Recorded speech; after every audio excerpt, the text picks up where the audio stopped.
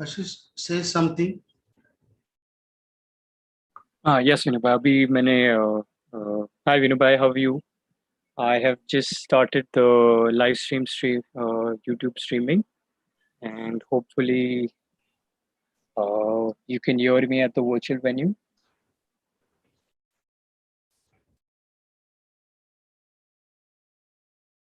I will now share my screen. This is to remind our participants that our conference will start today at 11 a.m. That is in another 24 minutes. And like the previous 3 days, we will want to stick to time, and hopefully, we can stick to time. Thank you all.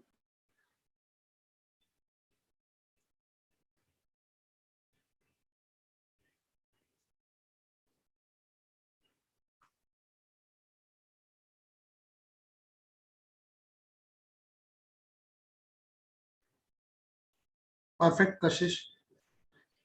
Thank you so much, Vinubhai. Thank you.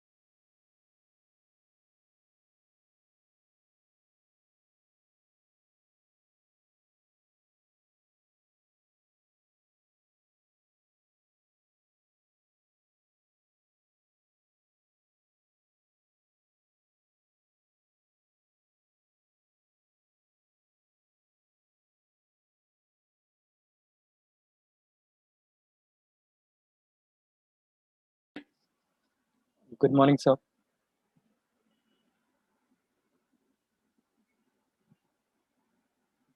Can you hear me?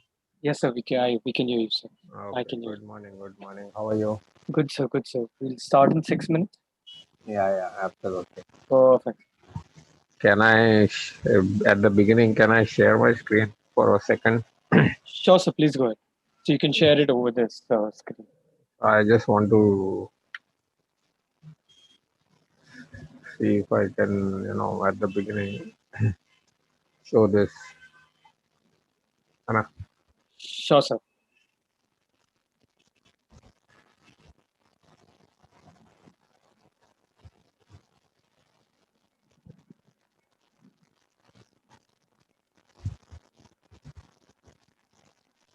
I'm stopping sharing right now. So you'll share that Yeah, before we start the questions for the quiz. yeah. Okay. Sure, sir. Because there was I think in one of the sessions, I only gave the first name of the winner. So I think I got an email asking for clarification. So best Sure, is sir. that I show that. है ना? Perfect.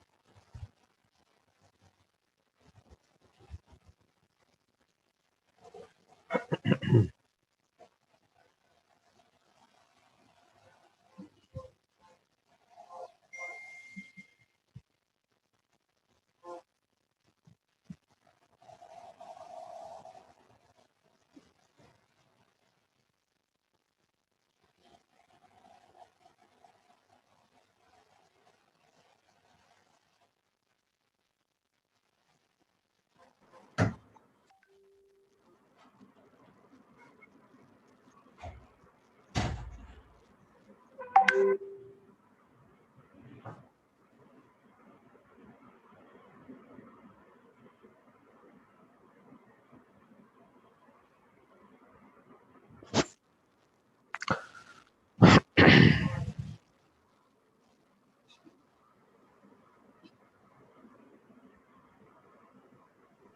would you like to share your screen, sir? It's 10:50. Perfect. Hi, Randeep. How are you? Sorry, good morning. Good. Generally, they are evening webinars. So Okay. So, Let me just start, Randeep. yes, sir. I will share the screen and I will just download. I will take out the virtual background also, since we have. Right. So I wanted to start by resharing the names of the winners for yesterday and day before. I think day before's winners, I only mentioned the first name and there was an email query. So I thought, let me just show the names on the screen also. For day 2 session 1 winner is Smita Saldana. For day 2 session 2 winner is Arvind Krishnamurthy. For day 2 overall day winner is Ume Kulsum. For day 3 session 1 winner is Kavita Khanna. Day 3 session 2 winner is Samuel Sandeep. And day 3 overall winner is Kavita Khanna.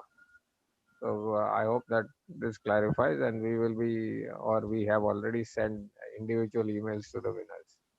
So now I'll stop sharing my screen and I'll ask the organizers to show the screen for today's. So today is the last day. So we are going to be announcing 4 prizes today. Session 1, this current session winner will get 5,000 rupees. The session at the end will also get 5,000 rupees, and the person who gets maximum correct in both the sessions for today will get 10,000 rupees. And then we have a bumper topper of 25,000 for the one who has the maximum correct answers in all the 8 sessions. So this is really good, and I think Best of ASCO 2021 has been immensely successful.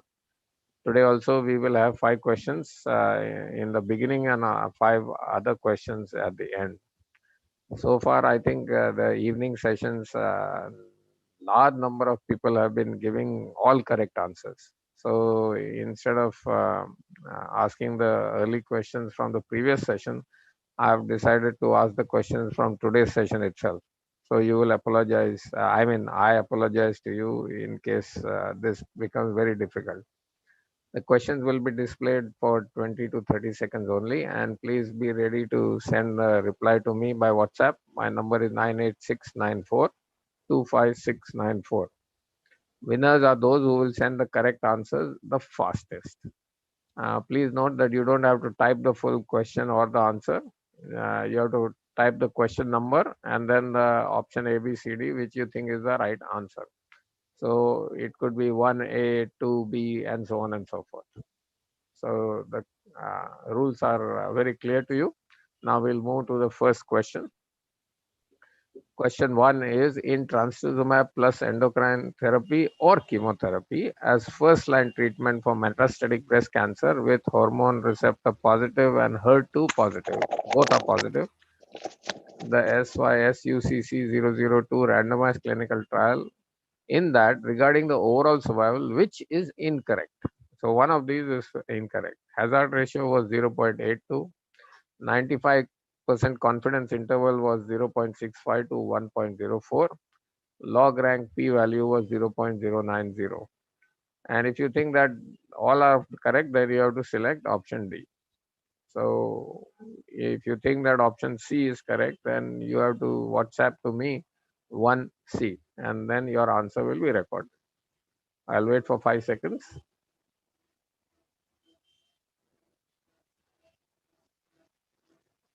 Can we move to the second question? Yeah.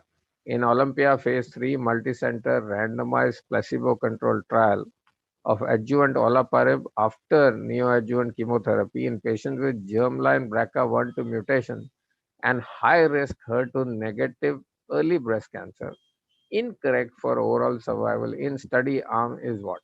So out of these 4 options, one is incorrect. That is what you have to tell. Option A is 98.1% at 12 months. Option B is 94.8% at 24 months. Option C is 92% at 36 months. And option D is 89.3% at 48 months. So one of these is incorrect, and you have to pick that and send the answer back to me. Waiting for 5 more seconds.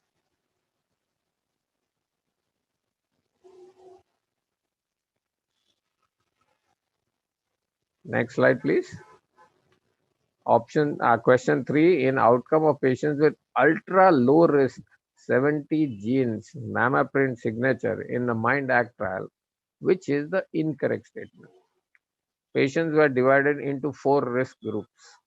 Low risk patients were underrepresented in screen detected cancers. Interval cancer group had 48% high risk patients, and 67% of patients were above the age of 50 years. Here again, you have to pick the incorrect statement and send the answer to me by WhatsApp. Again, waiting for 5 seconds.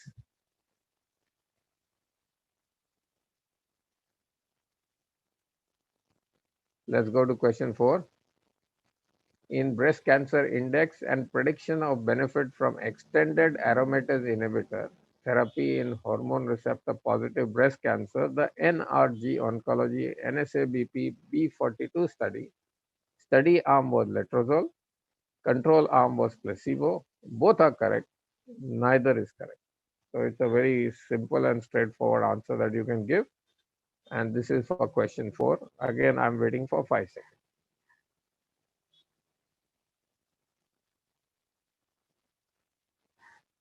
Next question, please.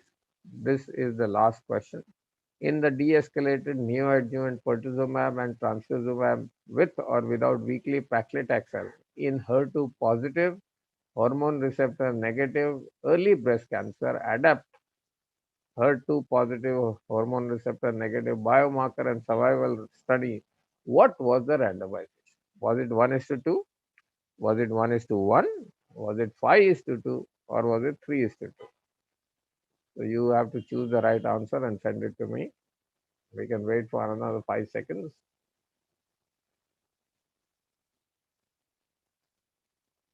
Right.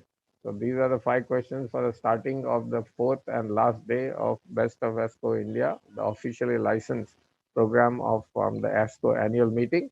And I hand over the proceedings to the organizers for the next session. Thank you so much, sir.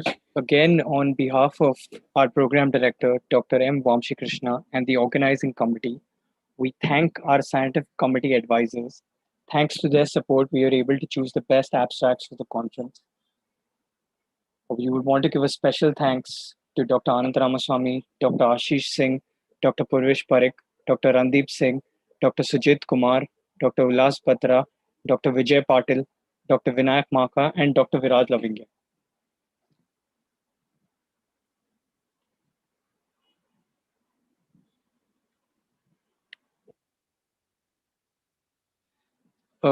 Randeep sir, would you like to just test your screen? We have another minute. We can start in a minute with your permission. I was trying to do that and I am ready. I will still share my screen once, Kashish. Yes, sir. I think it is scared. It is visible, sir. It's perfect. Sir. Fine, perfect. Okay. So I will. So we'll just start in a minute. And share again once. Yeah, sure, sir. Sure. Sir.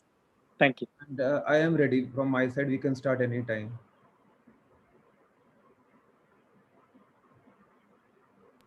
So once again, thank you everyone for joining us for day 4 of the Best of ASCO India 2021 virtual conference. We'll start the session on breast cancer, and we will now look forward to our expertise.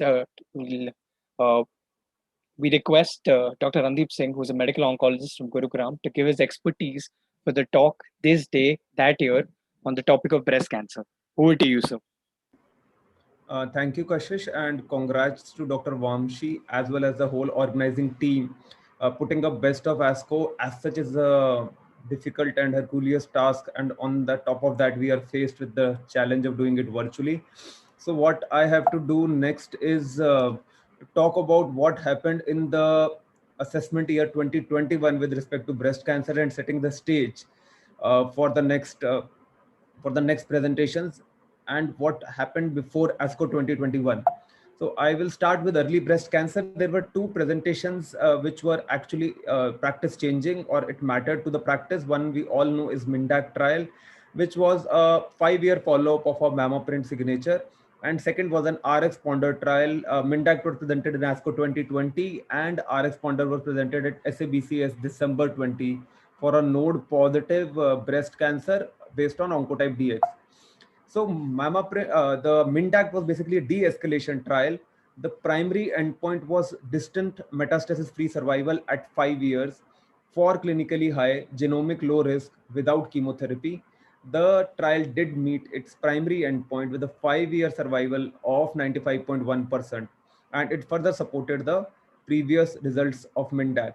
What was slightly different is that when you have an age more than 50 years, there is no point in adding adjuvant therapy, but less than 50 years, there is a 5% absolute difference in distant metastasis-free survival.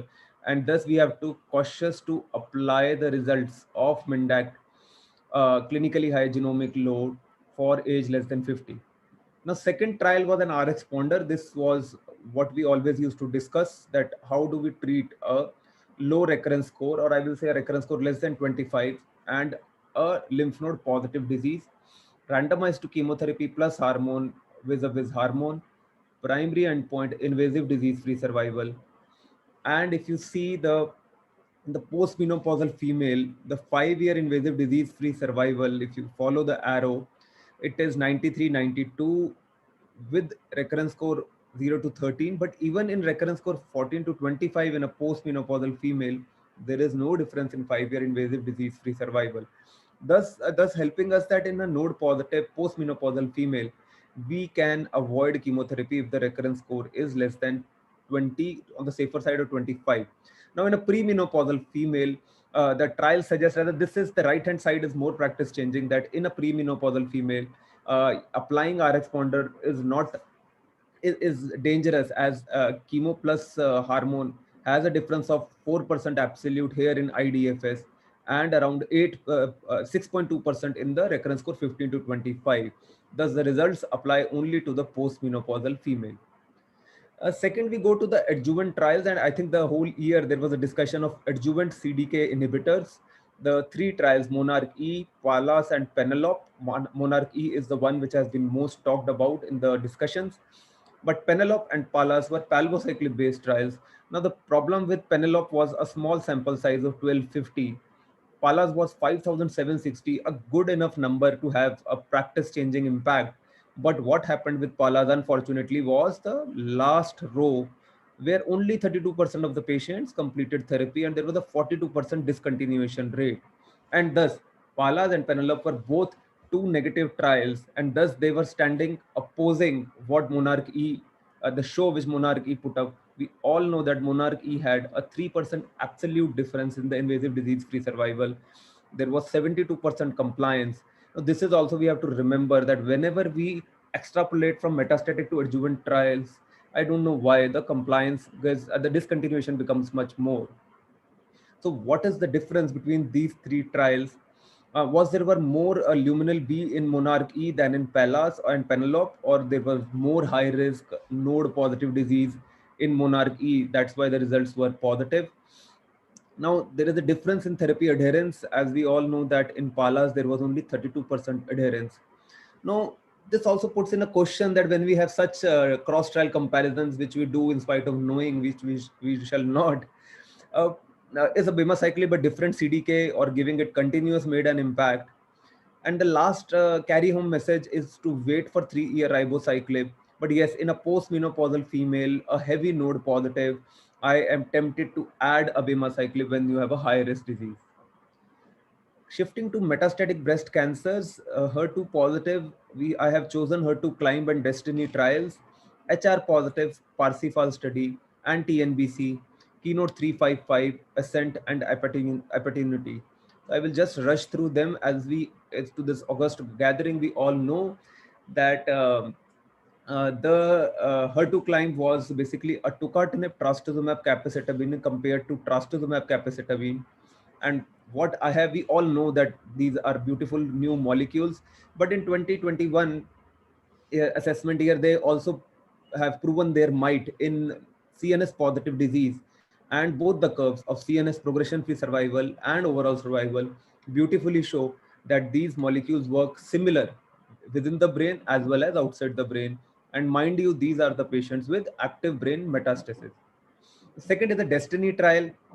Again, I mean, this is of course a trastuzumab deruxtecan study, but I mean, beautiful results: 58.3% response rate in CNS subgroup and 60% in all patients.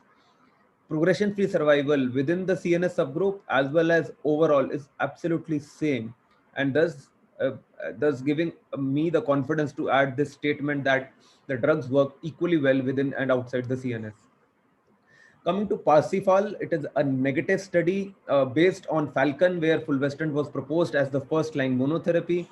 Palbociclib was combined with fulvestrant vis-a-vis letrozole, mainly in the HR-positive advanced breast cancer, de novo metastasis, or endocrine-sensitive disease. Primary endpoint PFS, and yes, it was absolutely similar, curves hugging each other. And unfortunately, though this is a subgroup hypothesis generating graphs, which are the lower part of the slide, in the visceral disease, you can see, if you concentrate on the right side corner, letrozole plus palbo 25 months and fulvestrant plus palbo 17 months in the visceral disease. And when we use CDK inhibitors, we use it mainly in the visceral disease. So thus, I will say it is a negative study, and we would intend not to combine fulvestrant with palbociclib. In the TNBC settings, yes, the whole year and the year before 2021 was about immunotherapy. This was a pembrolizumab-based study. I think it was presented in ESMO. First-line TNBC metastatic settings, pembrolizumab plus chemo, whereas placebo plus chemo. A phase 3 randomized trial. The chemotherapy can be gemcitabine, carboplatin, or Pacli and nab-pacli. So this is difference. This is difference from the Atizo trial, and the DFI post completion of adjuvant therapy was 6 months. So these were two different major inclusion criteria in the trial. Primary endpoint was PFS in more than CPS more than 10 as well as 1. Though the trial was showing some benefit in CPS more than 1, the left hand side lower curve, but in CPS more than 10 also, in CPS more than 10 was a place where the statistically significant results were there by combining immunotherapy. Thus, we have IM Passion 30, 31 and Keynote 355. With IM Passion 131 definitely dampening the passion for atezolizumab, because no one in the oncology community and experts are ready to buy this explanation that paclitaxel was used with steroids and nab-paclitaxel was not used with steroids. That's why there's the difference. And thus, if your confidence is shaken and your passion is dampening with these two trials, 130 and 131, you can use pembrolizumab, but definitely two caveats. Pembrolizumab was combined with chemotherapy, but the benefit was majorly more than 1 year DFI, and benefit was more in the paclitaxel group as compared to gem carbo. But yes, given an option, if the cost is similar, I will be slightly tempted, and this is my take on the trial data of using pembrolizumab, because I am actually quite I mean, it's quite astonishing to have very different results of IM Passion 130 and 131. A very brief ascent. We all know this is an ADC antibody drug conjugate, sacituzumab govitecan, approved in April 2021. It was used in a similar design. If you see this trial, this slide, it reminds you of eribulin. More than 2 chemotherapies used. A treatment of physician choice as the control group.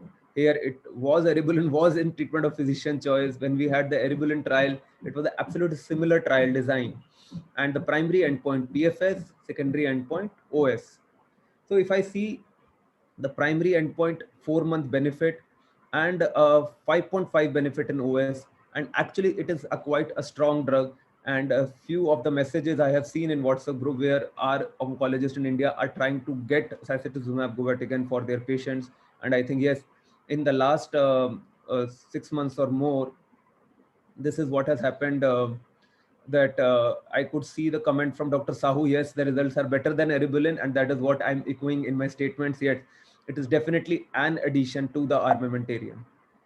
And the last is I think this year we have to learn how to use AKT inhibitors. I have chosen this trial, which was presented, I think, quite recently, yes, in December 2020, using Apatacitrib, AKT inhibitor with paclitaxel versus paclitaxel. This is an advanced TNBC setting, and it is a first-line setting, so quite a courageous trial. But unfortunately, the primary endpoint was PFS, which was not met. The primary endpoint, sorry for the small print, the primary median PFS is 6.1 month with paclitaxel and 7.4 months with ipatasertib and paclitaxel. Now, why I told that we have to learn is that whether we use AKT inhibitors in HR positive breast cancer or whether we use it in MBC, TNBC, we use it with the PTEN and AKT alterations. This is all we have to learn. And right now, I mean, this will be the year where we learn how to use AKT inhibitors for both TNBC and HR positive breast cancer. So with this, thanks to the organizers, congrats to Dr. Vamshi, and it was pleasure making this slide deck and setting the stage for the next year for this conference. Thank you. Thank you so much, sir. We'll now move on to the abstract presentations. Our first abstract presenter is Dr. Praveen Adusumili, medical oncologist from Visakhapatnam. Over to you, sir. Very good morning to all of you. I personally thank Dr. Vamshi sir and the organizers for giving me this opportunity to be part of the Best of ASCO 2021. Yeah, in early stage breast cancer, especially hormone positive and HER2 negative, as Dr. Ramdeep sir said, de-escalation of treatment is the main motto. Especially we have many tools that have come up in the last few years, like MammaPrint and RxPonder and various tools that can guide us in the de-escalation of this treatment. We have MINDAC trial that have come up in the past few years back that has guided us that there is a benefit by de-escalating of therapy, and in a specific subset of patients we can identify them where we don't need to treat them with chemotherapy at all. In a continuation or updation of these results, and they also given us one more subset in the low risk named as ultra low risk, so that we can go through this paper. Next slide. The basis for this comes from a paper by Asserman et al., where they have seen that the 70 gene signature low and ultra low risk tumors are overrepresented in the screen detected cancers. As expected, it was seen that before the introduction of the screening, the low and ultra low risk are comparatively less. After introduction of the screening, the percentage of the low risk and ultra low risk cancers are comparatively higher. The same was seen in the Dutch MINDAC patients too. The percentage of the low and ultra low risk are higher in the screen detected cancers when compared to the interval cancers. Next slide. This is the main MINDAC trial design. We all know the basic inclusion criteria are women aged 18 to 70-year-old, operable invasive breast cancer, tumor size less than or equal to 5 cm, that is T2, and 0 to 3 positive lymph nodes are allowed, and no distant metastasis. The trial design is they are categorized into two based on the clinical risk features and the genomic risk. The patients with low clinical risk and low genomic risk did not receive any adjuvant chemotherapy.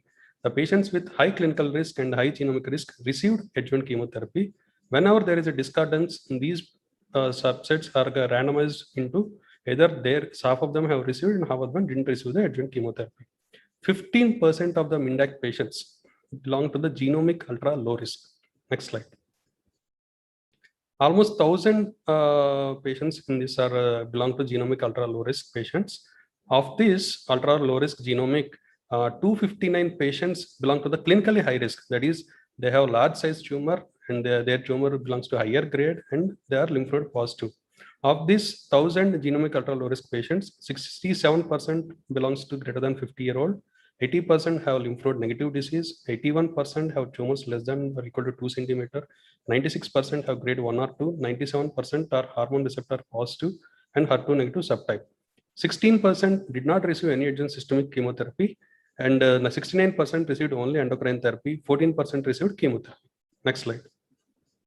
Coming to the results, the patients with ultra low risk disease have an excellent 8-year breast cancer specific survival, that is 99.6%. Whether the low risk patients have a survival of 98.2%, that is 8-year BCSS, and high risk patients has a 8-year breast cancer specific survival of 93.7%. Next slide. Coming to the distance metastasis free interval, the patients who did not receive any adjuvant systemic therapy had an 8-year DMFA of 97.8%. who received only endocrine therapy had a 8-year DMFA of 97.4%, and patient who received either chemo or endocrine have a 8-year DMFA of 94.9%. Notice 92% of the patients receiving chemotherapy were clinically high risk. Next slide. Coming to the conclusions, the 70 gene signature ultra low risk patients have excellent 8-year distant metastasis free interval and breast cancer specific survival. Very few patients developed distant metastasis. Excellent distant metastatic free interval rates for patients who received only endocrine therapy or no adjuvant systemic therapy. Confirmation of the previously published results in the large cohort of ultra low risk patients till date. I once again thank the organizers for giving me this opportunity. Thank you so much, sir. We'll move on to our next presenter. Our next presenter is Dr. Vaibhav Chaudhary, who's a medical oncologist from Nagpur. Over to you, sir. Yeah, good morning, everyone. And I'm really pleased that I have been given this opportunity to present this abstract. Thanks to Dr. Vamshi, thanks to Dr. Puresh Parikh for inviting me. So the topic today which I want to discuss is the breast cancer index, BCI, and prediction of the benefit from extended aromatase inhibitor therapy in HR positive breast cancer. This is Oncology NSABP B42 trial. Next slide. NSABP B42. This trial actually, this is the trial design where patients of postmenopausal ladies with ER positive, BR positive breast cancer, stage 1, 2, 3A, invasive breast cancer at diagnosis, and disease-free survival after 5 years of endocrine therapy. So after 5 years of receiving endocrine therapy, these patients were stratified and they were stratified according to the nodal, prior tamoxifen use, and lowest bone marrow density T-score, and then randomized into 5 years extended letrozole versus 5 years of placebo. Next. So BCI is an 11 gene expression molecular signature. It's comprised of two functional panels. One is molecular grade index, MGI, where 5 genes are measuring the tumor proliferative status, and OX-B30 and IL-17BR, 2 gene ratio measuring the estrogen signaling. BCI test provides both a prognostic BCI score for a risk of cumulative 0 to 10 years and a late post 5 years distant recurrence, and a prediction of the likelihood of extended endocrine therapy benefit based on BCI. Next. So this is how the remark diagram goes. The eligible patients were around 3,900, and ultimately they ended up with final translational BCI cohort of 2,179 patients. The quality control was kept very tight. Next. Next. Yeah.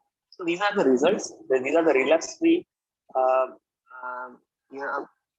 RFI of the patients of placebo and letrozole. Here, as you can see, there is not much difference between both the groups. Test for treatment by BCI interaction was also not significant, and extended letrozole treatment in subgroup analysis of nodal status, prior time use, status was not affected by BCI at all. So both the cases, next slide, the extended letrozole treatment actually has not yielded any significant result. What actually was significant was that the distant metastatic rate after 4 years of randomization, there was a positive, statistically significant positive results towards favor of BCI high, where who have received extended letrozole in this subgroup. Otherwise, there was no difference in the two groups. Next. So, in conclusion, that we can easily conclude that BCI prediction of ENT benefit or RFI was not confirmed in this trial, though there was an absolute benefit of 1.6% in B42 BCI translation cohort. Additional follow-up enables us for further characterization of BCI predictability ability in B42. Next. Next slide, please. Yeah. So the key difference here between this trial and all the earlier trials like MS17, Transform, Ideal, is that the more benefit in this trial, the difference in this trial was more in the occurrence of contralateral disease. So that is around 54%. That is a major difference between this trial and the past trial for extended estrogen therapy. Next. Thanks for patient listening. Thank you so much, sir. We'll move on to our next abstract presenter. Our next abstract presenter is Dr. Smita Kayal, a medical oncologist from Pondicherry. Over to you, ma'am.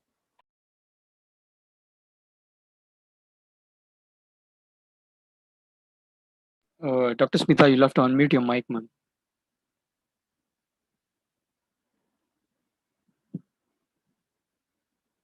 Ma'am, are you there?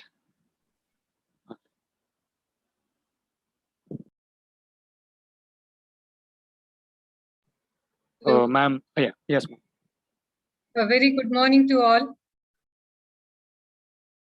I'll be presenting the abstract for early breast cancer of a de-escalated neoadjuvant dual HER2 blocker with or without weekly chemotherapy. Updated result of the ADAPT HER2 positive hormone negative trial from the West Germany study group. So this is one of the landmark trials for de-escalation of therapy in early breast cancer, which are hormone negative and HER2 positive. Can we go to the next slide, please?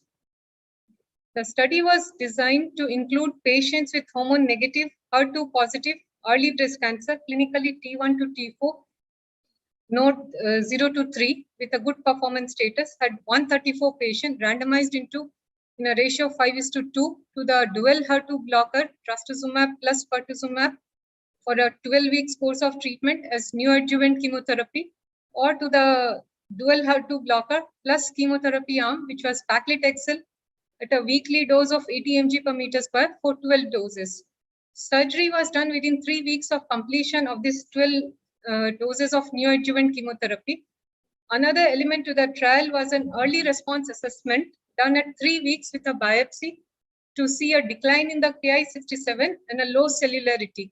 The idea was to see the non-inferiority of the pathological response rate in the chemotherapy arm versus the non-chemotherapy dual HER2 arm.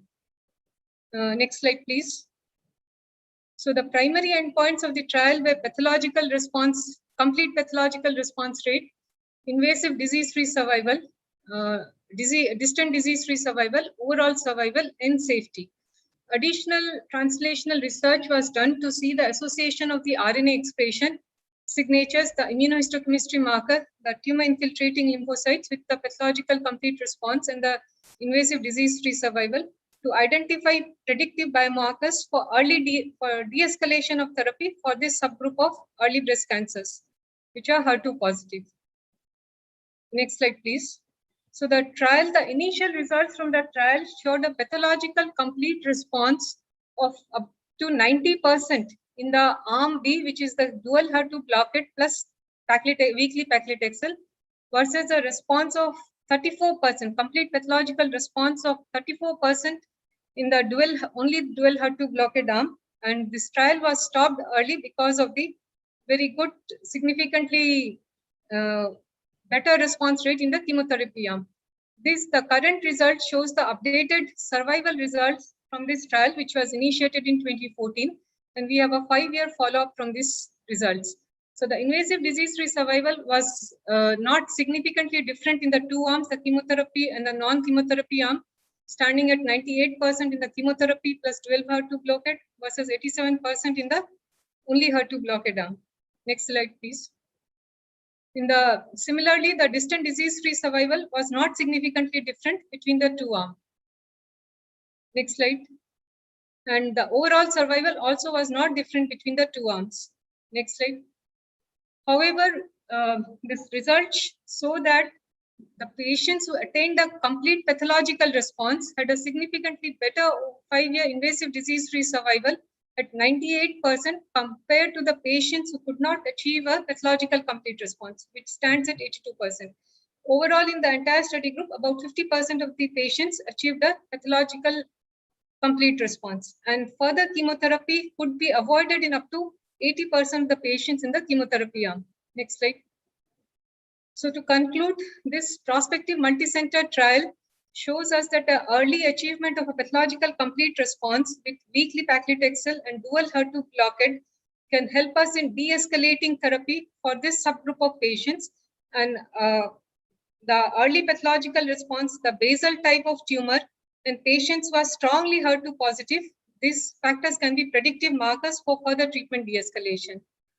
There are other ongoing trials with similar concepts, and maybe in future we'll get some updated results to have a chemotherapy protocol for this group of patients.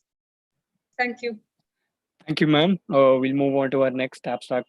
Our next abstract presenter is Dr. Nidhi Tandon, medical oncologist from Bangalore. Over to you, ma'am.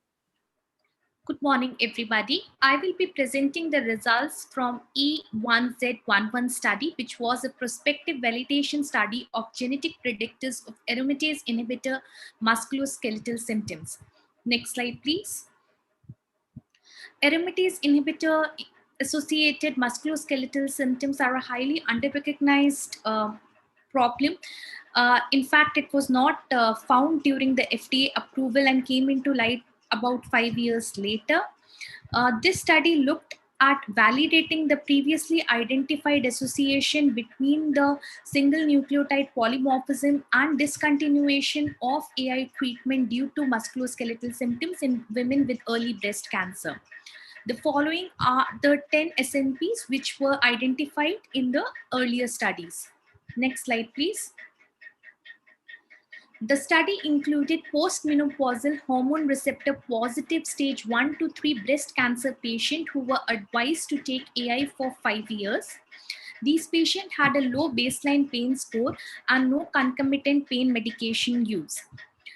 Their history and physical examination along with labs was performed at the baseline and every 3 months during the use of AI.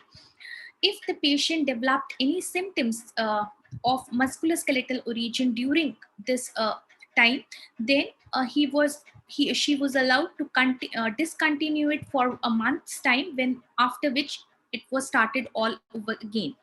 The patients were also given Stanford Health Assessment Questionnaire to assess their quality of life. Next slide, please.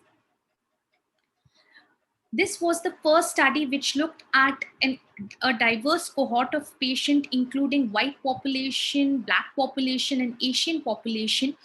And though the overall rate of development of these symptoms was about 40% and the rate of discontinuation was about 10%, it was found that more Asians and Afro-Americans developed these symptoms as compared to Caucasians. However, the rate of discontinuation due to development of this symptom was similar among all subgroups. Next slide, please. Their patients also gave samples for a biobank to study their single nucleotide polymorphisms for this study and for other study, and the authors could find a high genotyping success of more than 95% in all cohorts. Next slide, please. Though there was no association found with other single nucleotide polymorphism, the HTR2A-AS1 SNP was found to be significantly associated with the development of AIM symptoms and discontinuation of AI due to AIM symptoms. And it was also found that as number of risk alleles increased, the proportion of patients developing AIMs increased. Next slide, please. So concluding, this was the first study which had a large cohort, a prospective cohort, and more importantly, a diverse cohort, because though this question was addressed in previous studies, all had majorly a Caucasian population.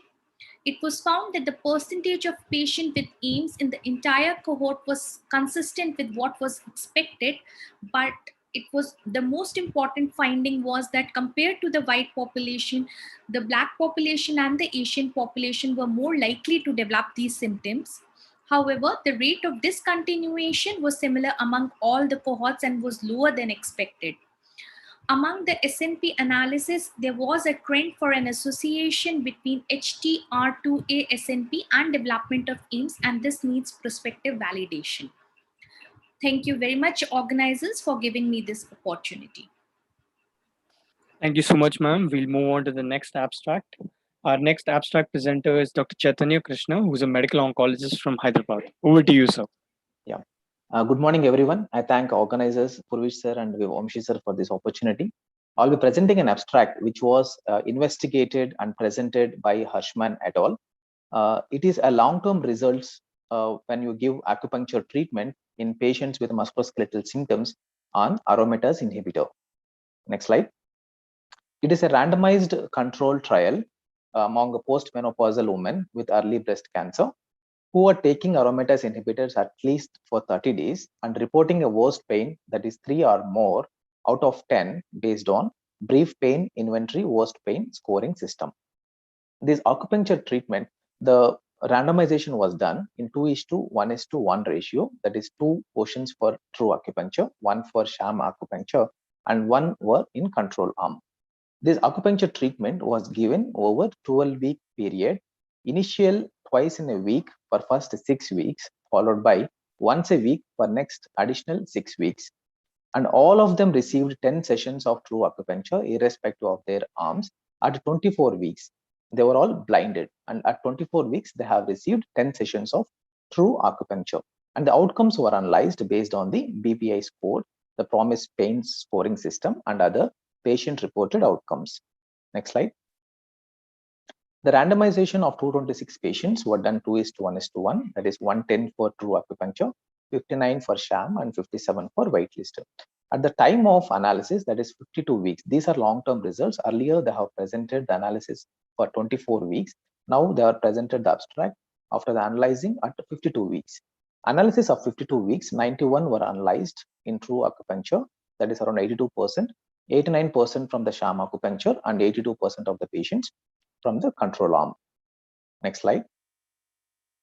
In a linear regression analyzing system where the baseline scores and the stratification factors were considered, we can see in this chart where from the 0, when you see the true acupuncture side, the people favoring true acupuncture, that is around 1.08 points, they have a lesser BPI score compared to the sham. The blue bar is for true versus sham comparison. You can see at week 52, there is 1.08 scores, BPI pain scores less for the true acupuncture arm compared to the sham acupuncture, and 0.99 points lesser for true acupuncture versus controls, which is favoring the true acupuncture, that is lesser pain in these arm cases. Next slide.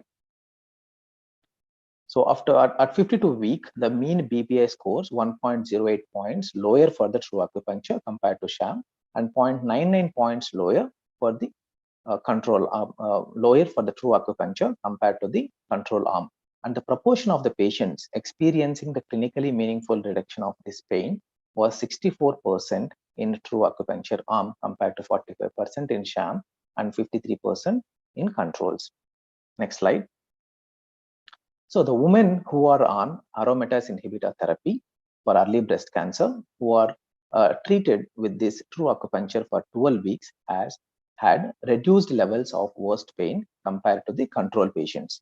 And this effect was durable. They have checked at 6 weeks, 12 weeks, 24 weeks, and 52 weeks. So this effect was durable despite the completion of acupuncture at 12 weeks and offering the acupuncture to all the participants at 24 weeks. So definitely true acupuncture will help the patient having musculoskeletal symptoms on aromatase inhibitor therapy. Thank you so much. Thanks for the opportunity. Thank you so much, sir. We'll now move on to the panel discussion. Our moderator for the panel discussion is Dr. T.P. Sahu, who is a medical oncologist from Bhopal.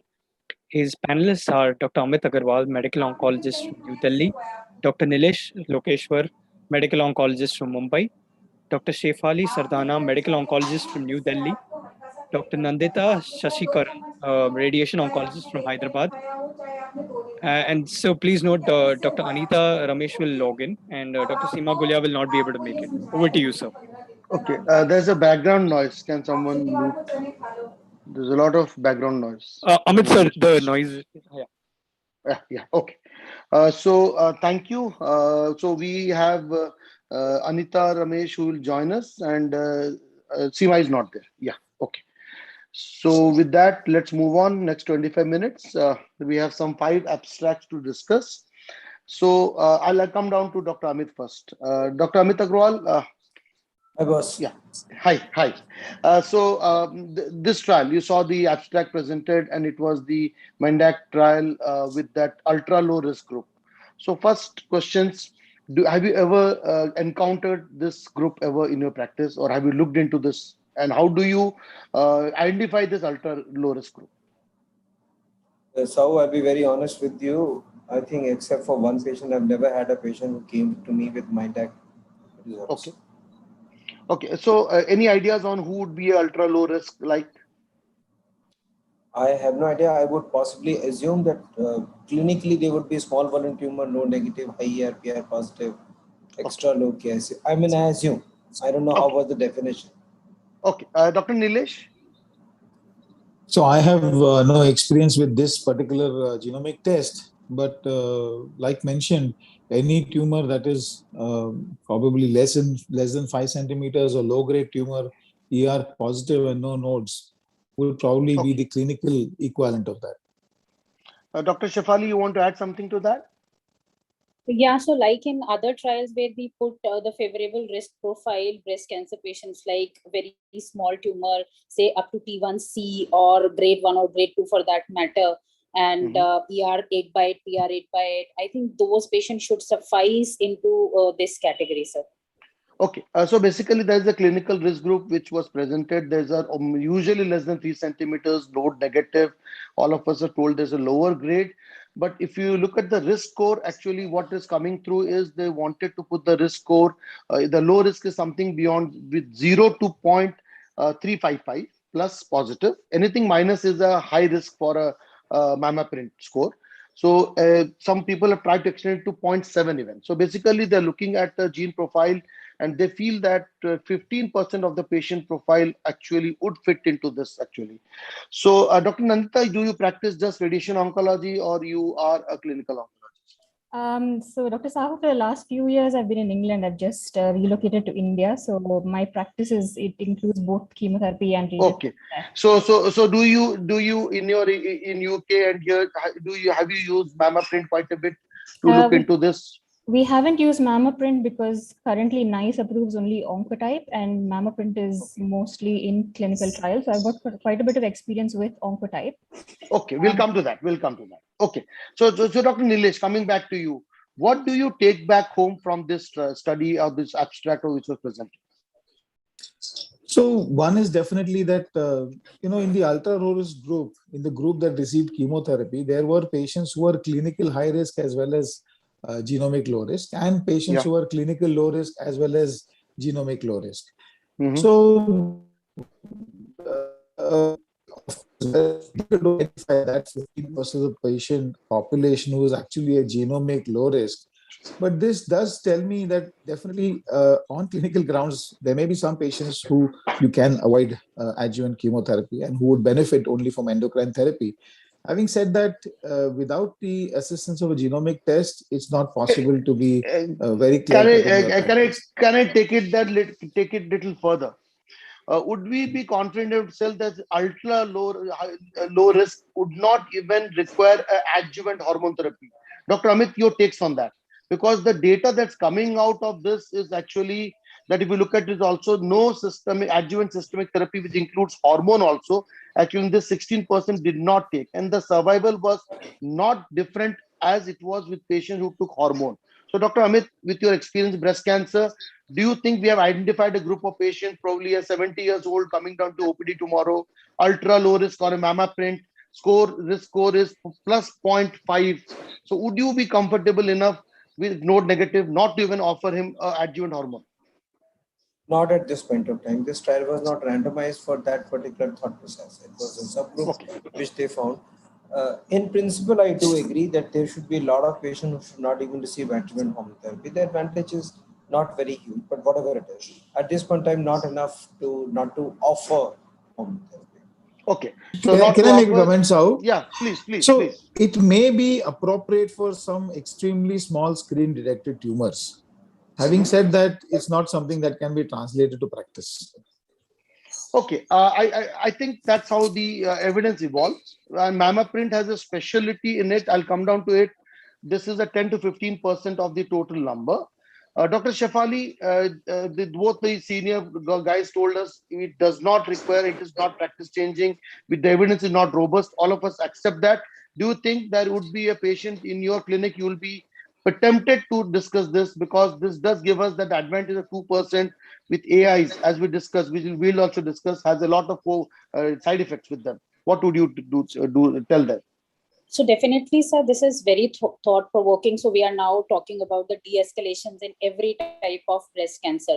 Of course, but having said that, the practical limitation would be, number one, the patients coming into such ultra-low risk category. Generally, we see the advanced cancer. Screen detection is not a routine. It's a voluntary screening rather than a screen detection as such implemented regularly. Can I interrupt you here? The point of screen detection and the interval was different, that you get more of this ultra low risk in a screen detection.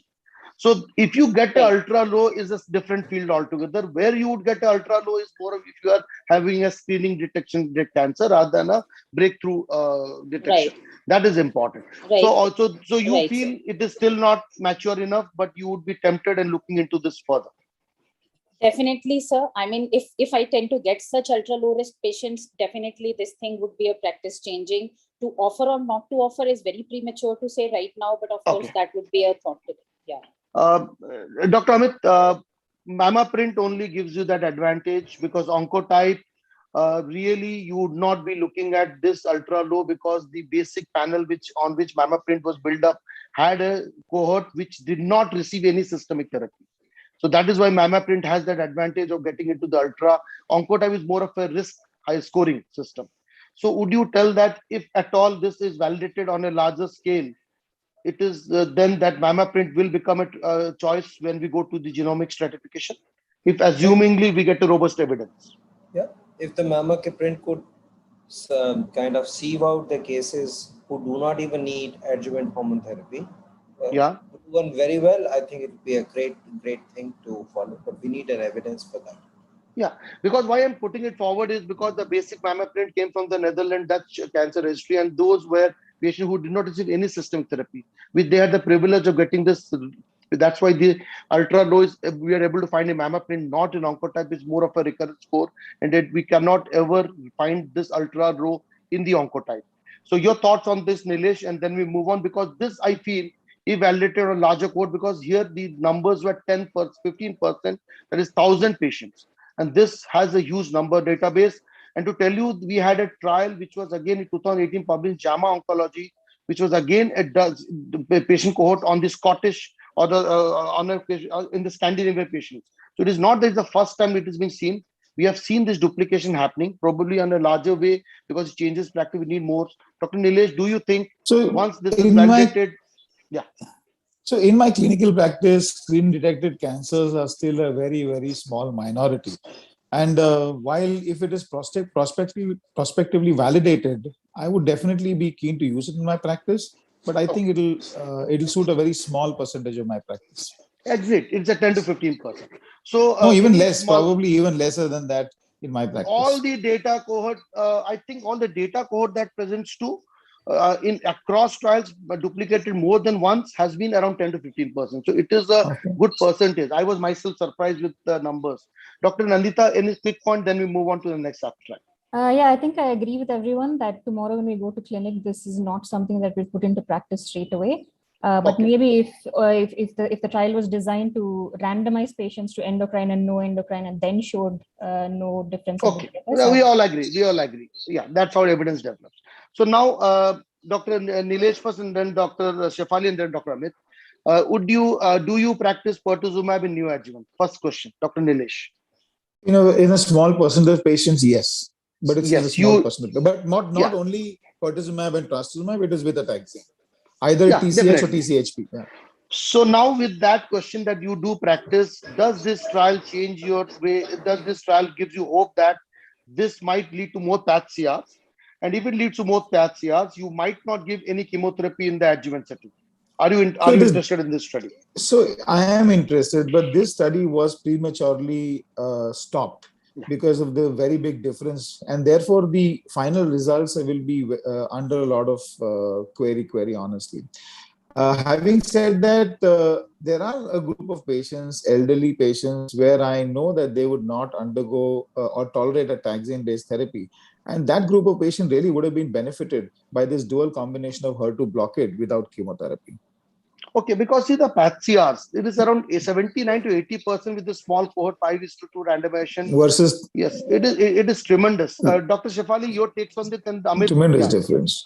Yeah, so sir, I would get a few points from this study that number one, a PAT-CR has been shown to have a significant difference in the invasive disease-free survival advantage. The patients who achieved PAT-CR had that advantage. Plus, chemotherapy has an advantage in adding the dual HER2 blockade in achieving those PAT-CR. Though it's very difficult to interpret, because it was prematurely closed, that how do we calculate or how do we interpret the IDFS in whole of the cohort? But of course, till now, my practice would be, to add on weekly paclitaxel or any other chemotherapy to add on dual HER2 blockade to achieve those PAT-CRs. Yes, yes. Dr. Amit, Pertuzumab in neoadjuvant, are you convinced of the neoadjuvant data? If yes, I think then this trial does make sense that you can avoid adjuvant. I'm not very sure what is the, will be great. But I think this trial is not meant to answer that question. I know. I'm sorry, all the abstract which we are going to present, except for the acupuncture, is going to end the same way. But we have to find something out of what has been given to us. So in this, the screen that you have in front of you, although the statistical significance is not there, but if you look at the curve, the difference between 82 and 98 is tremendous. For this, it is there. If you look at the PAT-CR comparisons for the invasive carcinomas, actually it is significant for the p-value. Actually, it is 82 versus 90. So values are numerically, the values are very different. And from this, I would say that we are not yet ready to give chemotherapy, even if it is only weekly paclitaxel. What was very interesting in this data set was that many patients were allowed not to have chemotherapy if they could achieve PAT-CR. So there was a group of patients who did not receive chemotherapy at all. Yeah, the army, 30% achieved a PAT-CR, the army, that's the army, who did not receive the weekly package. So we don't know how was their behavior. Let's say their 5-year distant disease-free survival was 94 or 95, then this is fabulous, but I think we've yet not reached there. Someday we will. What I am getting the idea is we are moving gradually breast cancer to neoadjuvant setting. And all our treatments, especially except for probably hormone positive group and HER2 negative, all the groups we are going to give some neoadjuvant therapy, and these are adjuvant based on the response to the neoadjuvant. And we saw in triple negative, we are now seeing in the HER2 new positive. There's one more trial in that data that if you achieve a PAT-CR after a treatment of surgery with a PAT-CR post neoadjuvant for a short course of even the time, you do not require, and you probably need to alter your adjuvant.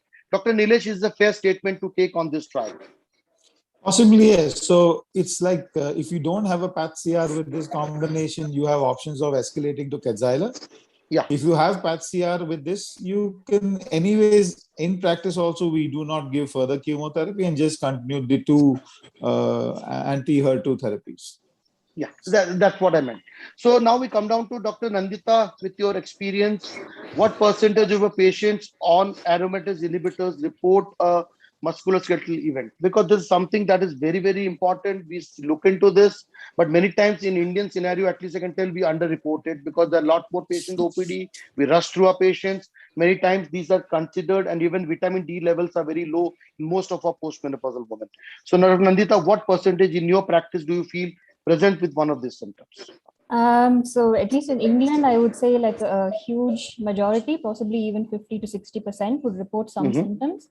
However, severe enough for them to stop NEI or discontinue would probably be maybe 5 to 10%, because most 5 to 10% are scared of. Dr. Amit, your take on that, these two things?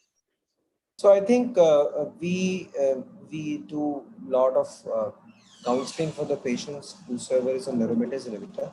We had actually raised a trial and we had to close it recently because of shifting. But we found, and we can't say so, that if we shift the patient from letrozole to exemestane, then most of 50% of patients who have got this same symptom would become very comfortable. That is what my suggestion is. We could not publish it, but Exemestane is much easy. So Presence of symptom is extremely common if you sit down with the patient. Okay. And avoidance of a drug, I think 10%, 15% patients have to be shifted to even tamoxifen, and that is we avoid the discontinuation like anything, but we sit down. Okay, so basically you are telling me that in your practice a good majority have the symptoms. If you sit down with them, you do get the symptom, the percentage higher up. And what do you think, Dr. Nilesh, would be there? Which patient profile do you feel is more inclined to get this musculoskeletal events? So in my practice, I would say with my awareness of this entity, the incidence is almost as high as 80%. And typically patients who are obese, who are diabetics, who've got some pre-existing neuropathy, have been treated with taxanes. These are the group of patients who actually get it. But I see the musculoskeletal symptoms happening even in other patients who don't fit this criteria. But definitely those who've gotten these have it on a higher scale. Shefali, a different question to you. Carpal tunnels. Have you seen any one of your patients carpal tunnel with AI? I do have a couple of patients with carpal tunnel on AI, and tried many combinations, calcium, vitamin D, insistence, because they were not very keen on continuing with that. Of late, I have tried a change of endocrine therapy in one of them, and it has worked. We'll come to treatment we'll come to treatment. Right. So, I have Dr. a couple of patients. Carpal tunnel with AI induced. Have you had a patient? Because I never had a patient with that, or probably I didn't sit good I didn't spend enough time with them. Dr. Amit, carpal tunnel. I have seen one patient of carpal tunnel, and that finger which becomes like this. What is it called? Locked finger. Yeah. So we have seen that. But I don't think these patients had it all because of AI. These patients had some joint disorders, so they could were be any possibly predisposed. So what I meant to say is you can have carpal tunnel also that is in this this AI related muscular events. So as Dr. Nilesh told, recent obese patients are more inclined to have that. Diabetics are more inclined. Prior taxanes, prior tamoxifen actually saves them. The incidence is lesser. One more interesting fact is the recent postmenopausal. You see this more in the patients who have just turned postmenopausal. The incidence is lower in those who are postmenopausal for more than 5 to 10 years, because that is the concept is probably the estrogen deprivation much more with your AIs because they have just been deprived of the estrogen. So that is also, there is some data to that, and there's a nice article that is as ASCO guideline that has come in for this. So now next thing is 10% is the ballpark figure all of you told. So I'll just come down to what do you think, Nilesh? Does this predict breast cancer related outcomes? You and then Shefali, quick answers. I don't think it predicts breast cancer related outcomes unless the patient stops it. Okay.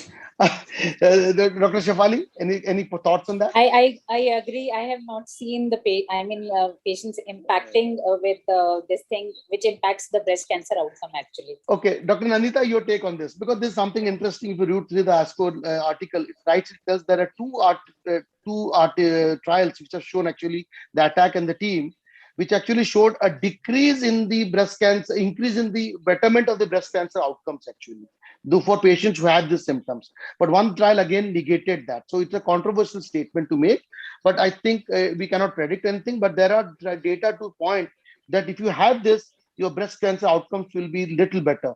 Any thoughts on this, Dr. Nandita? I mean, I think the reporting of these symptoms is so variable, and we don't have sort of an objective scale that it's hard to actually validate that in a study. So I wouldn't take that very seriously. No, I disagree with the first part of it. I agree with the second part of it. I think the scales are there. We just do not have enough time to implement the scales in our practice. So last thing which I'm going to put in, Dr. Nilesh, acupuncture, have you ever tried it? Let's be honest. Anyone in the panel has ever tried it for the patients? So I have. Sorry. Yeah, Nandita first, then yes. Dr. Nilesh. So in England, they have sort of a very detailed rehab procedure for breast cancer patients, which includes something called auricular acupuncture. And this it sort of helps reduce postmenopausal symptoms, especially hot flushes. No, let's stick to the AI-induced myalgias and the pain. Yes, so AI-induced symptoms basically. So you feel you have used that is done, yes. Okay, Nilesh, your take on that? Do you use it? So I don't use it, but I've had offhand patients who've spoken to me about using it and have seemed to have benefited, to the extent that I did try to speak to an acupuncturist, and that was just at the start of the pandemic, to try to gain some knowledge about it. And at the same time, I did review literature where there seemed to be a lot of small series showing a lot of benefit coming in from East Asia, saying that acupuncture is very beneficial in this subgroup of patients. But I am interested in treating it. In the national capital, have you used it? And do you feel it is worth? You haven't. Shefali? No, sir, I don't. No. I don't. Anyone has idea what is a sham acupuncture? What is a true acupuncture? Because that is something all of us know, because the trial really randomized them to these three things: waitlist, sham, and the true. Any one of you can take it if anyone knows it. Okay, so I just read it because I didn't know this. The true acupuncture is something which all of us know is the scientific way of doing it at the points where it is, and you insert a needle at a particular depth.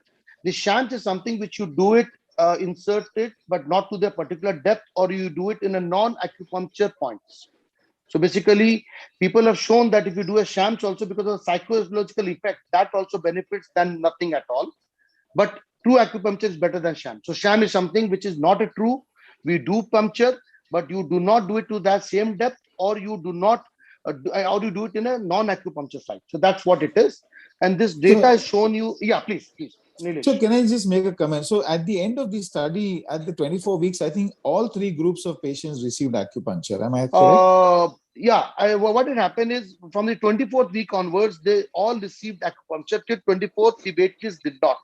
In the first 6 weeks, it was twice a week, then once a week for the next till 24. So that you're true on that. But what it points out, actually, if you look at the evidence, this is actually the data which has the most evidence that this actually helps. And the pain scores, the maximum pain score actually benefited. It also decreased the worst stiffness. It actually helped in everything. So I think if you look into the data, and if you have acupuncture in your specialty, it does help. And Nandita pointed out that in UK, they actively do it. I think in India, we should be doing, because there is also publication in 2018 of the same group, the early data, which was now published, now present ASCO, and there is a publication, the benefit is there.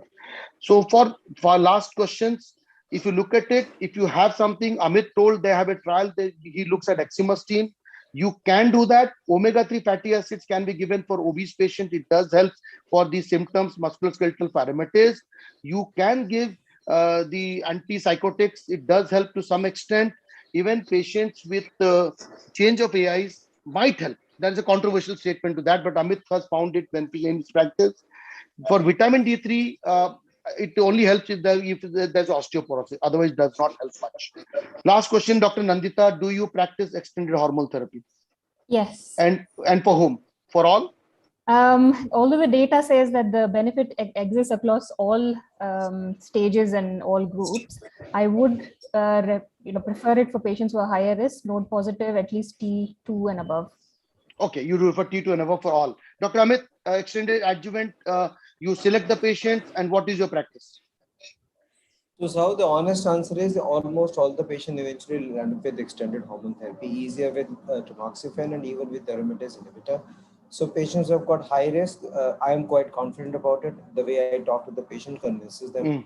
But even if it is a low risk patient, we start talking to the patient, then after a while, most of the patient actually wants it. And even I'm scared to stop it, because the recurrences do happen at 7th and 8th. So are all of us that convinced? Because if you look at the data, except for the MA17R, other data are not that good looking. If you have an aromatase inhibitor for first 5 years, then do it. TAM followed by aromatase inhibitor, the benefit is definitely large.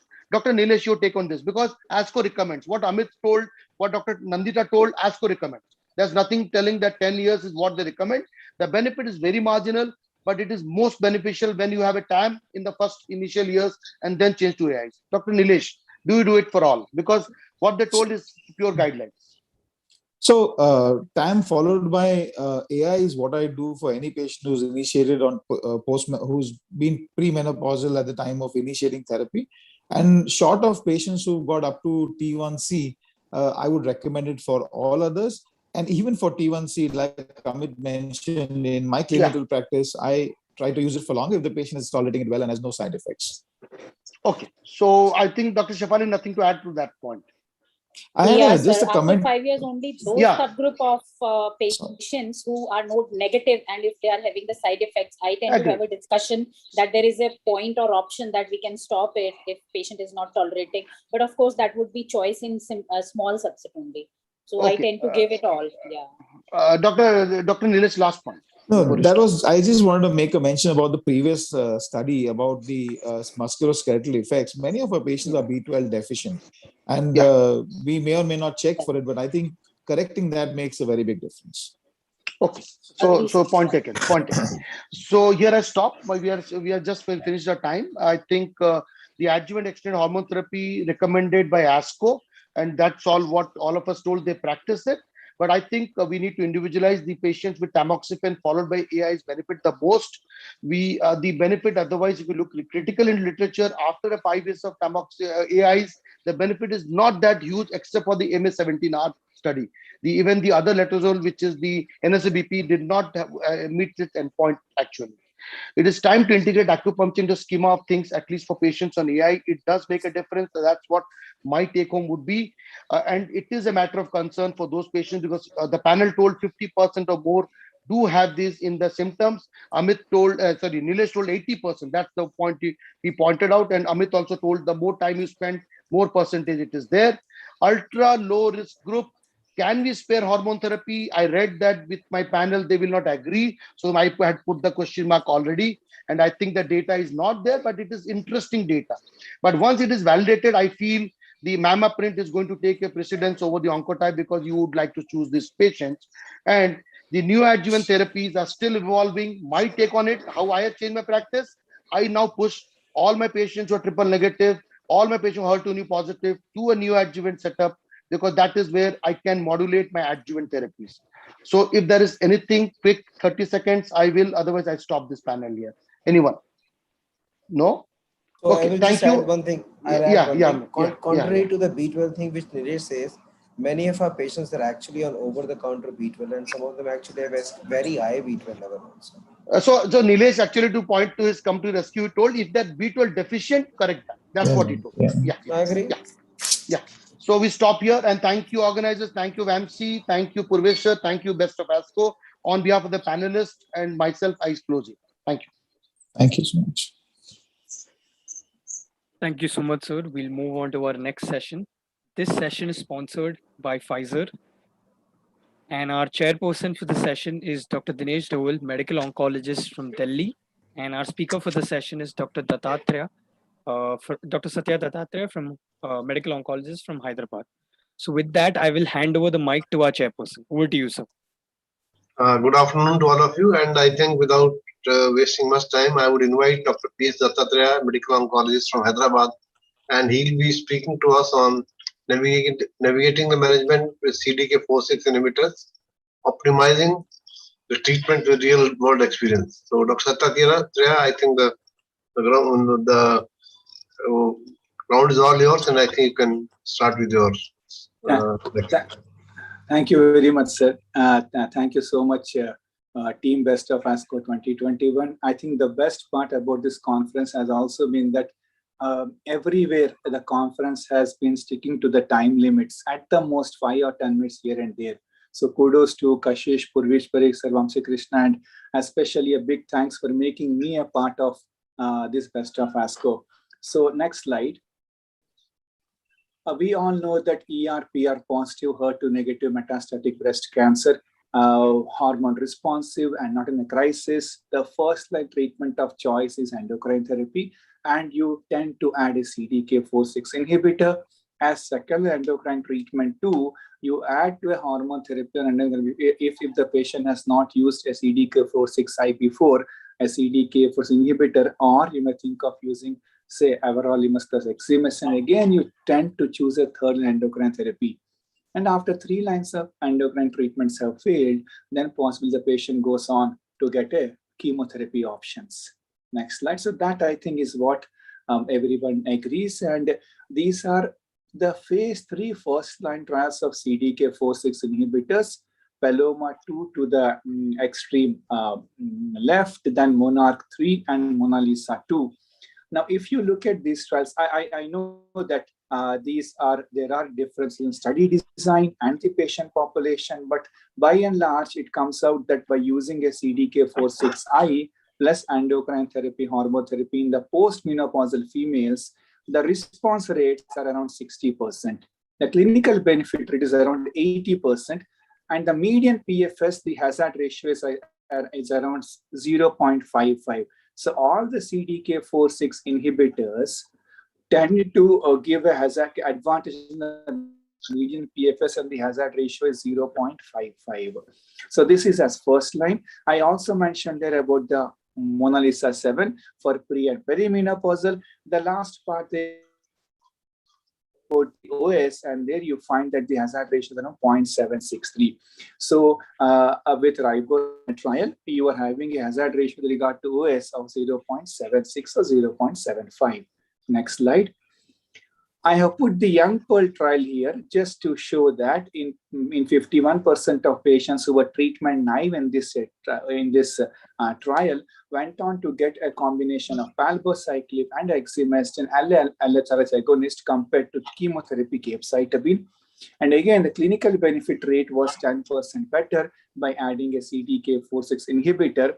More than that, it prolonged the PFS when compared to capecitabine among premenopausal females with ER positive, HER2 negative MBC hazard ratio of 0.659. So that essentially nails it down that be it premenopausal, perimenopausal, or postmenopausal, the first line treatment of choice becomes a CDK4/6 inhibitor plus hormone therapy or endocrine therapy. If it's pre or perimenopausal, then as we all know, we try to use an LHRH agonist as medical oophorectomy, or better still would be surgical oophorectomy. So that's why I brought the Young Pearl trial here to show that CDK4/6 inhibitors have made inroads across all patient populations. Next. We'll now talk about the CDK4/6 inhibitors along with fulvestrant. And these are those three phase 3 trials, Paloma 3, Monarch 2, and Mona Lisa 3. Now, again, looking at the median PFS, I will again stress that there are differences in study design and also in the patient population. But a common theme emerges with regard to median PFS. As first line, if you recollect, the hazard ratio was around 0.55. With fulvestrant 2, the hazard ratio for the median PFS across all the three molecules again comes to 0.55. And looking at the OS, I showed you the Mona Lisa 7, where the hazard ratio was 0.763. And here, the hazard ratio across all the three is also around 0.75. So by and large, a common trend seems to be emerging when you add or incorporate a CDK4/6 inhibitor. The median PFS hazard ratio 0.55, and in OS hazard ratio is around 0.75. But very, very clear that we are looking at different trials with different populations and different study designs. And so what COMP did was, next slide, they tried to go for matching adjusted indirect comparisons and looked at palbociclib versus ribociclib and abemaciclib. And the conclusion of this complex slide is indirect treatment comparisons suggest similar OS for ribociclib, and palbociclib in the treatment of HR positive, HER2 negative response breast cancer, even after accounting for cross-trial differences. So almost with regard to efficacy, almost all of them seem to be in the same on the same platform. This is after accounting for all the cross-trial differences. Next slide. So therefore, the advantage for us as treating oncologists becomes the adverse event profile can help us choosing the molecule for that particular patient. So every patient benefits from the advantage of adding a CDK4/6 inhibitor. For instance, with ribociclib, watch out for QTc prolongation. With abemaciclib, watch out for the GI side effects. With palbociclib and to some extent ribociclib, do look at the LFT abnormalities. almost 40% of patients with all the CDK4/6 inhibitors end up having fatigue. But that's great in hardly 1 or 3% of patients. So these are the common adverse events of CDK4/6 inhibitors, with one having an edge over the other depending on what side effects the patient may experience. And according to the patient comorbid conditions, we might be able to choose these drugs. At the same time, we are trying to make sure every single patient benefits with the addition of a CDK4/6 inhibitor, be that palbociclib or ribociclib or abemaciclib. Next slide. So coming to this, continuing the same adverse event profile of the different CDK4/6 inhibitors, now this network meta-analysis showed that despite comparable efficacies, the 3 CDK4/6I showed differences in safety and tolerability. With Abema, what stood out here was higher rates of discontinuation because of the GI toxicity. I think even the GI toxicity can be managed, since we are now looking out for it and accordingly educating the patient beforehand. So by and large, even the adverse event profiles of the CDK4/6 inhibitors can be safely managed, which is why your monitoring changes depending on the kind of CDK4/6 inhibitor you pick up in your practice. Next slide. So in the first 6 cycles with palbociclib, neutropenia is what you want to look out for, and therefore you do complete blood counts regularly. I also do check the LFTs with palbociclib. With abemaciclib, complete blood count, LFT. I also check the RFTs with Abema, and I also keep a close watch on the history with regard to diarrhea and loose motions. With ribociclib, complete blood count, LFT, electrolytes, and ECG is what you need to do in the first 6 cycles, especially in the first 2 cycles, you do it more frequently. Next slide. So with that, we now come to palbociclib, the latest indication, treatment of HR positive, HER2 negative, LABC or MBC, plus an AI or plus fulvestrant in those patients who have received a prior endocrine therapy. In pre or perimenopausal females, the ET should be combined with the LHRH agonist. So all patient populations therefore stand to benefit by incorporating palbociclib along with endocrine therapy, be that an AI or be that fulvestrant. With that clinical trial data having been discussed, we'll now come to next slide, the real world evidence, and we'll subdivide that into global data and Indian data. So global data, I look at these 4 trials: Flatiron analysis, IRIS, Polaris, and expanded access program. Polaris was prospective. The rest 3 were retrospective. Next slide. So let's talk about the Flatiron data. Next slide. So this is the USA Flatiron network, more than 280 cancer clinics, 800 sites of care, 2.2 million active patients. I wish we in India also could form some network, because all of us have used palbociclibs or ribociclibs or abemaciclibs to our patient population, and therefore we could have good data of the CDK4/6 inhibitors plus letrozole or anastrozole or fulvestrant for that matter. Next slide. So the patient features were well balanced between those patients who got letrozole alone versus those patients who got palbociclib and letrozole. Next slide. And whichever way the analysis was done, the real world PFS comes to around 20 months. Next slide. Comes to around 20 months with the letrozole palbo combination, and comes to around 10 months with letrozole alone. Now this is again one more way of looking at the same thing and telling that the survival in the letrozole arm was around 43 months, whereas in the palbociclib letrozole arm, the median OS was not reached. Next slide. So the median PFS has almost the same as what we saw in the previous clinical studies.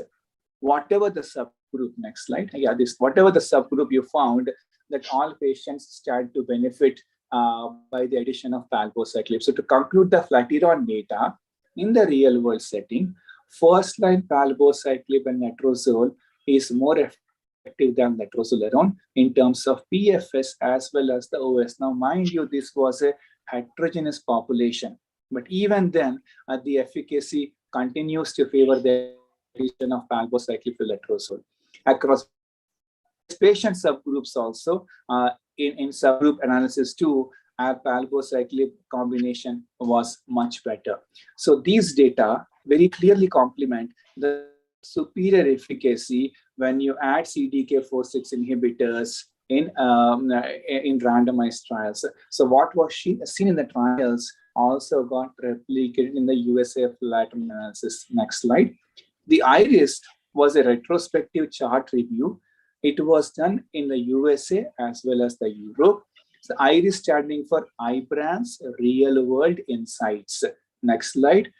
The PFS rate at 1 year is around 85%, be it USA or Europe. The 24-month PFS rate of 65%, again, USA or Europe. And the OS rate is in excess of 90% at 24 months. So this is what we also have seen in the clinical trials as well. Complete responses are around 11% to 20%.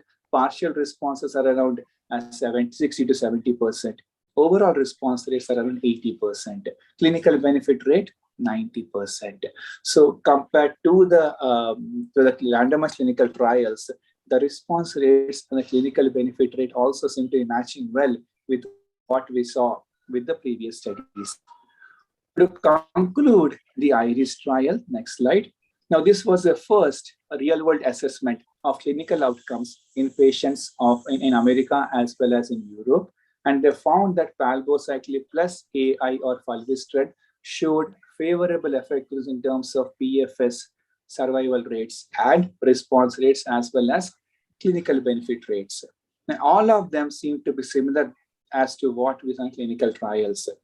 All patients, or almost a significantly high proportion of patients, started palbo at 125 mg per day, and the rates of dose reductions have been less in this trial.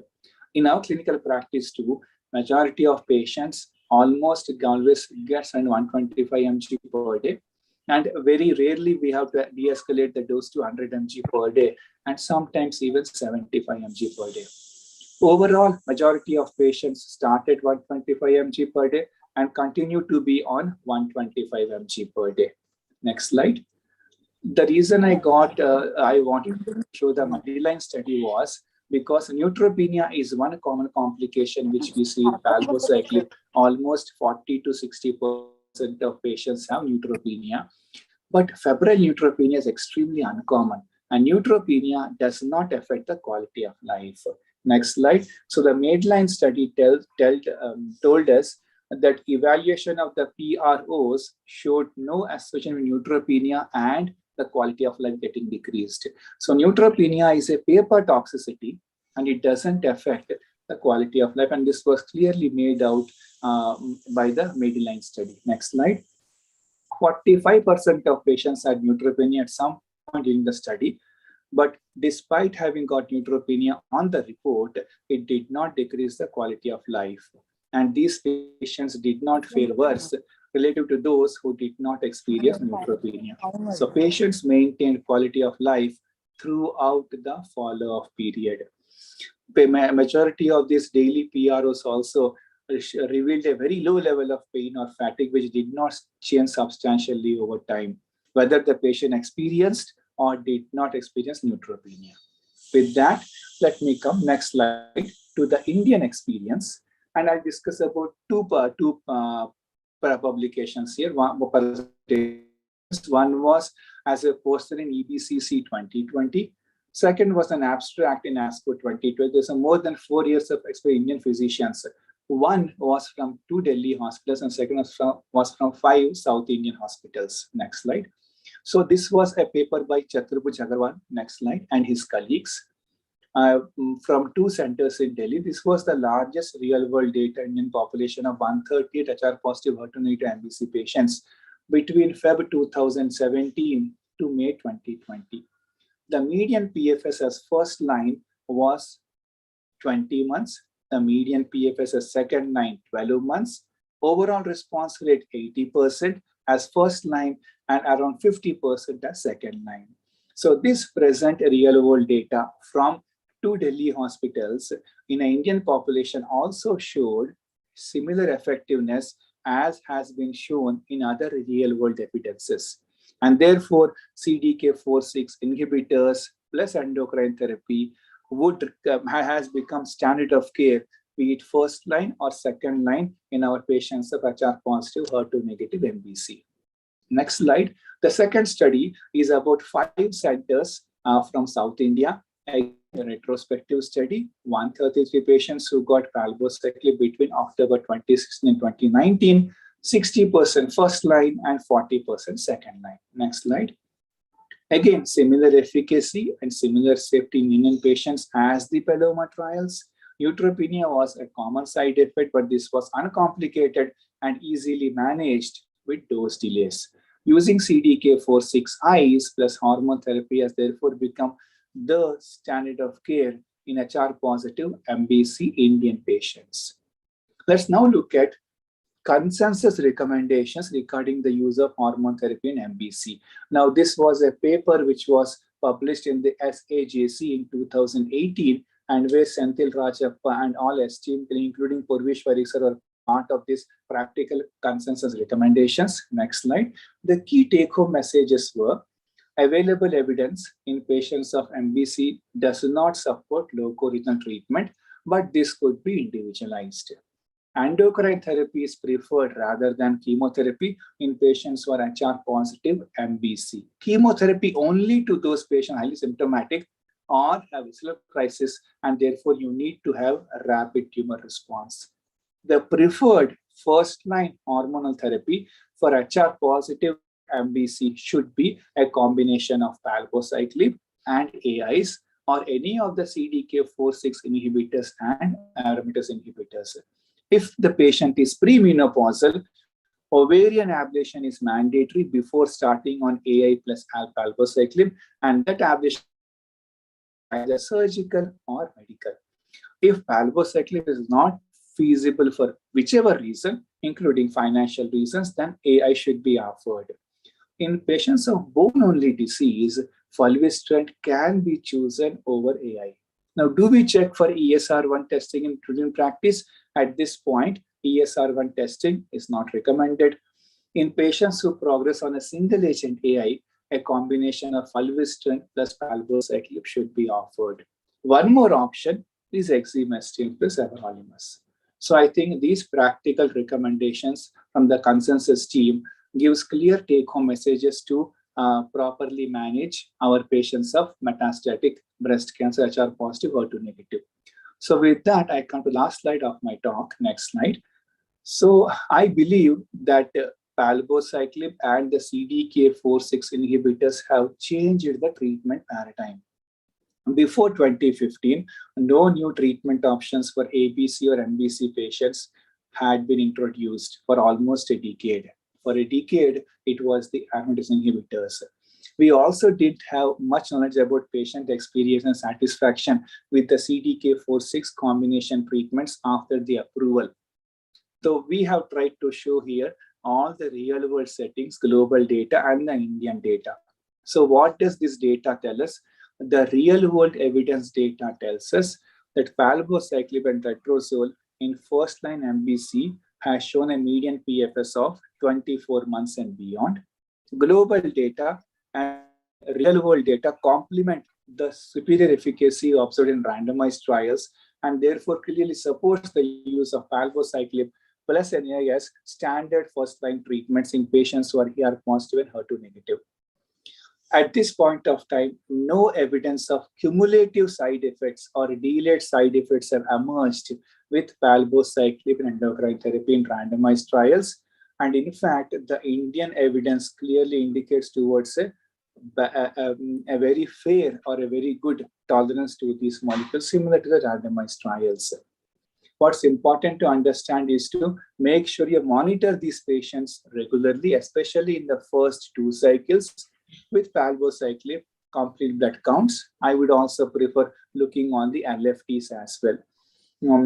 After the first 6 cycles, however, then the follow-ups can be done as required. Now, with the longer treatments, in fact, all of us have now patients running into years, and we find that the quality of life is maintained and there is high patient treatment satisfaction scores. So that's what the randomized control trials and the real-world evidence also has clearly shown. So my final word would be palbociclib and the other CDK4/6 inhibitors also represent a significant advance in the care of HR positive, HER2 negative MPC. The adverse events are manageable and the quality of life is preserved despite prolonged usage of these combinations. Thank you so much. And I would now hand it over to DC Doval, sir. Thank you, Satya. And I think another toxicity that you are facing with a longer living patient is the financial toxicity that these CDK4/6 have brought us. And I think we have time for one quick question. Sure, sir. Yeah. What I would just like to also add is that these are all indirect comparisons, and all of them have shown similar OS for palbociclib, ribociclib, ribociclib. Having said that, there are definitely good cross-trial differences. But even after accounting for those differences, I think the efficacy of all the three seems to be similar or equivalent, if not identical. Any questions for Satya?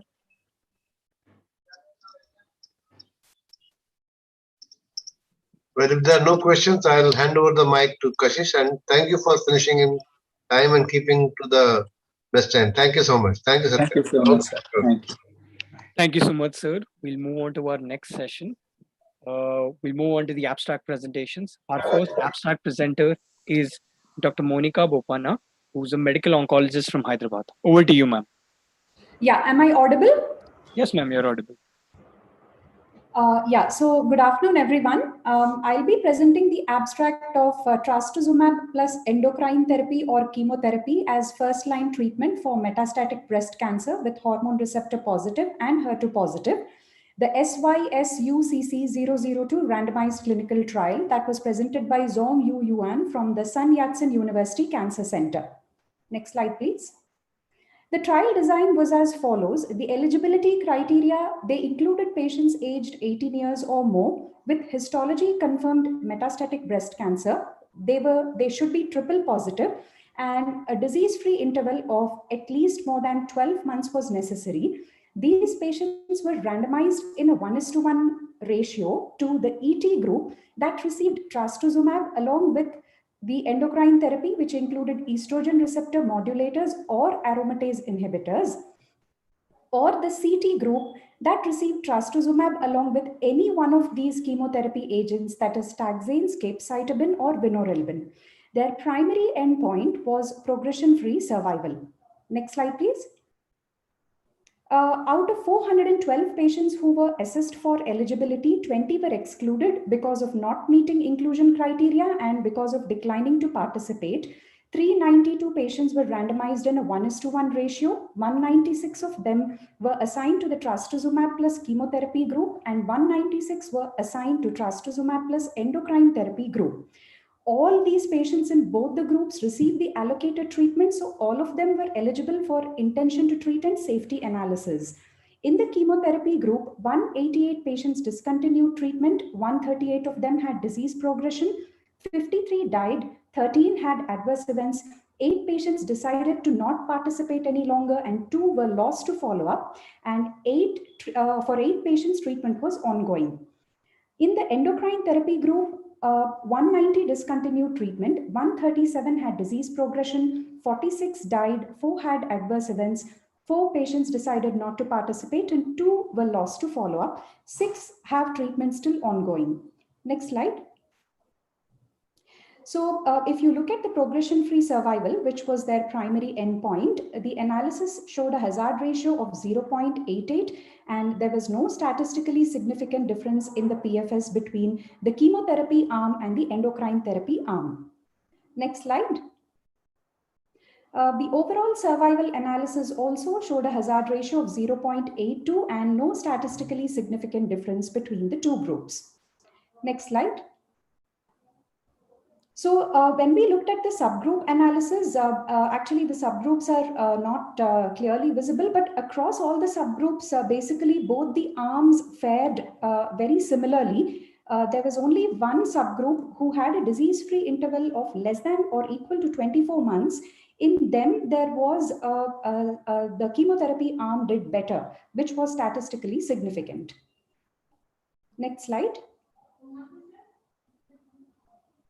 So to conclude, trastuzumab plus endocrine therapy was non-inferior to and had fewer toxicities as compared with trastuzumab plus chemotherapy in patients with hormone receptor positive, HER2 positive metastatic breast cancer. The exploratory analysis revealed that trastuzumab plus endocrine therapy was likely beneficial in patients with a DFI of more than 24 months.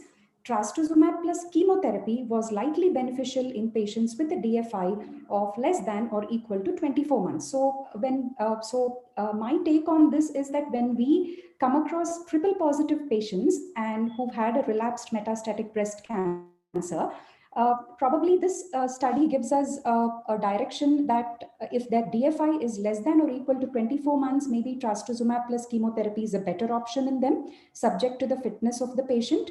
And when the DFI is more than 24 months, trastuzumab plus endocrine therapy had a similar PFS and OS as compared to using chemotherapy along with trastuzumab. Thank you. Thank you, ma'am. We'll move on to our next abstract. Our next abstract presenter is Dr. Prabhat Bhargava, medical oncologist from Mumbai. Over to you, sir. Good afternoon, everyone. I am Dr. Prabhat Bhargava from Tata Memorial Hospital. At the outset, I would like to thank the organizer for giving me this opportunity to present this abstract, another CDK4/6 inhibitor, another weapon in our armamentarium for to treat our cancer patients. So this is a dalbavancin with fulvestrant versus placebo plus fulvestrant in hormone receptor positive and HER2 negative advanced breast cancer patient who have relapsed or progressed on previous endocrine therapy. Dauna-1 multicenter randomized phase 3 trial, which was presented by Binjie Hu from China. Next slide, please. So here patients were taken who had already received 1 or 2 previous lines of therapies, and even those who have received previous lines of chemotherapy in metastatic settings were also allowed. They were randomized in 2:1 fashion to dalbavancin plus fulvestrant. Dalbavancin is given as 150 milligram per day from day 1 to day 21, every 28 days, versus placebo for fulvestrant. And the primary endpoint was PFS. Second endpoint was PFS OS, overall response rate, clinical benefit rate, duration of response, and time to first subsequent therapy and safety profile. Next slide, please. So they were randomized to 361 patients. 241 were allocated into the experimental arm and 120 into the placebo arm. Out of this, all 96 discontinued treatment due to the following reasons till the date of cutoff: 83 due to disease progression, 8 due to adverse events, 4 patients had were due to patient's decision, and 1 due to unknown reason, and 144 patients are still undergoing treatment. On the other side, in the placebo side, out of 120, 77 have discontinued treatment. So in the final analysis, 241 were in the experimental arm were analyzed for efficacy and 240 for the safety, while in the placebo arm, all 120 were analyzed for both the efficacy and safety. Next slide, please. So we can see that the PFS they achieved a statistically significant increase in PFS, and it was double from the placebo arm, more than double from the placebo arm, from 7.2 to 15.7, with a hazard ratio of 0.42. and p-value statistically significant less than 0.0001. Next slide, please. Even the time for first subsequent therapy has been prolonged in the experimental arm compared to the placebo arm. In the placebo arm, it is 14.2, where it is not reached in the experimental arm. Again, hazard ratio is 0.47 and p-value is less than 0.001. Next slide, please. The side effects, as with other CDK4/6 inhibitors, the most common side effect was neutropenia. Here, the other side effects were very less. The diarrhea was very less. Neutropenia, although it was 97% of any grade, but grade 4 was only in 20% of the patient, while no patient had febrile neutropenia like any other CDK4/6 inhibitors. Next slide, please. So the conclusion is that Dauna-1 had met its primary endpoint at the interim analysis, and the PFS had significantly improved in the experimental arm with dalbavancin plus fulvestrant compared to the placebo arm with fulvestrant. PFS hazard ratio is 0.42, and there is benefit of dalbavancin versus placebo and extended beyond the initial study treatment, and time to first subsequent chemotherapy was also statistically significant. So there is, and it has shown a tolerable safety profile. So the author has concluded, and even I conclude, that dalbavancin with one of the CDK4/6 inhibitors available with us, which we can use once it is available with our patients. Thank you. Thank you so much, sir. We'll move on to our next abstract presentation. Our next abstract presenter is Dr. Anupa Bharatwar, who is a medical oncologist from Jalandhar. Over to you, ma'am. Thank you. Good afternoon. I hope I'm audible. So at the outset, I'd like to thank all the organizers. I will be presenting this late-breaking abstract 1, which was discussed in the plenary section by Dr. Andrew Tutt, which is a phase 3 multi-center randomized placebo-controlled trial of adjuvant Olaparib after neoadjuvant or adjuvant chemotherapy in patients with germline BRCA1 and 2 mutations and high-risk HER2-negative early breast cancer. Next slide, please. So basically, this was a trial performed in collaboration with academia and the industry in more than 420 centers across 23 nations, where patients with germline pathogenic BRCA1 or 2 mutation who had high risk for recurrence, stage 2 or 3 breast cancer, and were either triple negative or HER2 negative, hormone receptor positive. They had to have received their primary therapy that included surgery, chemotherapy in the adjuvant neoadjuvant setting, plus minus radiation. If they had received neoadjuvant chemotherapy and they were triple negative, they had to have not achieved a path CR. If they were hormone receptor positive, received neoadjuvant, they had to have significant disease burden with a CPS EG score more than 3. In the adjuvant setting, triple negative, they had to have more than PT2 or more than or lymph node positive disease. If they were hormone receptor positive, HER2 negative, they had to have had more than equal to 4 positive lymph nodes. So over 1,800 patients were randomized in a 1:1 fashion to Olaparib 300 milligram twice a day for a year or placebo twice daily for a year. The primary endpoint was invasive disease-free survival. Next slide, please. So the results for this were statistically significant in favor of Olaparib with a hazard ratio of 0.58. 85.9% of patients had disease-free survival at 3 years versus 77% in the placebo arm for the intention to treat population, that is at 2.5 years. Next slide, please. Even for the mature cohort who had achieved more than 3.5 years, the results remained significant with a hazard ratio of 0.61. The absolute benefit at 3 years was 8.6%. Next slide, please. The distant disease-free survival was also in favor of Olaparib, 87.5% in the Olaparib group versus 80% in the placebo group for a 3-year disease-free survival rate absolute difference of 7.1% with a hazard ratio of 0.57. which is again statistically significant. Next slide, please. The overall survival results, although numerically in favor of Olaparib, 92% at 3 years versus 88% in the placebo group. The p-value in this was 0.02, but due to the pre-specified p-value requirement of less than 0.01, this was not significant. Next slide, please. There was no difference in the patient-reported global health quality of life score in patients receiving Olaparib and placebo, and the side effects were as expected with Olaparib at a rate of about 4% in the placebo group with 8% in the Olaparib group. Next slide, please.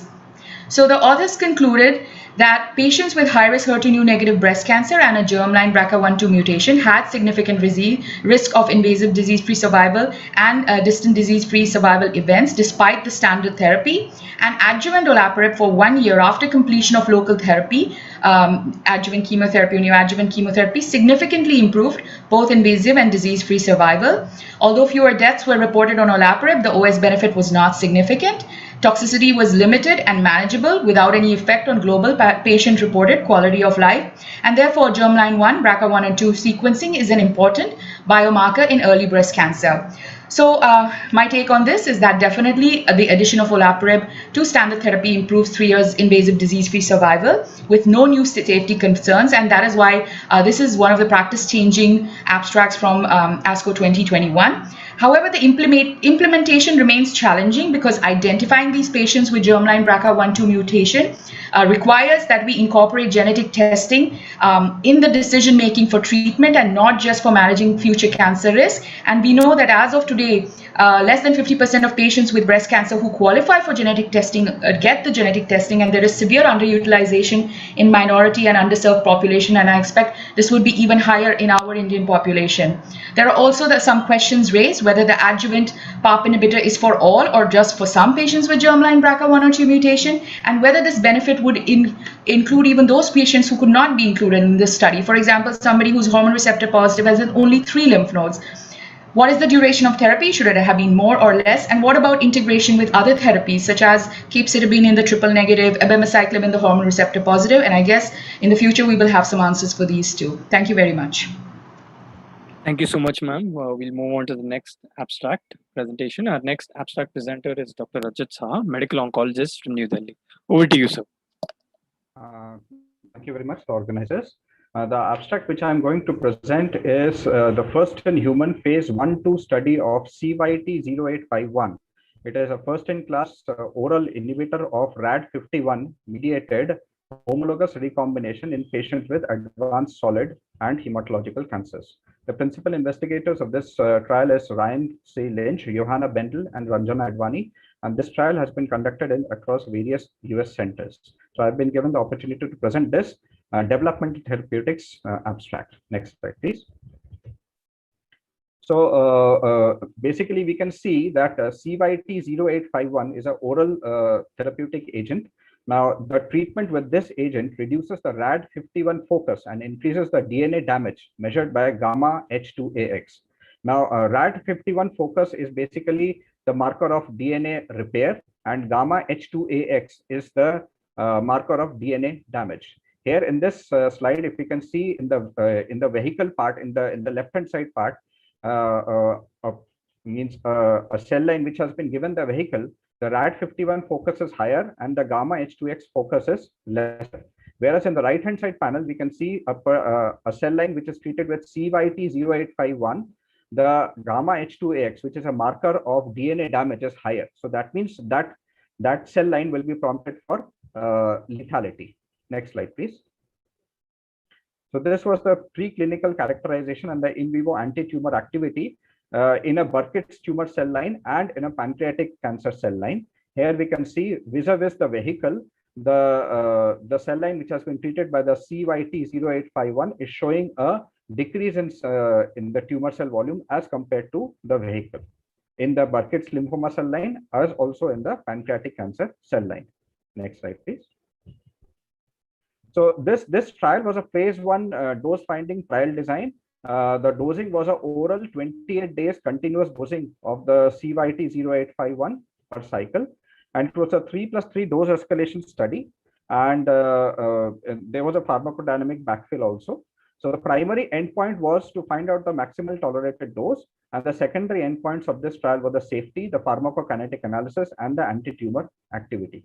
Exploratory analysis was the pharmacodynamics and the pharmacodynamic relationships and other predictive biomarkers to assess whether which patient benefits better with this RAD51 inhibitors. So here we can see in this right-hand side column that the investigators used an escalating model of dose escalation starting from 15 milligrams BD, 20 milligrams BD, 30 BD, 45 BD, and then they changed to a 90 milligrams OD dosage because they found during the study that the half-life of this agent was approximately 3 days. So OD dosage was sufficient. Next slide, please. So here we can see that in the panel which is highlighted, the gamma H2AX is in the pre-treatment model is very less, whereas on day 29, that is after completing one cycle of the drug, the gamma H2AX activity has increased. Now, gamma H2AX is basically a biomarker for enhanced DNA damage. So these patients are having enhanced DNA damage. Next slide, please. So this is the waterfall plot of 21 evaluable patients in this trial. And they took across, a host of hematological malignancies as well as solid organ malignancies. And the investigators found out that there were 3 partial responses, one patient of DLBCL, one patient of follicular lymphoma, and one patient of soft tissue sarcoma had partial responses, and approximately 10 patients had stable disease. So here in this waterfall plot, they have shown that 10 plus 3, 13 patients have shown some either stable disease or a partial response with the usage of CYT-0851. Next slide, please. So the conclusion of this CYT-0851 phase 1 interim analysis has been that the CYT has been evaluated in 8 dose escalation cohorts with no dose limiting toxicities. Escalation is still ongoing to define the maximum tolerated dose. The treatment-related adverse events occurred infrequently and were low grade and manageable. The pharmacokinetic profile exhibits dose proportion and a long half-life supports a once daily administration. Responses were observed in DLBCL, in follicular lymphoma and soft tissue sarcoma with tumor shrinkage in pancreatic and ovarian cell lines also. So CYT-0851 is the first DNA damage response targeted agent with monotherapy in solid tumors and NHL and a primary and non-myelosuppressive safety profile. So this is another important advance in the field of DNA damage response agents. One we are already using very frequently are the PARP inhibitors. So this is to conclude. Thank you very much. Thank you so much, sir. We now move on to our panel discussion. Our moderator for the panel is Dr. T. Raja, medical oncologist from Chennai. His panelists are Dr. Vijay Agarwal, medical oncologist from Bangalore, Dr. Ashish Bakshi, medical oncologist from Mumbai, Dr. R. Rangarao, medical oncologist from New Delhi, Dr. Uma Dangi, medical oncologist from Mumbai, Dr. Biswajit Dubashi, medical oncologist from Puducherry, Dr. Shailesh Bondade, medical oncologist from Nasik, Dr. Rachna C, medical oncologist from Hyderabad. Over to you, sir. Thank you, Kashish, for your invite, and I thank the organizers, Best of ASCO, for putting us all together. Wonderful meeting, a lot of things that we are all learning, and I also have the privilege to moderate very, very illustrious and people with a lot of seniority around in the panel. Thank you so much for this opportunity. And 4 abstracts were presented just before us, and I'm just going to concentrate on them and not necessarily in the order that was given. I'm just going to pick the first one is the Olympia. It's a late-breaking abstract, as everyone knows. And this is the trial schema, as was excellently presented by Dr. Anupa. And the point is, HER2 negative disease and hormone receptor positive disease. That is something that I wanted to point out. And stage 2 to 3 breast cancer or lack of PAT-CR to neoadjuvant chemotherapy, you know the randomization and you know the number of patients, 1,800, very, very robust. But here is the key points about the design, and it is that in TNBC, if it's an adjuvant, there must be significant disease, or a node positive disease. If it's a neoadjuvant, no PAT-CR. And if it's an ER-PR positive disease, again, there must be adjuvant lymph nodes. Adjuvant means 4 plus lymph nodes, and a neoadjuvant, again, no PAT-CR. So that's the kind of design. So my first question to my panelists would be based on the primary endpoint. This is the 3-year, invasive disease-free survival, significant improvement. And the difference is 8.8 percentage points. And the hazard ratio is 0.58. And the p-value is very, very significant, as you can see. 85 over 77. And these are the key secondary endpoints. Again, the 3-year distant disease-free survival shows significant improvement at 87 over 80. And we also see that OS, which is not, it is trending towards something, but it is still not significant. So my first question goes to Dr. Ashish. Presentation, what is your take, Ashish? Sir, I think it's a practice-changing study.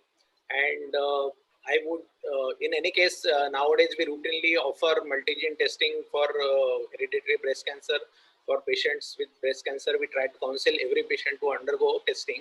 And now I would start recommending Olaparib as an adjuvant to patient. I would discuss with them.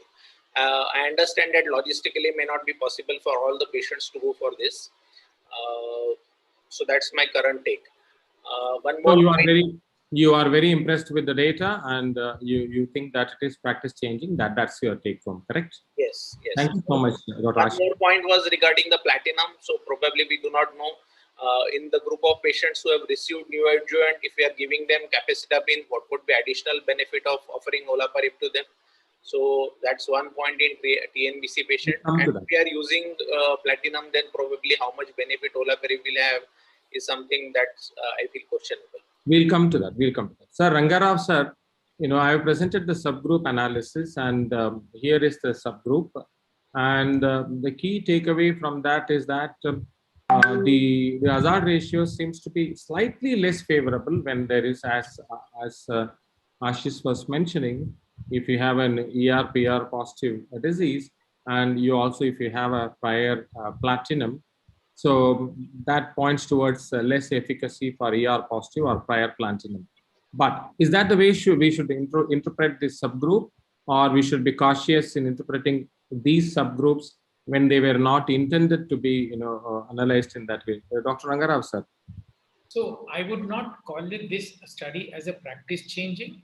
I would call this as a very thought provoking, and then I will wait for more analysis to come and to understand where exactly we have to use it.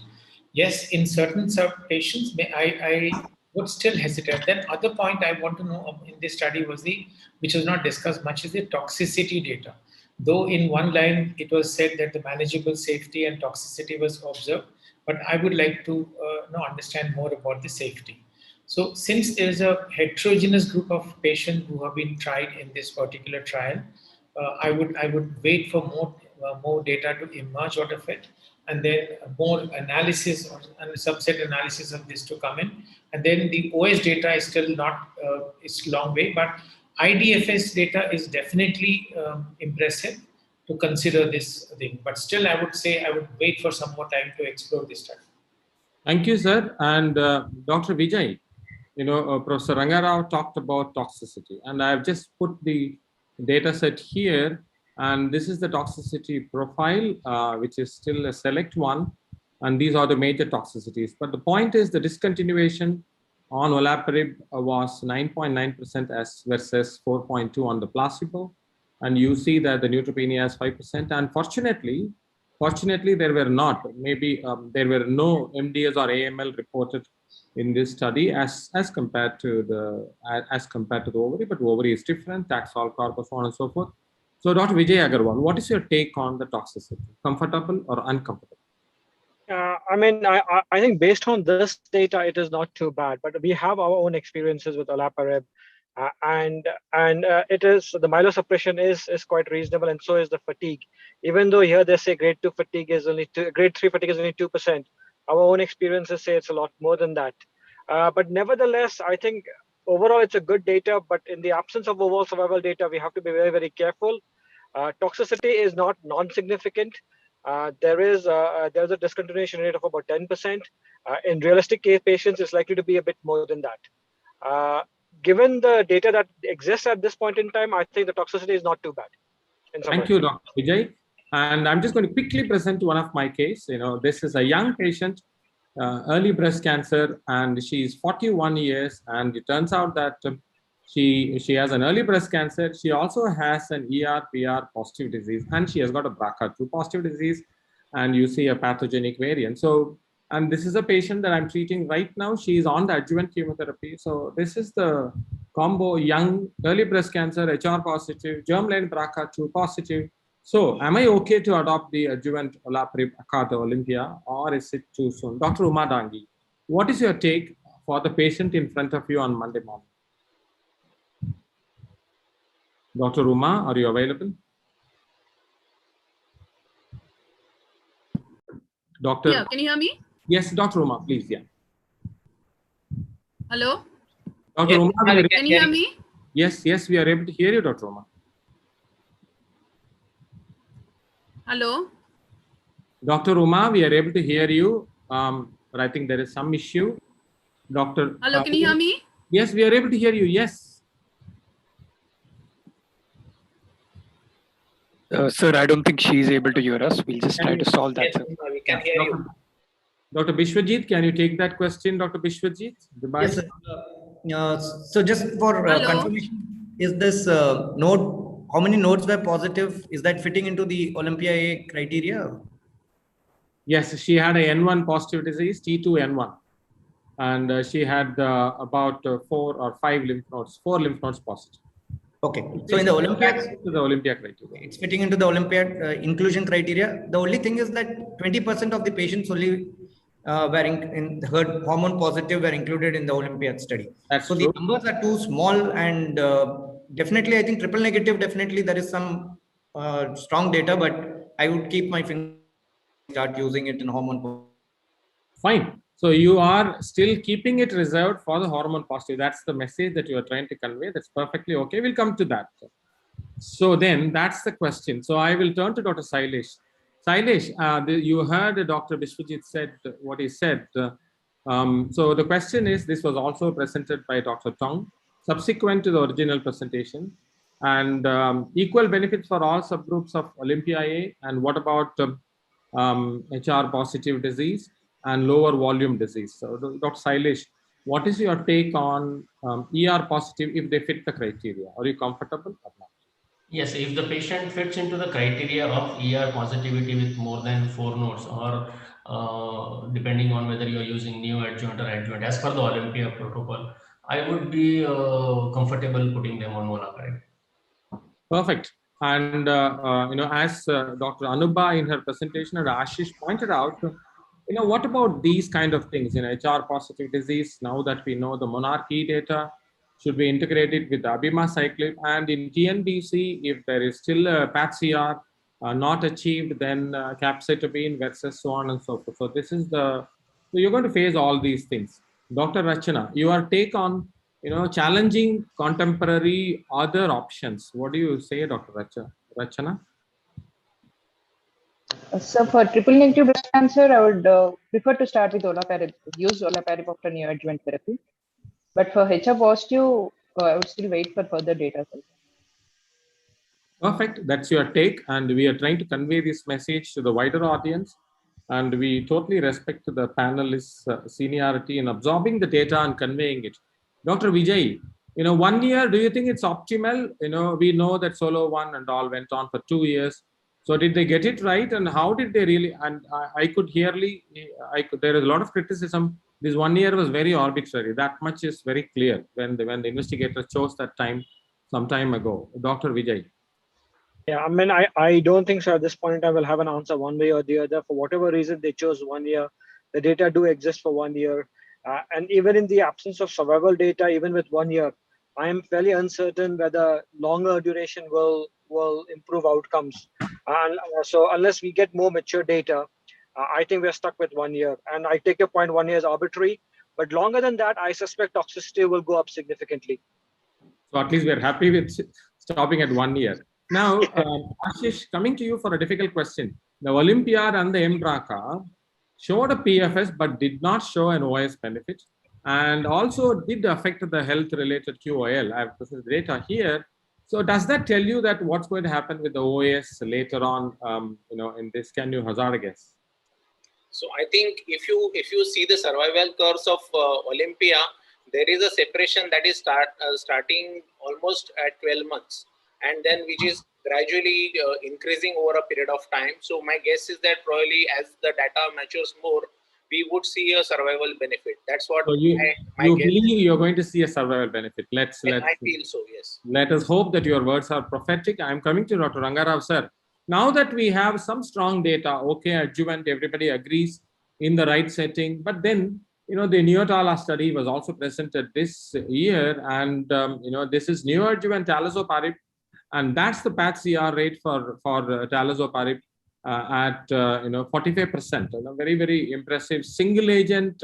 So now with this data, and when at least in germline BRCA positive patient, which is the right way, adjuvant or neoadjuvant, sir? What is your experience telling, Dr. Rangarao? Yeah, I think somehow I prefer a neoadjuvant way rather than an adjuvant way, because we know what's happening to the patient, and we'll have some very good endpoints to measure, that is a PCR. And then also understand how it affects a survival, both disease-free and the overall survival. I'll be always favored towards the neoadjuvant. You are believing that neoadjuvant is going to probably finally win the win the trophy. And what about Dr. Biswajit? What about your guess on integration with immune checkpoint inhibitors, so on, and so many other things? So it's just a futuristic guess. What's your idea, Dr. Biswajit? The neoadjuvant data also with durvalumab seems to be very interesting study, and probably immunotherapy in neoadjuvant setting also is, I mean, the germline in neoadjuvant, at least from that study which you put up with Olaparib, is not very clear. So immunotherapy in neoadjuvant is more promising. Yeah, so you are more convinced about that, but that is for a germline. Germline. So maybe a combination of immunotherapy with Olaparib is also one option. What we are doing in a metastatic setting, when both are positive, then you combine. Yeah. Both of them. So if you turn out to be right, it's going to be more and more expensive. Totally agreed. Sailesh, Dr. Sailesh, this one, now that we have learned this, can we comfortably extend it to the other, HRR defects like a PALB2 and ATM and CHEK2? So what do you think, whether we can extrapolate? If I see a PALB2 tomorrow, do I do or I don't do? Well, I would take based on the experience with the other prior studies where the effect was the same in these particular positive diseases as well. So for the other positive diseases as well, and that's fine. And again, to the probably this is the best extrapolation. Will PARP inhibitor become in a germline BRCA setting? Will it become a preventive option or not, Dr. Rachana? Will that happen if it happens 1 year, 2 year of this and the prevention? So how do you take that kind of a scenario, Dr. Rachana?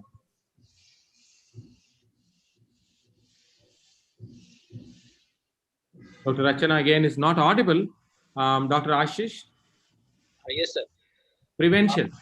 Prevention, I don't know. I think that is something we should wait for more data, because when you're talking about prevention, probably we'll have to give it like we are giving AI for a very, very long period of time. So if you offer, then my guess is that probably the toxicities might be overwhelming, and probably the prophylactic surgeries would do a better job.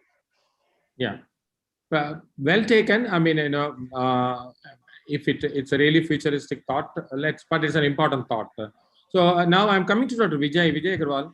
I'm just going to present an argument.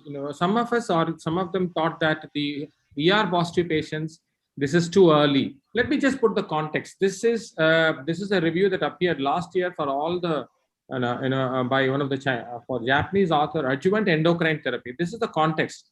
Look at the hazard ratio for all the famous studies for DFS, 0.8, 0.8, 0.7. The best was 0.7 for 5 years, 10 years, whatever you take, it's only 0.7 at best. And then even in Taylor-X study, for the benefit group, if you look at that, the percentage benefit, even in the high-risk profile, was only 8.7%. So why would we be hesitant in using this as our natural choice, this particular study, and in ER positive patients? Dr. Vijay.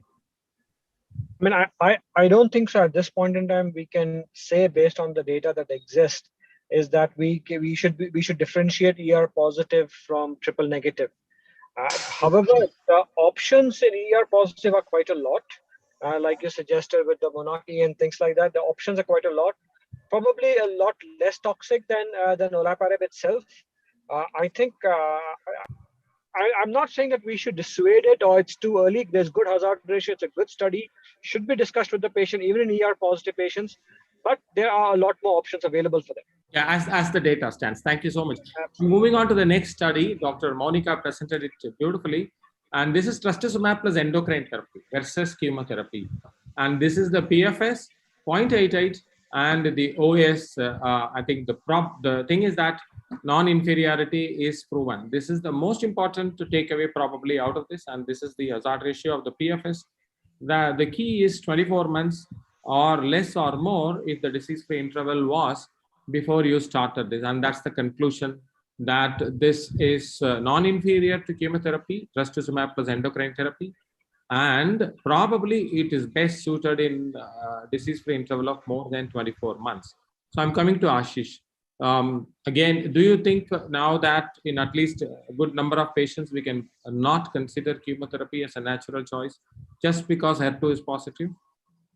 So I think my choice of treatment would depend upon the DFS point that has been mentioned. And one more thing, while deciding between chemotherapy and hormone therapy, I would consider is the aggressiveness of the disease and what is the visceral metastasis burden. In case if the patient's disease is aggressive and the visceral burden is too much, then I would prefer giving chemotherapy instead of the hormone therapy. Point taken. And this is a very difficult question, so therefore I go to Rangarao sir. So this is an interesting paper I saw just last year. This is the NSABP B47, and that's the efficacy of trastuzumab in low HER2 patients. That is IHC 1 and 2%, and FISH is negative. So that we dug this paper out, and what it says is that in low patients, 1 and 2 IHC, doesn't make a dent, and the hazard ratios are not very great. So does this kind of patients, do they exist? And is there a call for using trastuzumab in these patients, and especially if they are ER positive? So how do we put this particular, institute data, Sun Yat-sen University data versus these kind of patients? What do you say, sir? Practically, whenever HER2 is 1+ or 2+, FISH negative, I don't think we look at the trastuzumab at all. Traditionally, staying away from trastuzumab, and we have been just giving whatever treatment the patient would get, chemotherapy or hormone therapy, whatever. So I think it's difficult to say, but here it is not showing any benefit by addition of the trastuzumab in this subset. So probably it just re-emphasizes the thing that we should only use in the HER2 overexpress and not HER2 low disease. So, but sir, what is your overall take on, in a reasonable volume disease? I don't know how to phrase it. Would you be comfortable with trastuzumab plus endocrine alone for the time being until there is a visceral crisis? Is that okay? This data convinces you? Yes, I would use. In fact, that particular data which was presented with chemotherapy and hormone therapy, one important point is all the patients are not same. Okay, we know for all the metastases, there's a heterogeneous group. And as one of the speakers was also saying, that we should be ready to identify who is that patient who's going to benefit with the chemotherapy and who is not going to benefit with the chemotherapy. It won't be easy. I think a lot of clinical judgment and a lot of clinical factors have to be considered. We'll have to learn as we go by. And then we need to separate out the patient based on the burden, the crisis, and so on. Learn to choose between chemotherapy and the hormone therapy. And I just want to add one more point, though it's not a part of the trial or may not be the planned discussion, but the addition of CDK4/6 inhibitors with the hormone treatment, that also could be a futuristic use. Excellent, sir. So that's one question that I really wanted to ask. So, but I really want to harp on that particular issue. Vijay, what is your take on the data is emerging, HER2 positive disease, but has a good ER/PR positivity, let's say, based on your ALRED or whatever. How comfortable you are at this point to combine HER2, anti-HER2 plus CDK4/6 inhibitors, so on and so forth, the full spectrum of the ER positive therapeutics? Dr. Vijay. Currently, I don't do it because of the absence of data and the lack of understanding on the toxicity of the combination. So I'm not doing it, and I think we have to wait for data to come out, looking at a combination of CDK4 with anti-HER2 and hormone therapy. We were talking about anti-HER2, we are no longer constrained with just using trastuzumab. We have pertuzumab, TDM1, and lots of other options are there. So currently, I'm not comfortable, and I'm not doing it. Okay, so but Dr. Raja, can I just add one point? Yes, please, sir, please. When we use in this subset triple positive that we are talking about. Triple positive, yeah. There are some patients who do not respond well to anti-HER2 plus chemotherapy. Absolutely. Right, and then probably those people will benefit from increasing the hormonal treatment, which by means addition of a CDK4. It's just an intuition, not based on data or something. No, there is data, sir. There is phase 2 data on that already available, and I do have patients on that combo. I totally take your point. Intuition is right, but there is data phase 2. So I am using it to be for the larger audience. Because I find using such strategies would help these patients. Yes, so, yes, sir. You are right, sir. So coming to Bishwajit, Dr. Bishwajit, this is a interesting study from a different point of view. Dalpi-cycline, and this was presented by the Chinese authors. So the study design, you heard this presentation from Dr. Prabhat, and he presented it very nicely. But for me, the messages were totally different. They were in Chinese. This was actually, if you look at the starting date to the finish date, very short duration. They were able to happily accumulate 350 patients. and look at the data. They have come out with something like this, a new drug, just like that. They're able to do a good study and stand up at ASCO podium and say a hazard ratio of 0.47. So I'm a bit jealous about this. What do you think? Where do we go wrong, Dr. Bishwajit, as a country in running good trials? Yes, sir. I think well thought of, sir. And problem is with multicentric studies and group. I mean, it's high time that we come out with a group and we start doing. And there are multiple reasons for not able to do multicentric study, even in spite of we being in an academic institution. Some of you in different. If there is a academia and industry collaboration, only that thing will come up, and that never happens in our country because those two are completely divided in our country. I think we are too democratic, isn't it? That's the problem.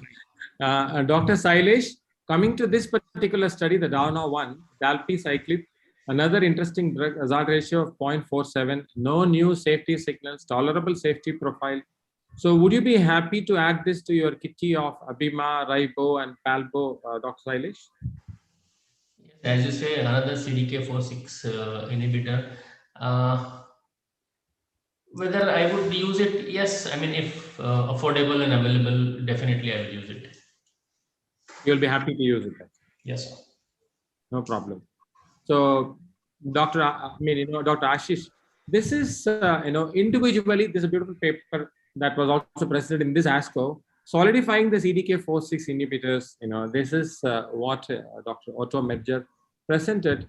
And individually, if you look at the CDK4/6 inhibitor, it doesn't, it's not that all patients are the same. For example, in patients who have no prior chemotherapy versus prior chemotherapy, and then endocrine resistant versus endocrine sensitive, there seems to be a differential outcome. So now we start learning that CDK4/6 inhibitors, there are some nitty-gritties there. Dr. Ashish, your take on this? So I think nowadays, anyway, we would use CDK4 inhibitors first before offering chemotherapy to the patients. So this group of patients who are chemotherapy already exposed would be very less, my guess is. So and as far as the dalpicyclib data is considered, I think it's a Me Too drug. That's what my feeling is there, because the toxicity profile is quite similar to the rest of the drugs that are available. So I don't really think so that it really adds too much to the current armamentarium of these. But tomorrow, if the Chinese give you a 2,000 rupees per month, what will your Me Too adjective go for?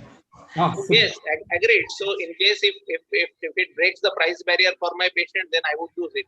I'm not saying that it's not an effective drug. What I'm saying is that if you look at the profile of drugs, then probably it doesn't change anything in terms of toxicity or efficacy.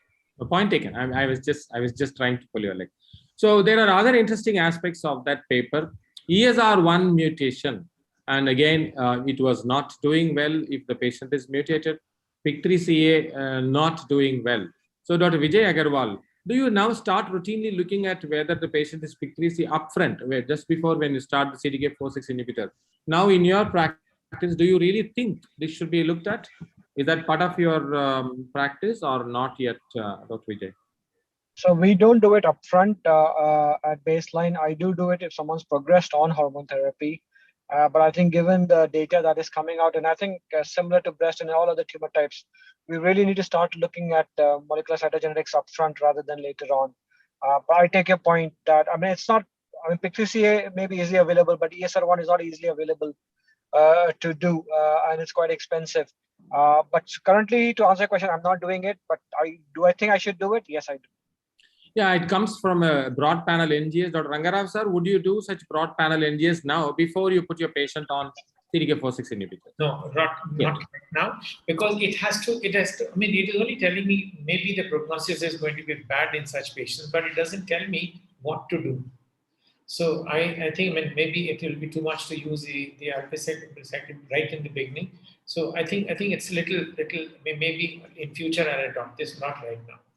This is anyway, Dr. Bishwajit, this is a paper that was presented by Dr. Ramos, and this came about a few months ago. Finally, I think it kind of puts to rest. This is actually a meta-analysis and systematic review and this says that the hazard ratio for OS is beneficial for everyone, and the PFS is beneficial for everyone.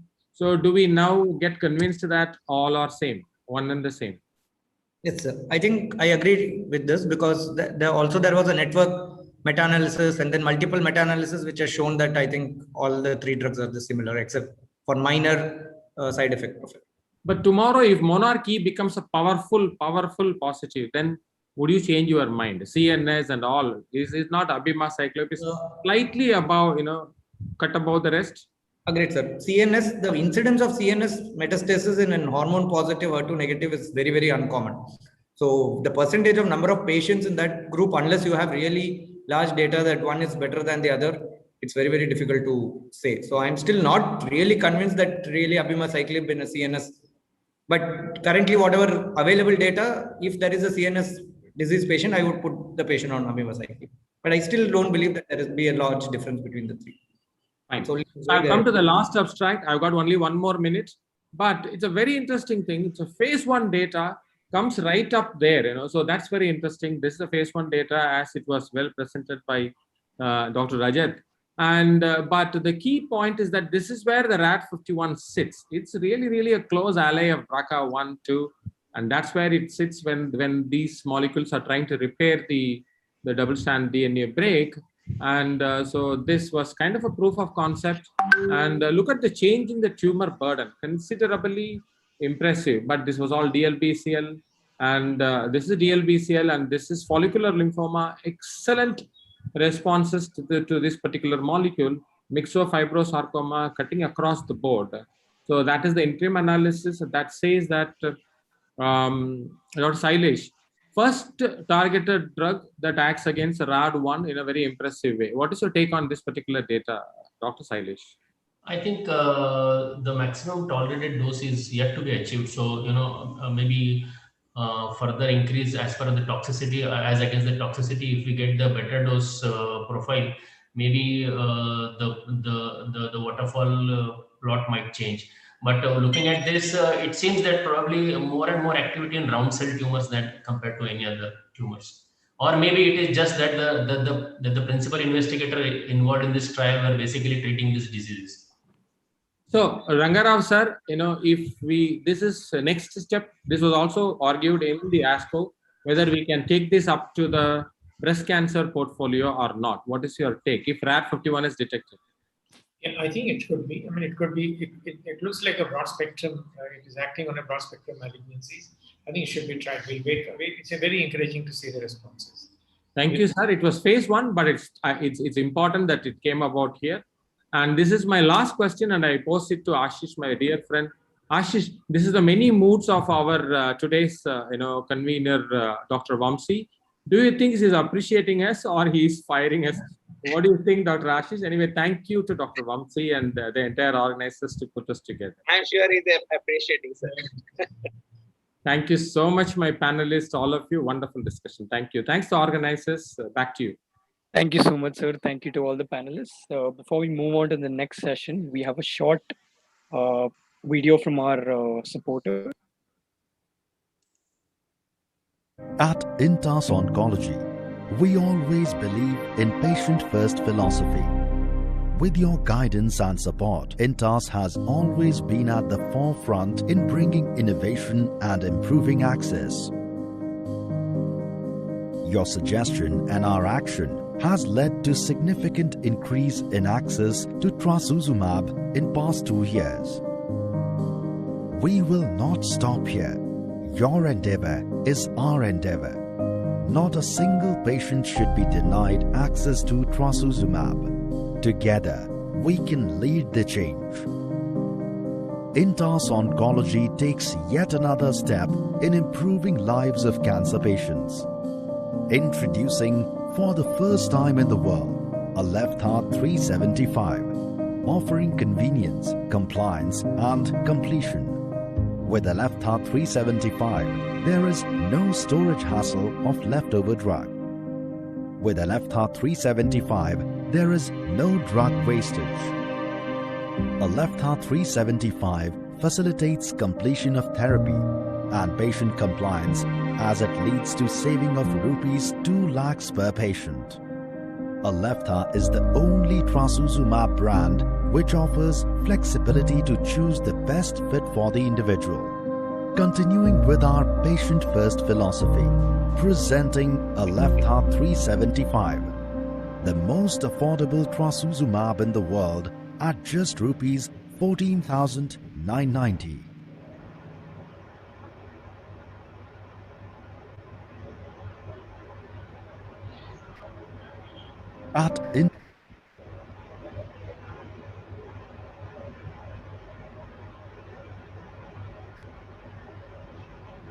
So we'll move on to the next session. Our next session is sponsored by Zydus. And our moderator for the session is Dr. Krishna Prasad, medical oncologist from Mangalore. So with your permission, can I introduce your panelists? Yeah. Yeah. Right. So the panelists are Dr. Karthik Udupa, a medical oncologist from Mysore, Dr. Chintan Shah, medical oncologist from Ahmedabad, Dr. Arvind Krishnamurthy, surgical oncologist from Chennai, Dr. Vindhya Vasini, a medical oncologist from Hyderabad, Dr. Rajesh Kota, medical oncologist from Vijayawada, Dr. Bhavna Parikh, surgical oncologist from Ahmedabad, Dr. Rakesh Pineti, medical oncologist from Hyderabad, and Dr. Anuj Gupta, medical oncologist from Varanasi. Over to you, sir. Is my slide visible? Yes, sir, your slides are visible and you're audible as well, sir. Yeah, thanks a lot. Thanks to the organizers and Cadila for this. So basically, we all know that TDM1 has been approved for HER2 positive metastatic breast cancer who have previously received trastuzumab and taxane. And also it's been now approved in adjuvant patients with HER2 positive early cancer who have residual invasive disease after neoadjuvant treatment. So today we will just discuss about the early breast cancer. The metastatic breast cancer, I think, is more or less settled. So let's discuss early breast cancer today. So the first question to Professor Arvind Krishnamurthy, in HER2 positive breast cancer patients, who are the patients who you would actually send to the medical oncologist for neoadjuvant treatment? Thank you, Dr. Krishna Prasad, and thank you for the organizers for having me. Very relevant question. Initially, we were using it in locally advanced setting, especially the inoperable ones, then inflammatory breast cancers, but now the spectrum has changed to operable breast cancers. According to the recommendations, it is any tumor more than 2 centimeters node or node positive disease.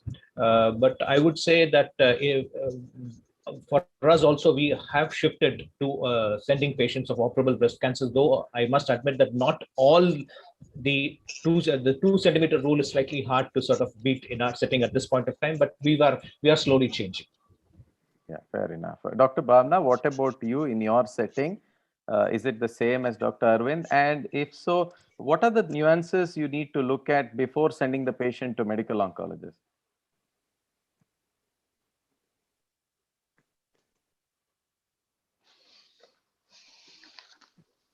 Dr. Bhavna, are you there?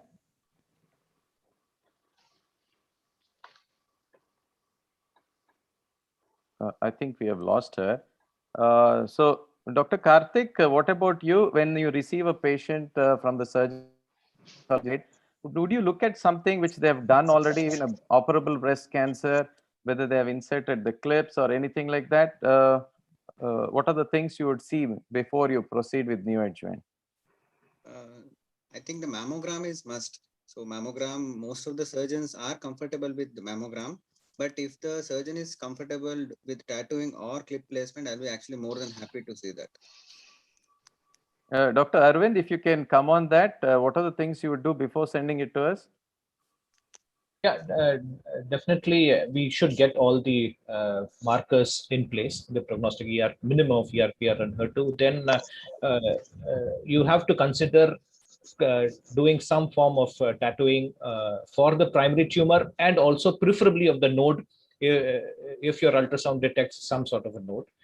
Because that would sort of be important reference point for you to consider post neoadjuvant therapy what to offer, especially so if the option of conservation is there, not just to the breast but also to the axilla. Fair enough. Dr. There? I think we've lost her. So just like how both of you have told, most of now with HER2 positive breast cancer will end up with the neoadjuvant therapy. Most of the time, like how Dr. Arvind has clearly pointed out, 2 centimeter rule is little different, but I think all of us have an idea that any large lesion, you're going to take the patient up for neoadjuvant treatment. And this is there not only in the NCCN guidelines, but most of the guidelines as well. So having said that, Dr. Anuj, what is your take on this issue of trying to attain a PCR and how it correlates with your event-free survival and overall survival? Okay, definitely. The main concept of giving neoadjuvant chemotherapy initially was to attain good surgery with R0 resection and achieve a pathological CR. And with the achievement of pathological CR, it is a surrogate marker for the tumor biology. We can know what is the biology of the disease, and subsequently we can also change our treatment in the further adjuvant setting. So it correlates with the event-free survival and overall survival, and we have seen in the many studies that patients who are achieving pathological CR have a better event-free survival and overall survival. Fair enough, Anuj. Even a pooled meta-analysis, a large study with nearly 12,000 patients, clearly said that patients who achieve a pathological CR tend to correlate with survival and overall survival benefit. And this seemed to be maximum in patients who are HER2 positive treated with trastuzumab. Dr. Rakesh, your thoughts? Is it the same? Do you have anything else to say? So I would agree with the other panelists. It's a surrogate outcome marker, and achievement is associated with high significant improved rates of DFS and OS. And there are several meta-analyses, 2016 and recent 2020 publications also shown that the quantum benefit is actually a bit more for the HER2 hormone receptor negative as well. I think that could also be an important decision making while we offer neoadjuvant chemotherapy for the patients. Fair enough. So I think it is pretty clear that most of our patients who are HER2 positive will end up with neoadjuvant therapy, and patients who end up with neoadjuvant therapy and then undergo surgery, you have an option of applying the Catherine study. Dr. Arvind, just coming back to you, what about lymph node sampling as well as trying to look at the sentinel lymph node? Do you do it upfront, or are you comfortable doing it after the Well, there is a window of having axillary conservation in patients who are upfront having a node positive disease, that is N1. But that is something that, of course, have not kicked off in a big way, considering that there are several caveats. As I said, you'll have to tattoo the node, and subsequently in the setting, you have to do it with a dual dye technique, more than 3 nodes. So it's not that it is not possible, but somehow in our practice, we have not been doing that. But yes, there is a scope for axillary conservation definitely in these patients as well. If Dr. Bhavna is there, can she come in? Yes, in my practice, I do upfront sentinel node biopsy in N0 clinically or radiological node negative patients, but not practicing the post neoadjuvant patients.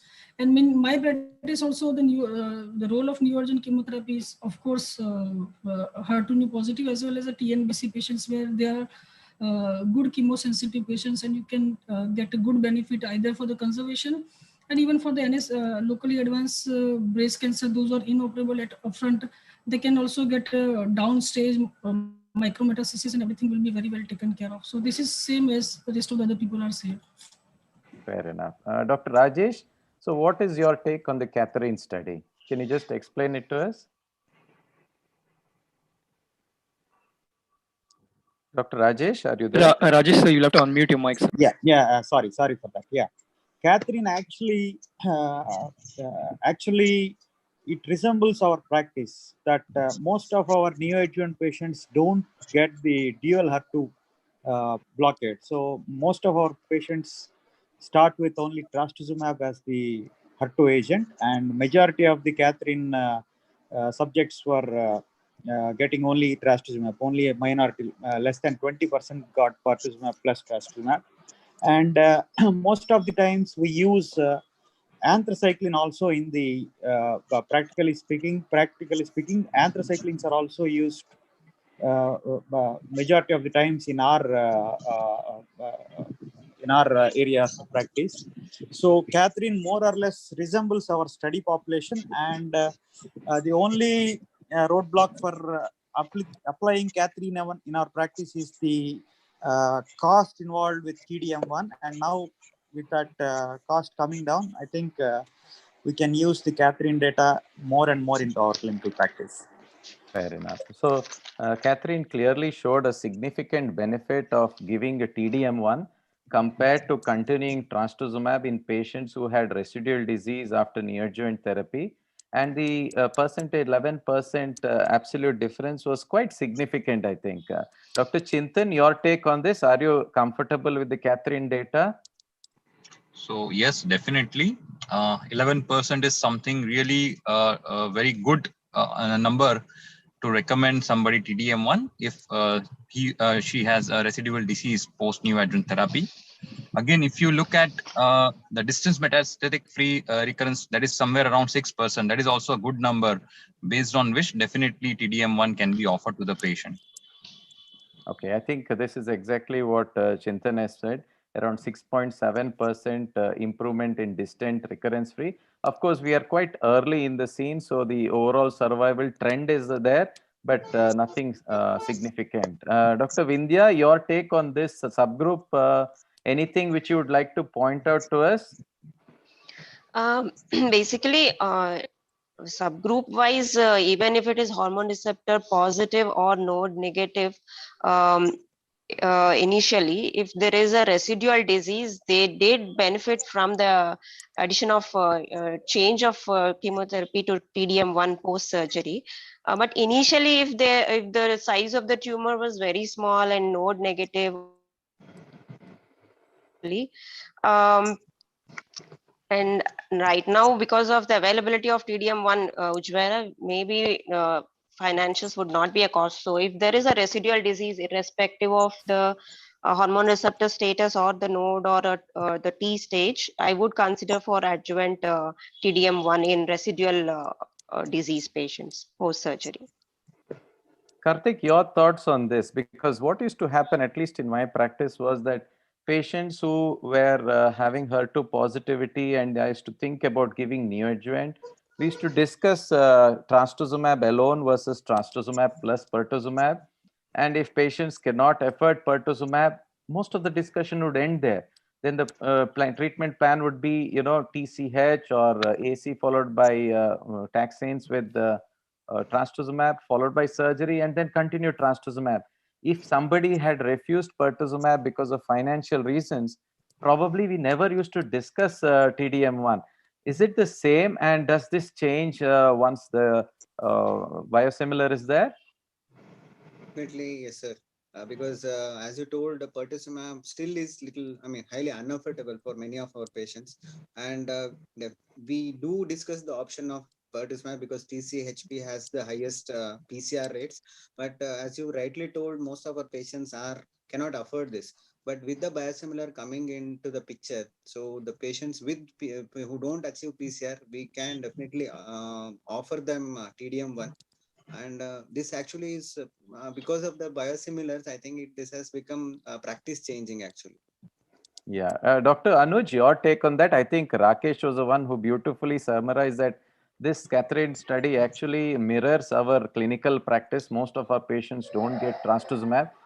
Was it happening that once patients refused pertuzumab, you never used to discuss TDM1, and now we need Dr. Anuj?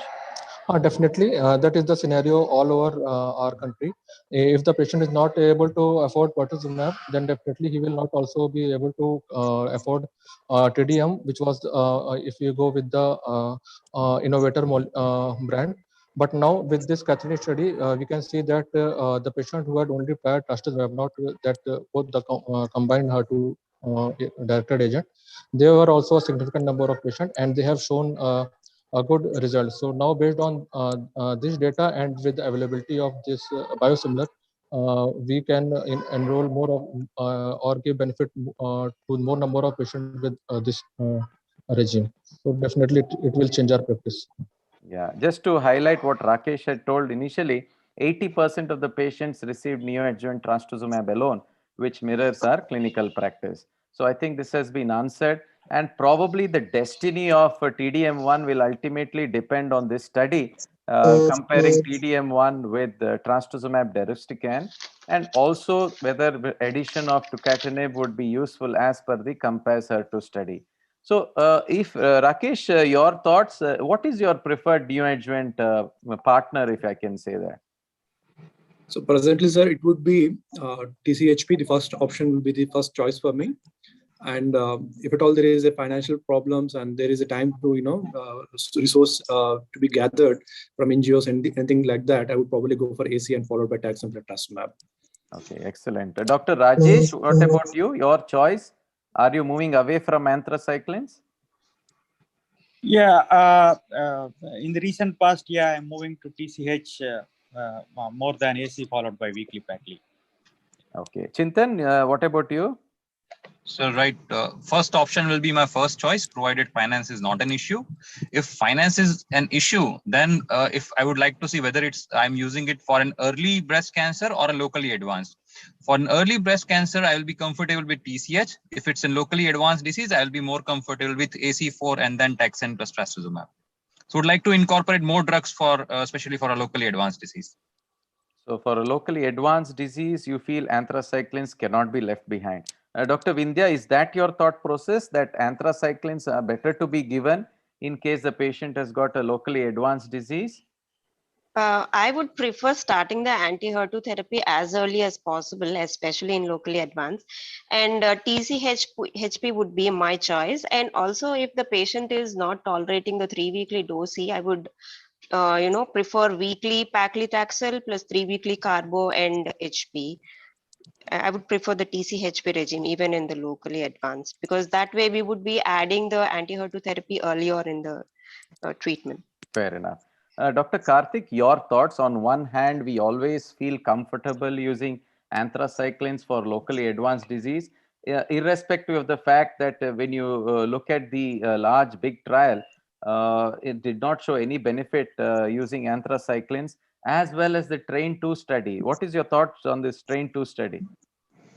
TRAIN-2 study actually tried to move away from anthracyclines, and actually the results with or without anthracyclines was almost similar. So there was no statistically significant PCR rates. But clinically, whether I incorporate this, still I think we have given lots and lots of anthracycline, and we are quite happy, and probably I think we can manage the cardiotoxicity. That is the only thing which we are all worried about, cardiotoxicity. Maybe some sort of neutropenia also.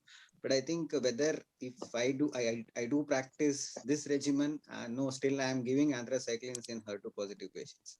Chintan, your thoughts? TCHP. Fair enough. Chintan, your thoughts on this, because you were also for anthracyclines? Correct. Sir, I would clarify that if we are giving TCHP, then it's fine. Yeah. But if TCHP, that is pertuzumab, is not an option, then for locally advanced disease, say I have a patient who is having N2 disease, or there is a bulky, that is T4 disease, definitely I would like to consider using anthracycline, especially if, again, she is a young patient. I know there's no much significant, but I would be more happy using 4-drug regime rather than a 3-drug regime.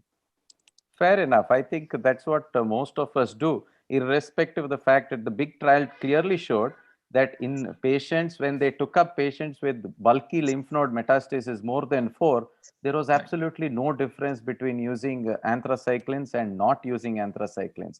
The point against TRAIN-2 trial is it's a very small study. The number was very small. So in this study, like how Karthik pointed out, there is no difference in EFS with or without anthracycline. But I take your point, Chintan. I think both you and Karthik have made it clear that anthracyclines need to be given. But the other point which Dr. Vindhya has pointed out, as well as Dr. Rajesh, that if somebody is HER2 positive, they would like to use anti-HER2 therapy upfront, not waste time with anthracyclines. They would like to start trastuzumab and, if possible, even pertuzumab immediately. So some of the subgroup analysis which was done in Catherine, it showed that clinical benefit was similar whether you gave anthracyclines or not in once you gave Emtansine. But there was increased incidence of grade 3 adverse events, also increased incidence of thrombocytopenia, pulmonary toxicity, peripheral neuropathy in patients who received the TCH or the TCHP. This was probably because one, greater number of Asian patients were there, and we know Asian patients have more chance of developing thrombocytopenia. Also, the duration of taxanes was larger, and also platinum agent was given. So these are the points, basically to say that toxicity would increase with the trastuzumab emtansine if you have gone the TCH route. So Rajesh, your thoughts on this, knowing that TCH route, ultimately when you give trastuzumab emtansine might have a slightly higher toxicity? Yeah, definitely there will be higher neuropathic toxicity as expected, but that is where we choose the patient comorbidities also. We have to consider the comorbidities and the patient's general condition, willingness to report to us. Most of the times in my practice, patients do accept grade 1 toxicities as part of chemotherapy or whatever cancer directed therapy. So most of them don't report early grade side effects. So it is the clinician who should decide who will get what. Excellent, Rajesh. So Dr. Vindhya, because you were also in that group who wouldn't like to use anthracyclines and would want to use trastuzumab upfront as early as possible, does it make does it bother you that these patients where you have given TCH probably have got more chance of toxicity when you give trastuzumab emtansine, or you think it's just par for the course? Yeah, especially in the toxicity profile wise, if there is an increased toxicity, it does affect the quality of life as in the adjuvant setup where the patient is aimed for cure. So ways to reduce the toxicity, maybe especially the neurotoxicity with there were some studies which where they used cold gloves and boots to reduce the peripheral neuropathy. I don't know how feasible that would be in our setup, but definitely these toxicities would be bothersome for the patient for a quite a long period of time. So if I can... So, sorry to interrupt you, sir. We're out of time. So can I request you to conclude? Yeah, I will conclude. Yeah, thanks. So if I understand right, there are two groups of doctors. One who would use anthracyclines.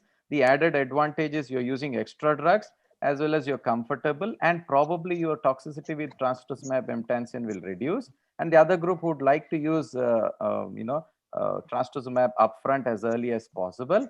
So I think just to conclude, the development of TDM1 biosimilar, India has taken a lead, Cadila has taken a lead, and phase 3 study which has clearly proven that the efficacy and safety of Ujvira is as good as the reference product. I think with that I would end, and I would like to thank all the panelists for their excellent participation. Thank you. Thank you. Thank you so much, sir. Thank you to all the panelists. We'll move on to our next, we'll move on to the next part of the breast cancer session, which is looking to the future. And we now request the expertise from our speaker, who is Dr. Manish Singhal, Senior Medical Oncologist from New Delhi. Over to you, sir. Right, thank you. I'll also require some assistance in moving the slides as well. The job given to me is looking to the future. So if somebody is expecting that I'll be discussing a lot of clinical trials and so forth, no, it is not going to be like that. So it's actually a glimpse into the future, that what we would be doing maybe 10 years down the line. And that's exactly what I'm going to highlight. Next slide, please. So we know that the history of medicine has been a relentless pursuit of increasingly individualized diagnosis and treatment plans.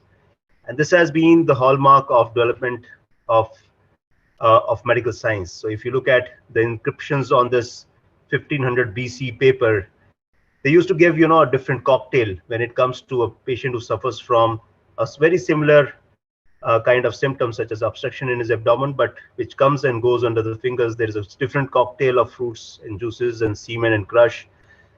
Whereas when the patient comes with an obstruction but has a swollen tummy and some chest asthmatic, then they have a different cocktail of different things.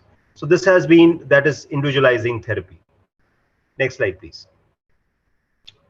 So where are we today? So we know that we can assess cancer risk, we can do screening diagnostic imaging, we know how to diagnose things, and we are better off in diagnosing subtyping of our cancer.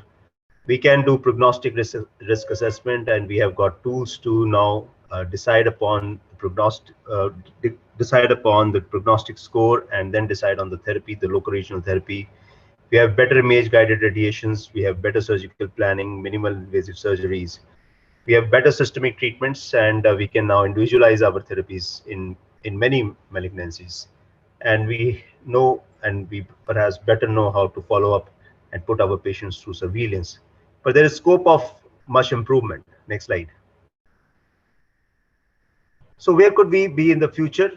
We can definitely improve on prediction of patient-level cancer risk. So we know that there are a lot of single nucleotide polymorphism, and there is so much high throughput information that one can actually, rather than giving importance to each one of them, we can actually do a weighted sum of all germline variants and individually predict the risk of developing cancer in a patient who doesn't have otherwise any associated family history of malignancies.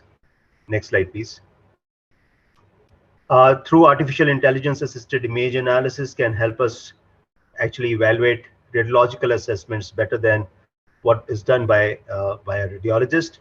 So artificial intelligence can actually help predict if there is likely to be a tumor or malignancy based on radiological assessment alone. Next slide. Not only this, image analysis can be incorporated into pathological diagnosis as well, and image analysis assisted pathology diagnosis can happen. And this can be done through artificial intelligence and digital pathology. Next slide, please. Not only this, we can definitely dissect the cancer better on the molecular front. So currently we ignore a lot of functional contributions from different variations. When we do a NGS with 600 gene panel, most of the information is actually discarded, but there can be a time when this information becomes relevant to us, and we can actually visualize and interpret these complexities of individual cancers at individual levels and give better pathway directed combination targeted therapies. Next slide, please. Monitoring of molecular relapse after curative treatment can be done. So this was a paper in JAMA Oncology, which actually could detect molecular recurrence much earlier than radiological recurrence, and the second line adjuvant therapy can be given right at that point in time and can improve overall survival. Next slide, please. Of course, the individualized treatment plans cannot be formulated without involving the voice of the individual. So the patient voice can be incorporated, and we can have artificial intelligence capturing that how patients feel about the risk assessments, and the risk or benefit ratios can be better tabulated in a tabular manner, or also in how do patients take decision, and what were the most common decisions taken by patients based on various risk assessments and various benefits of the therapy that comes off. Next slide. So putting together, we can actually learn from patient preferences. We can actually have germline gene systems integrated into risk predictions, artificial intelligence aided image and pathology diagnosis, mapping of the molecular anatomy of the cancer and germline background, monitoring of molecular relapse, and also comprehensive somatic and germline alterations for better therapy selections. Next slide, please.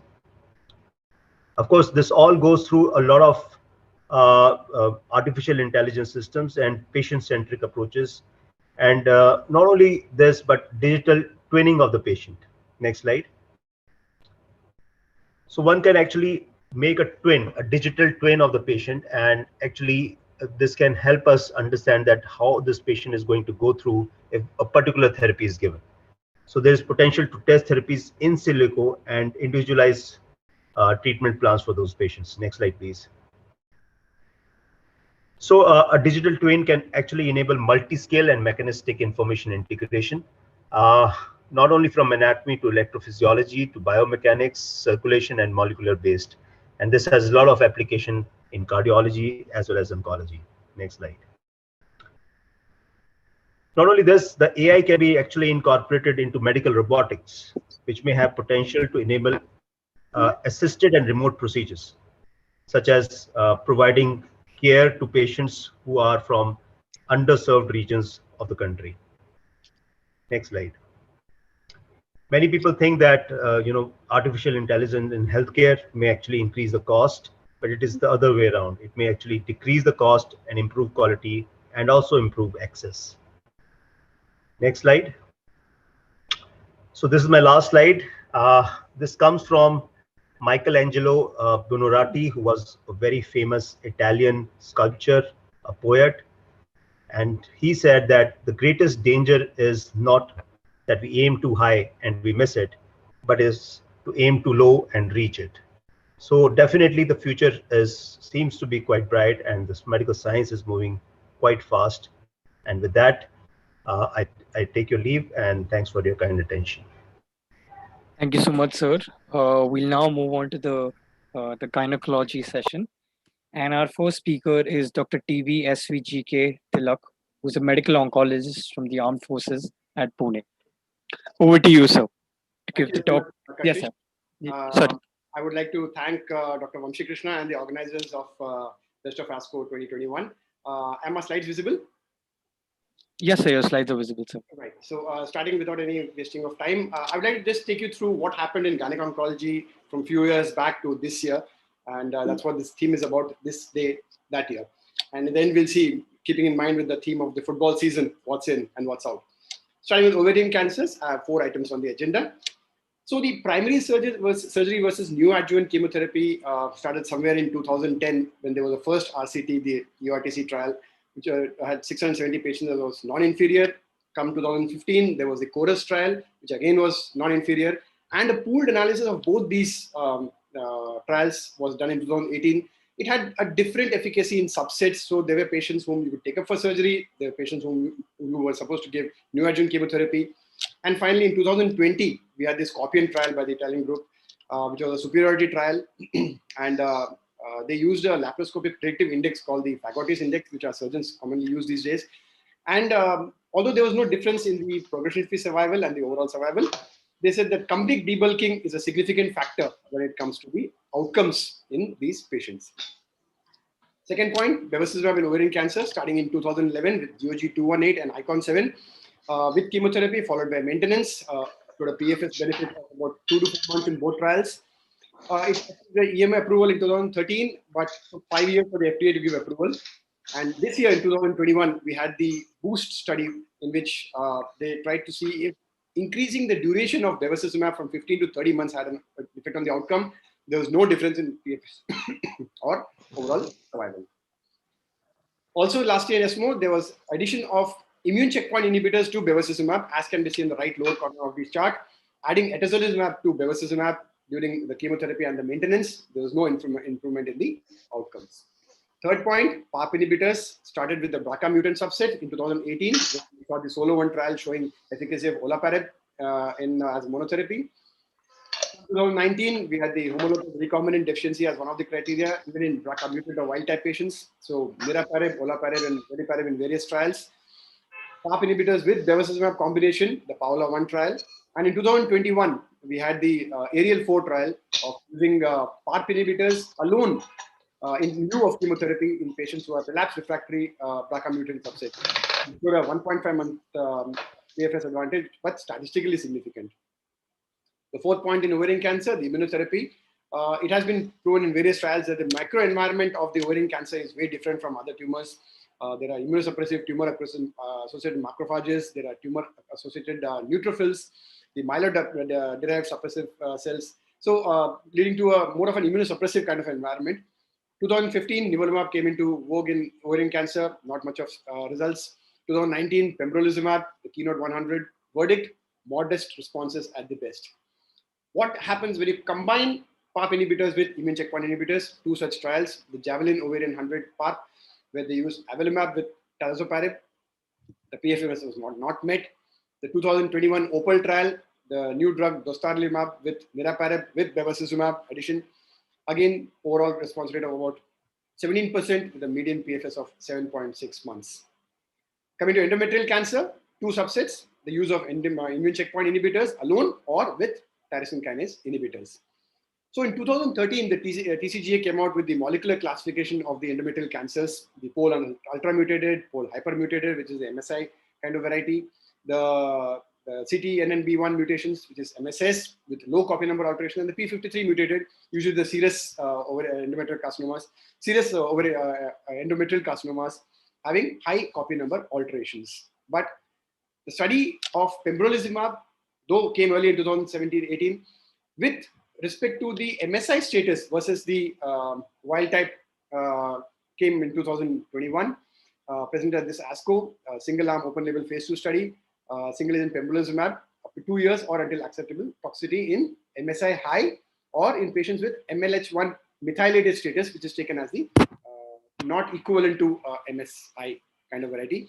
And look at these results, startling, 100%, though numbers are very, very less, ORR in all the patients, 3-year PFS, 3-year OS, nearly a dreamlike situation. We need to see where this goes ahead in the coming years. Second, can we add on a TKI to the immune checkpoint inhibitor? The Keynote 775, lenvatinib plus pembrolizumab versus doxorubicin and paclitaxel. There was a PFS advantage, and look at the overall survival advantage. Even in MMR proficient patients, there was a significant hazard ratio of 32% survival rates with the use of TKI plus immune checkpoint inhibitors in patients who are proficient MMR. In all comers, of course, there was a definite benefit. Coming to cervical cancer, though there have been studies of immune checkpoint inhibitors, etc., lately coming into cervical cancer, but one thing which has been going on for many years, almost more than probably a decade plus, is do we add adjuvant chemotherapy to post concurrent chemotherapy stage 2B, 4A subset? The Outback study, again this ASCO 2021, probably the final nail in the coffin, concurrent chemoradiotherapy alone or concurrent chemoradiotherapy with carboplatin paclitaxel as 4 cycles every 3 weeks after the completion of concurrent chemoradiotherapy. The results, there was no difference in the overall survival or progression-free survival, though the subset of patients who were younger than 60 years did have some better survival with significant p-values. So by and large, adjuvant chemotherapy post-concurrent chemotherapy in cervical cancer does not seem to be holding. Maybe this small subset may still be there. So what's in ovarian cancer? Bevacizumab maintenance still continues. PARP inhibitors, definitely in BRCA mutant, in BRCA wild type post 2-3 lines of therapy with good response as maintenance, and in hormone recombination deficient patients. PARP inhibitors with bevacizumab, again, is an incoming thing. In endometrial cancers, either immune checkpoint inhibitors or in combination with TKI, even in MMR proficient patients. In cervical cancer, CCRT alone for 2B4A subset. What is out? Ovarian cancer, there is no role for extended bevacizumab. Immune checkpoint inhibitors, it's still not very clear. Lots of trials, lots of studies, lots of ongoing trials, but still not much of role as compared to endometrial and cervical cancer. The cervical cancer, adjuvant chemotherapy post CCRT is by and large out. We still take as concurrent chemoradiotherapy alone as the standard of care. With this, I hand over the proceedings back to the organizers, and I thank them for this opportunity. Thank you so much, sir. We'll now move on to our abstract presentations. Our first abstract presenter is Dr. Venugopal Aruju, who's a medical oncologist from Hyderabad. Over to you, sir. Yeah, a very good afternoon to all. Thank you, Dr. Vamsi Krishna, for giving me this opportunity. I am going to present an abstract effort. It's a phase 2 study of the V1 inhibitor, adavosertib, alone or in combination with Olaparib in PARP inhibitor resistant ovarian cancers. Next slide. Yeah, so before going to the study per se, V1 phosphorylates and inhibits the cyclin-dependent kinases CDK1 and CDK2 and is involved in the regulation of the intra-S and G2M cell cycle checkpoint arrest. So basically the V1 inhibitor adavosertib alone or in combination with Olaparib has some activity in preclinical models. So this is what we are going to look. Effort study design is randomized 2-arm non-comparative phase 2 study. The eligible patients were recurrent epithelial ovarian, peritoneal or fallopian tube cancers with documented progression on any PARP inhibitor, either as treatment or maintenance, and who have received unlimited prior therapies and who have measurable disease as per RECIST 1.1 criteria with good performance status, that is ECOG PS01. So they were randomized to receive adavosertib alone or adavosertib in combination with Olaparib. So alone adavosertib group, they have received 300 mg OD day 1 to day 5, in the day 8 to day 12, Q3 weekly. And in combination, Olaparib 200 mg BID day 1 to day 21, adavosertib 150 mg OD day 1 to day 3, day 8 to day 10.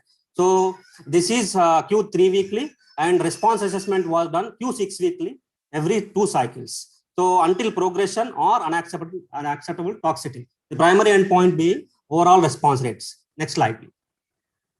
So efficacy in available patients, overall response rates, that is the primary endpoint, 23% in adavosertib alone versus 29% in adavosertib plus Olaparib combination. And if you look at partial responses, 23% versus 29%, stable disease 66 in both arms, and progression in 11 and 8% respectively. And median duration of response 5.5 months versus 6.4 months. Stable disease for more than 4 months, 40% in adavosertib alone versus 60% in combination arm. And when we look at the clinical benefit rates, that is objective response rates plus stable disease more than 16 weeks or 4 months, so 63% in adavosertib alone versus 89% in combination. And median PFS being 5.5 months versus 6.8 months. Next slide. And the efficacy in BRCA subgroups, so adavosertib in BRCA mutated and BRCA wild type, if you look at the same endpoints, objective response rates were 20% versus 31%, and duration of response 5.6 months versus 4.1 months, and clinical benefit rates 67 versus 69%, and duration of clinical benefit 5.6 months versus 4.1 months. So this is in alone adavosertib arm, and even in adavosertib plus Olaparib, so it has good efficacy in BRCA mutated as well as BRCA wild type, as similarly with clinical benefit rates 81% versus 94%, and objective response rates being 19% versus 39% in the combination arm. So next slide, please. Yeah, concluding that adavosertib with or without Olaparib demonstrated activity in patients with ovarian cancer and documented resistance to the PARP inhibitors regardless of the BRCA status. So toxicities were generally manageable with supportive care and using dose reductions or dose interruptions as needed. And if you look at the most common treatment-related adverse events, they were diarrhea, neutropenia, and thrombocytopenia. So investigators note that ongoing translational work is underway to assess the role of HRD and other aberrations. And even data from the preclinical T53 mutated BRCA wild type ovarian cancer PDX model suggests that sequential treatment with a PARP inhibitor and V1 inhibitor reduces the toxicity. So that's all. Thank you. Thank you so much, sir. We'll move on to our next abstract presentation. Our next abstract presenter is Dr. Mansi Shah, who's a medical oncologist from Ahmedabad. Over to you, ma'am. Good afternoon, everyone. I'm here to present the TOTEM trial, which was an intensive versus minimalistic follow-up in patients treated for endometrial cancer, a multi-centric randomized controlled trial. Next slide, please. The aim was to compare in a randomized trial an intensive versus minimal 5-year follow-up regimen in endometrial cancer patients in terms of overall survival. Next slide. So we know that in endometrial cancer, about 20 to 30% of patients with endometrial cancers will recur, and most of these recurrences are common within the first 3 years. And after 5 years, the risk of recurrence does go down significantly. Most of these recurrences are symptomatic, and we don't have good evidence based on how we should follow these patients. So this is a very good randomized trial that was done, which included all patients with endometrial cancer, all stages, and they were divided into 2 main parts. Low risk of recurrence, which included patients with stage 1A, grade 1, grade 2 tumors, and high risk of recurrence, stage 1A, grade 3, or any stage higher than or equal to 1B. Both these arms were randomized into an intensive follow-up versus a minimal follow-up. And the primary endpoint was overall survival. Next slide. So majority of the patients that were included in this trial were from Italy and France. About 1,000 patients had low risk recurrence risk stratification. So 60% of patients were low risk, and 40% of patients were included in the high risk of recurrence population. Next slide. So in terms of the follow-up, I just wanted to clarify with the minimal follow-up for low-risk patients. Patients were seen in the clinic every 6 months and underwent a physical examination. Other than that, there were no laboratory or imaging tests that were done in these patients. For patients who were low risk and were randomized to the intensive follow-up arm, patients were seen for every clinical examination every 4 months. A pap smear and a CT chest, abdomen, pelvis was done annually, and this was continued for 5 years. In patients who were considered to be high risk of recurrence, the intensive arm included clinical examination every 4 months, pap smear and CT scans every 12 months, as well as a CA-125 that was done every 4 months, an abdominal and transvaginal ultrasound which was done every 4 months, and like I said, pap smear and CT scan annually. For high risk of recurrence and in the minimalistic follow-up approach, clinical examination was done every 4 months and a CT chest, abdomen, pelvis was done annually. So in these patients, there was no pap smear done, no transvaginal ultrasounds done, no CA-125 done. If you look at the overall survival between the intensive and the minimalistic follow-up in the high-risk group, there was no difference that was seen, hazard ratio of 1.12. Next slide. If you stratify by risk, again, you see no difference in the low-risk group or the high-risk group. Next slide, please. The relapse-free survival, again, low risk, no difference. High risk, no difference, with the hazard ratio flat falling at 1. Next slide. So in conclusion, despite what we would reflexly think that if we do more tests on our patients, we will be able to catch them earlier and improve their overall survival, this randomized trial does not show that. It does not show any improvement in the overall survival or the relapse-free survival. The health-related quality of life in this study was not influenced by the different regimens of follow-up. And according to this randomized data, there is no need to routinely add vaginal cytology, pap smears, laboratory or imaging investigations to the minimalistic regimens used in this trial. Thank you. Thank you so much, ma'am. We'll move on to the next presentation. Our next abstract presenter is Dr. Bharat Patodia, who's a medical oncologist from Hyderabad. Over to you, sir.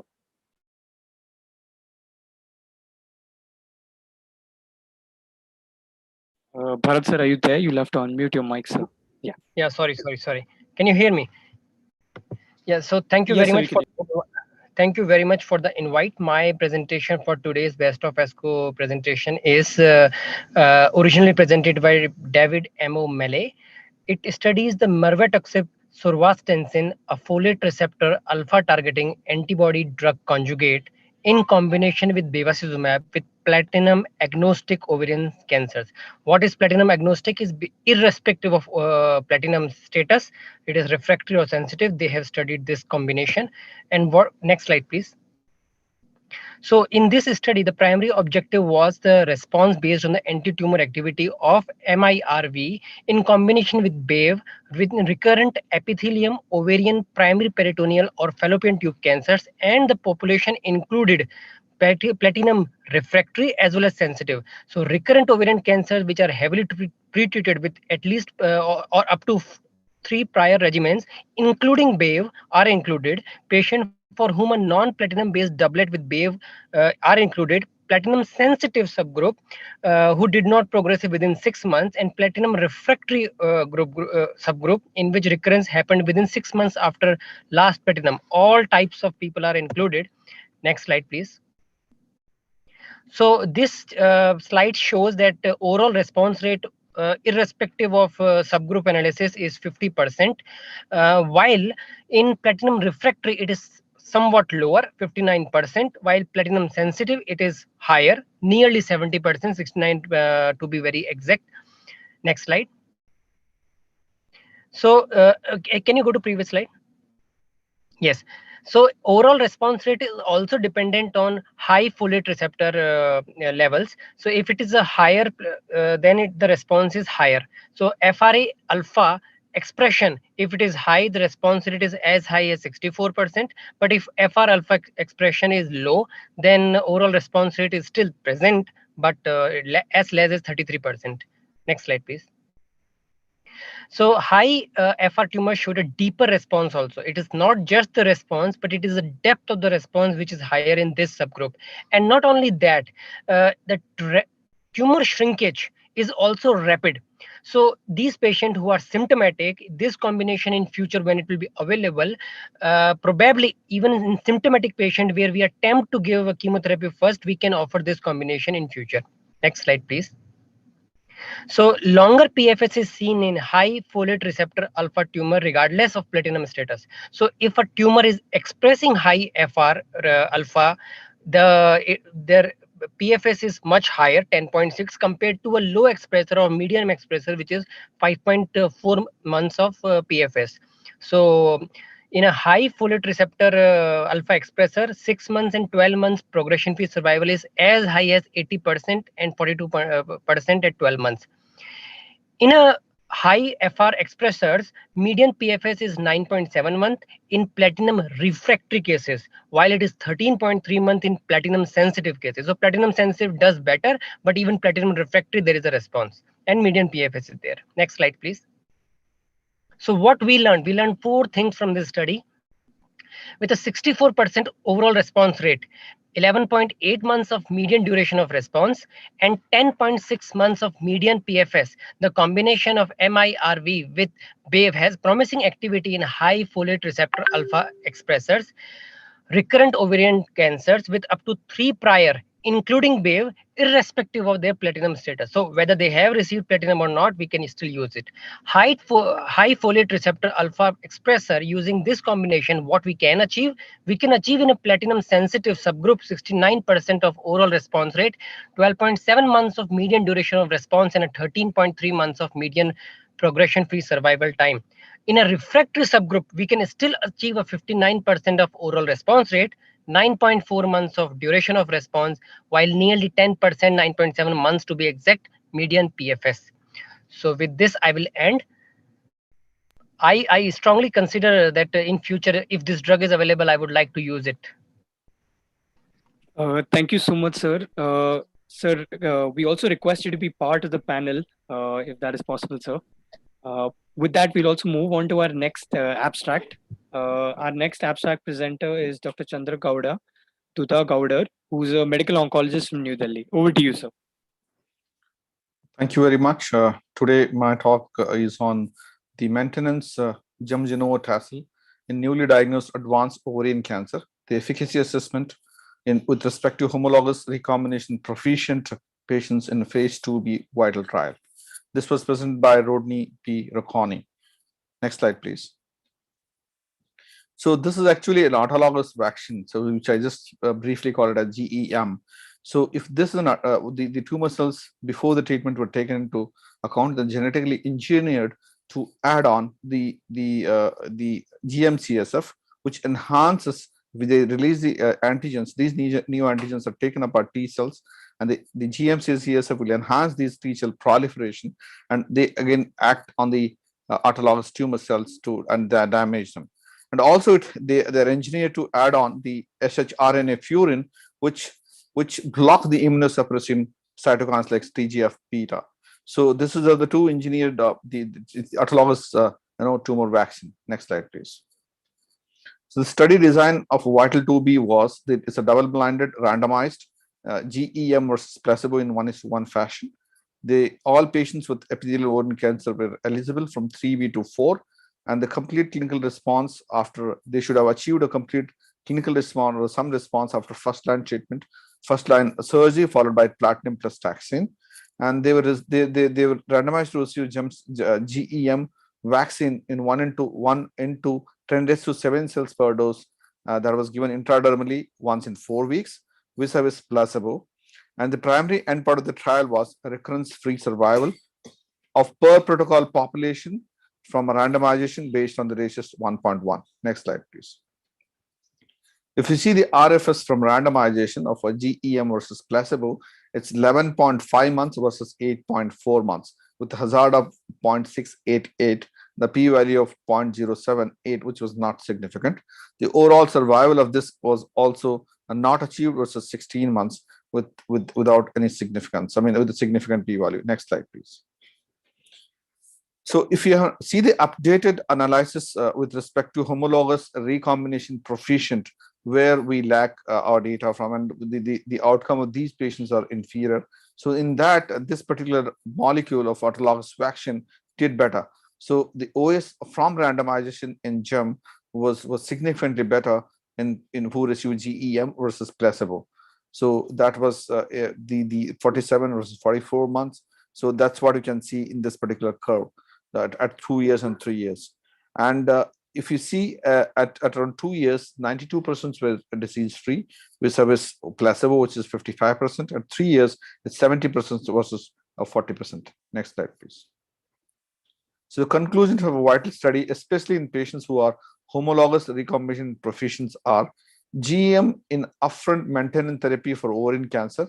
So that's a novel autologous vaccine that is specific to each patient, and it has an excellent tolerability that is ideal for maintenance therapy, and has failed to meet a primary endpoint of RFS in all patients, especially in the frontline recurrent setting. However, in patients with homologous recombination proficient cohort, there was a statistically significant benefit in both recurrent-free as well as overall survival. So the updated survival data is encouraging of GEM, that's autologous vaccine, or the placebo, that is 2-year overall survival of 92 versus 55%, and 3-year overall survival of a 70 versus 40%. With that, I conclude this presentation. Thank you very much for the organization. Thank you so much, sir. We'll move on to our last abstract for the Gynac session. And our abstract presenter is Dr. Arun Chandrasekharan, who's a medical oncologist from Calicut. Over to you, sir. Yeah, thank you. Hope I'm audible. Yeah, I'd like to thank the organizers for this opportunity. So what we'll be discussing today is the CANVAS trial, which was a trial comparing direct oral anticoagulants versus low molecular weight heparins for prevention of recurrent venous thromboembolism in cancer. So this is an important topic because next slide. This is an important topic because majority of our patients are going to have venous thromboembolism. So this was an unblinded non-inferiority trial in cancer patients with venous thromboembolism, with the primary outcome was to look at whether the venous embolism recurred. And in this trial, physicians and patients could select between the oral anticoagulants or low molecular weight heparins, depending on the FDA-approved doses or doses which they were comfortable with. So the directly acting oral anticoagulants were the ones we use, like apixaban and rivaroxaban. Next slide.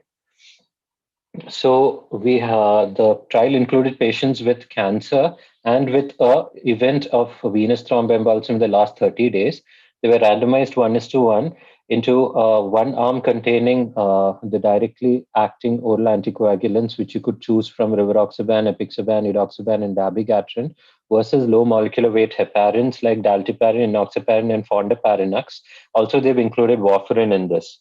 And the outcomes was the incidence of recurrence of venous thromboembolism at 6 months, and secondary endpoints were cumulative incidence of bleeding, the anticoagulation burden, quality of life, and survival at 6 months. Next slide. So there were a total of 638 patients who were randomized and followed up at 6 months. Of this, other than this, there were also 137 patients who declined randomization, and they chose what kind of treatment they wanted, either the low molecular weight or the oral anticoagulant. This was the preference cohort. Next slide. So if you look at the results, as you can see here in the randomized cohort, the incidence of recurrence was almost similar, 6.1 versus 8.8%. Major bleeding was somewhat similar. around 5%, and mortality was 21%, slightly more in the oral anticoagulation group. Now, if you look at the preference cohort, majority of the patients preferred to take oral anticoagulation, almost 100 patients versus 30 patients for the injection. So this tells you what the patients, ideally prefer. However, as this was not randomized, the recurrence was more higher in the oral anticoagulation. Major bleeding was also higher. However, mortality was more in the other group. So since this is randomized, we can't take away too much from this. And if you combine both the cohorts, you have best of both worlds. You have the incidence of recurrence coming to around 67%, major bleeding around 5%, and a mortality of around 20%. Next slide. So the trial concluded that in patients with cancer who have a venous thromboembolism, you could use either low molecular weight heparin, or you could also use a directly acting oral coagulant, which is little more convenient. And there was no differences in the rates of bleeding or death or recurrence in these patients when you compare both the arms. So the take-home message would be that you can use drugs like Apixaban, Rivaroxaban, as well as Edoxaban if available in your patients with cancer. The point of note is that Apixaban can be used in all cancers. However, Rivaroxaban and Edoxaban have increased bleeding risk in patients with upper GI malignancies. So that's why you have to be a little careful about stomach cancer. Preferably, go for Apixaban rather than any other options. Apixaban is given as a 10 milligram loading dose twice a day for 7 days, followed by maintenance dose of 5 milligram onwards.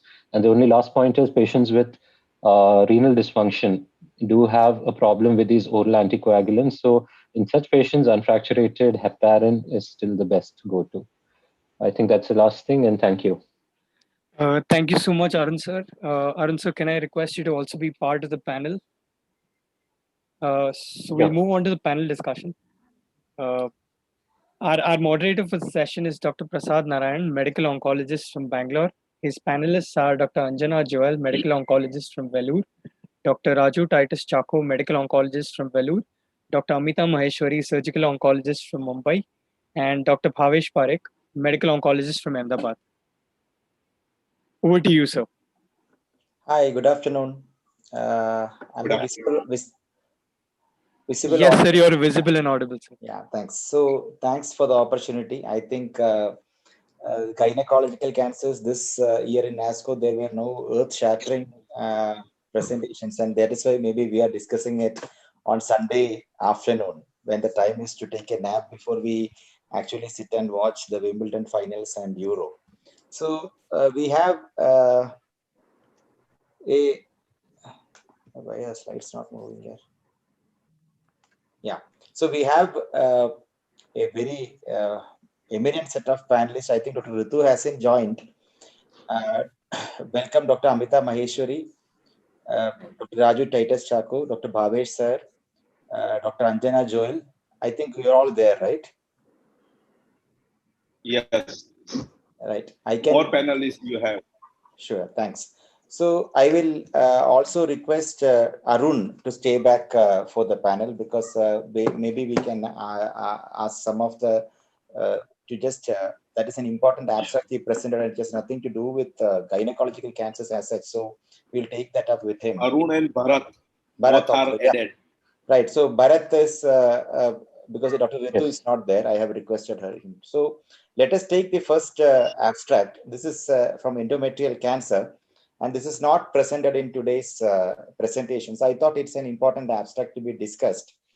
This is a phase 2, the update of the phase 2 study of Bevacizumab in recurrent MSI high endometrial cancer with either Lynch-like or MLH1 methylated characteristics. So small study, but it drives in a very important point, and that's why I thought we should discuss this. So only 25 patients. The inter-trial analysis tissue was tested for CD3, CD68, CD20, and PDL1. And also the TMB was tested. And the overall response rate by RECIST criteria was the primary endpoint of the study. 2 years pembrolizumab was given for these patients. So the interesting thing was that there were 6 patients who were Lynch-like in this, and sporadic endometrial cancer with MLH1 methylation was seen in was 18 patients. The overall survival and PFS and the response rate in Lynch-like patients was 100%, and they just continued to respond, and there was no relapse. 100% overall survival, and versus 40% if you are a sporadic MLH1 methylated patient. So that is something which was interesting in this study, and the study concluded that actually we should look at, before we initiate a ICI in endometrial cancer, we should also look at the subtypes of the MSI high. So on this note, let me ask Dr. Raju Titus Chacko sir to tell us about his takeaway from this study, and whether we should now start looking at MSI results and then look at a subtyping of that regarding the responses and the outcomes. Sir, please. Can you hear me? Yes, sir. Okay, great. Yeah, so looking at this study, it's certainly very interesting. 100% response in recurrent endometrial carcinoma in a particular subtype is certainly very interesting, and tells us that the elusive biomarker that we've been all looking for may be here. Right. Certainly, we should now start thinking about subtyping all our MSI high tumors to look for this particular subtype, at least in endometrial carcinoma. But we all know that much of this is biology driven. So any other cancer with similar biologies might also be interesting to look at subtypes as well. And that's my take home. Right, sir. Taken. So, Dr. Amita, ma'am. Yeah, hi. Yeah, hi, ma'am. Are we looking at this MSI status for all endometrial cancer patients in TMH? So, as of now, at TMH, we have started doing MMR. Okay. IHC, we are not doing MSI for patients, but we are using MMR as surrogate. But I think this study, very clearly says that there is need before we start treatment to be sure and to know whether it's because of methylation or not. Right. And Dr. Anjana? Yes, Prasad. I will ask you one tricky question maybe, that what do you think that we are all searching for, that, as Dr. Chacko said, the holy grail of which patient is going to respond to our immunotherapy, the expensive treatments which we are giving. Do you think this kind of a subtype based approach will be the way ahead in other cancers as well? Absolutely. I think we will soon move on to a sort of a setting where we would subtype the tumor. We would also do subtypes as far as pharmacogenomics for even individual patients go, and that would be the ultimate dream. But for now, I think we will stick to at least trying to subtype the tumor and identifying what type of tumors will potentially benefit from a particular treatment. Sure. So we'll go ahead with ovarian cancer. This study was discussed by Bharat. Your voice is not clear. Can you properly do? Means your voice is little bit not clear. Oh, is it okay? Sir, Bhavish sir, I think the net is weak on your side, because I'm hearing a clear voice. Perfect. Go ahead, Prasad. Okay. Thank you, sir. So this study was presented by Bharat, and I will direct this question to him because Ritu is not there. So Bharat has explained to us that this is a new drug, folate receptor alpha targeting antibody drug conjugate, very fancy drug actually. And we saw the results which he presented. So Bharat, yes, sir. I would direct this question to you before your battery dies off actually. So, I'm sorry. That's fine. So what is your takeaway from this study? And do you think that antibody drug conjugates are the future in oncology now? Sir, I am a strong believer that the chemo has plateaued in its response. We are not getting any new chemotherapies. It is the ADCs which we are getting, and the future is for ADCs. As far as this drug is concerned, mirvetuximab soravtansine, I think it opens a new gateway towards treating these tumors who are especially high folate receptor expressors. I try to get in detail how they try to measure this expressor, Right. but I could not get the I was details. about to ask you that question actually.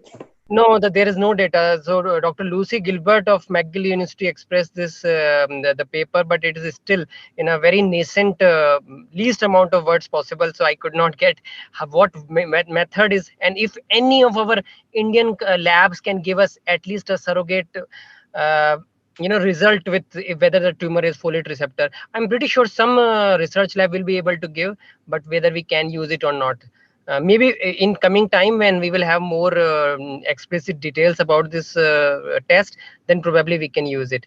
As far as I concerned, sir, the duration of response and progression-free survival is data is still immature because the follow-up, median follow-up for this publication was just 5.5 months. But I'm still, since they included lot of platinum refractory people also, and patients who have received 3 lines of treatment, how many of us actually get any response in 3 lines failure patients? Agree, fully agree. So I am actually excited. This drug is not available to us, but if yes, then definitely in a 3 lines failure, ovarian cancers, and a rapid decline in the tumor burden, this drug is wonderful in future. Sure, thanks a So lot.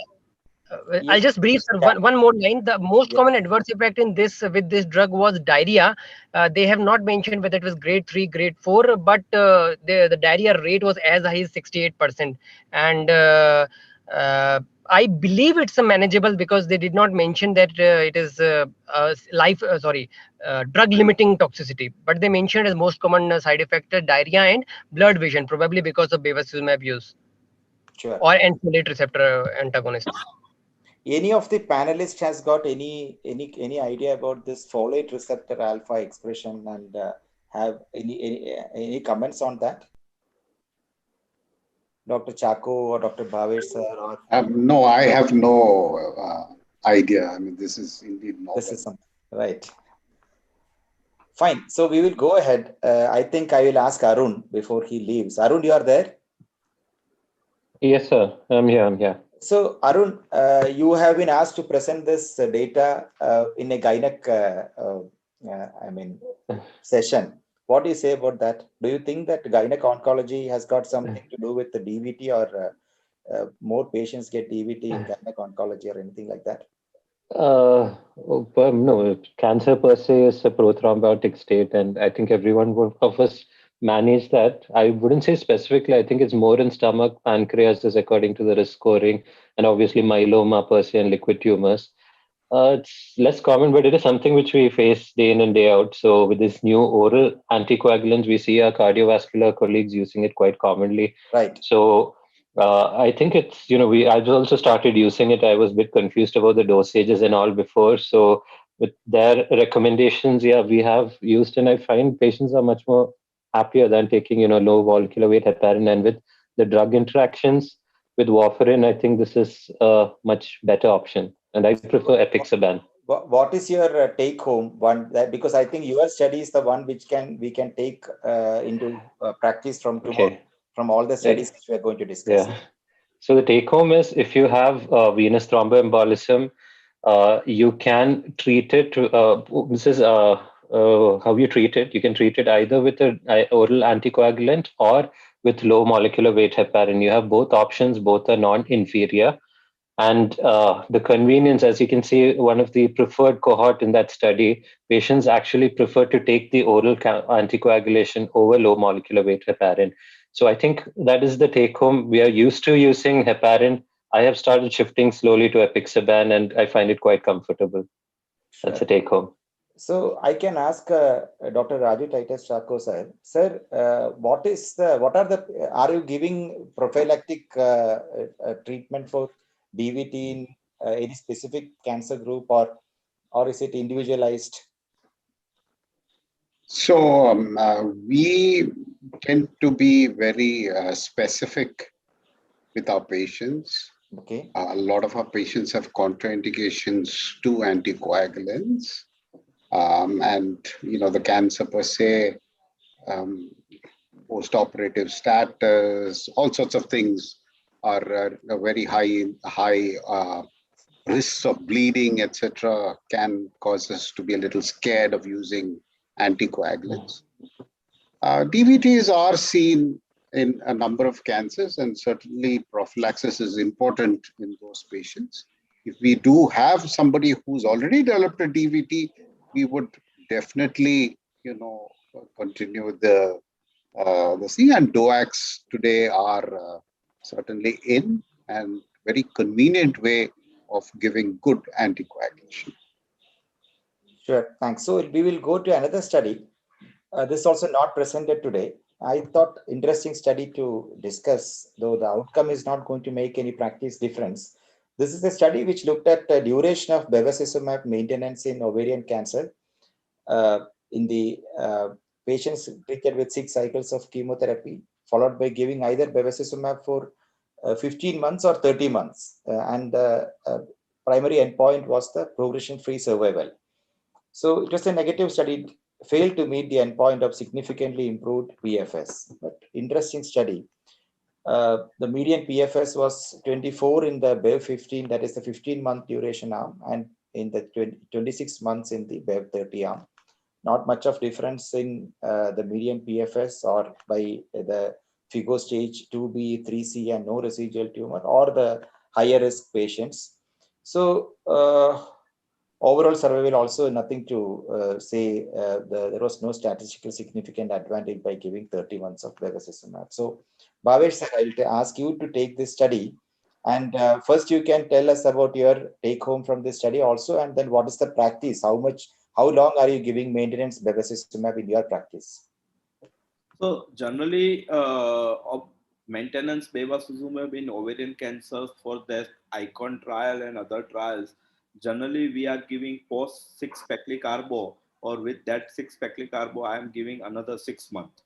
So that is maintenance Beva. So again, as in this trial also, the take-home message is that 15 versus 30 months is a negative study, means a very long duration. Like we all are really in a way, like more and more immunotherapy and more targeted therapy, we does not know exactly what is the optimal duration. So such type of study is more and more required. So at least we know, as now we had so many Beva of the generic also with a cost effectiveness also. But still, I think the 6 month might be optimal duration for ovarian cancer. So that is my take-home message. Thank you, sir. Dr. Anjana, any comments on this, on the duration of maintenance? What is your practice and any comments on that? To be honest with you, we probably don't use that much of first-line maintenance Bev unless or until you have somebody would say a big residual disease, stage 4 disease. So, I mean, in terms of takeaway or applicability to clinical practice, it's probably for me only that small subset of patients. And even among them, to be honest with you, a very small proportion can actually even take 15 months in our setting, let alone take 30 months. Right. So I would actually be happy if somebody did a study looking at say 6 versus 12 months or so, you know. I mean, that would be more relevant for us. Yeah, we can do that study. Yes. Yeah. So I will come to the next topic actually, cervical cancer. So we'll take 2 studies. I thought this is an important study, and maybe I thought that this study would become positive also. But as in many of the squamous cell carcinoma studies where we have done chemotherapy in neoadjuvant adjuvant setting, this is also a negative study. So this is a randomized phase 3 trial of high risk patients with cervical cancer, curative intent treatment, stage 1B1, 1B2, and 2 to 4A, who were treated with concurrent chemoradiation as the standard treatment. And the experimental arm was to give 4 cycles of paclitaxel and carboplatin. So very good planned study to look at whether adding an adjuvant 4 cycles of chemotherapy will improve outcome. Primary endpoint of overall survival, like it's a gold standard study, well done study actually. So nothing to take from the comparison of chemoradiation versus adjuvant in the chemoradiation adherence, because the patients, the adjuvant chemotherapy will not alter the characteristics in the chemoradiation part. But what I was surprised to see in this, that 22% of the patient could not get, that is 100 patients out of 400 could not get any adjuvant chemotherapy. And only 62 of the patients got these 4 cycles, which means 38 patients did not complete the adjuvant treatment cycles, and odds of not starting adjuvant chemotherapy doubled in the patients who were more than 60 and in non-white patients, and tripled in the patients who could not complete the chemoradiation alone. So maybe the adjuvant chemotherapy was not possible in this setting for a large group of patients, and there is nothing to choose between the curves. Actually, the curves are all well close together. You can't even drive one cycle between that. So I think this study is a negative study. And one more study, this is the other way of looking at it. Actually, slight improvement was seen in the patients, the disease recurrence, but there is nothing to choose between them in terms of any overall survival or recurrence-free survival advantage.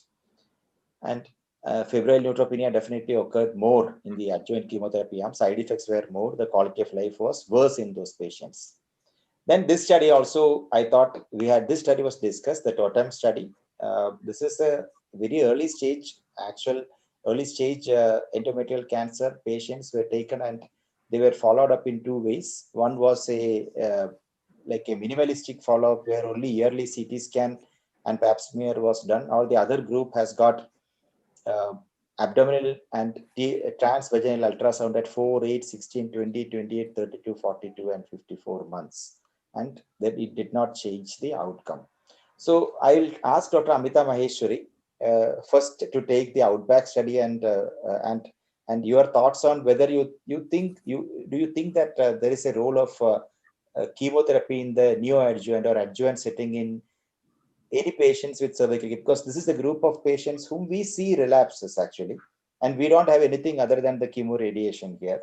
And why the chemotherapy or any adjuvant treatment or neoadjuvant treatment fails consistently in this group of patients, and also your thoughts on the TOTEM study. Yeah, thank you, Dr. Prasad. So you said nothing earth-shattering this time in gynec oncology at ASCO, but I would say this is something very important negative study. Yeah. And this is, this is something which clearly establishes current standard of care, which is concurrent chemoradiation in locally advanced cervical cancer. So in fact, not in our country, but there are places where people were still using adjuvant chemotherapy after concurrent chemoradiation. So at least that practice should be stopped altogether. We know that adjuvant chemotherapy after definitive concurrent chemoradiation with the cisplatin, it's not really going to help our patients in terms of survival, and it just adds to the toxicity and poor quality of life, especially for first 1 year. So that's, I think, very clear message. Now the question is, in fact, if you see our NACT trial or URTC NACT trial in a different setting, but they are also compared to concurrent chemoradiation, somehow, adjuvant or more chemotherapy in neoadjuvant or adjuvant settings failed to show any survival benefit. One reason could be the benefit of chemotherapy, what is being achieved by concurrent chemoradiation or concurrent cisplatin. I think that's sufficient, and there may be cross resistance between subsequent chemotherapy, paclitaxel, carboplatin, whatever you give, and cisplatin. So cells which do not respond to cisplatin, unlikely they will respond to your subsequent chemotherapy. Having said that, I think there is definitely a scope for improvement here, because if you see here, survivals are like PFS 60% and OS some 70%. So definitely these patients need something more. But I personally feel unlikely that additional chemotherapy will be of use. We need to look for alternative avenues, could be immune checkpoint inhibitors or targeted therapy. Having said that, I think at this point, the message is very clear. In locally advanced cervical cancer, concurrent chemoradiation is the standard of care. So outside clinical setting, I think we don't do anything more than that. That's my take on Outback. Thanks. I'll just hold you there, because I'll ask Dr. Raju Chako also. Sir, do you think that this study, the outcomes of this study is something similar to what we see in head and neck cancer? Yeah, I suppose so. And in head and neck cancer, we know that, immunotherapies seem to be taking that spot.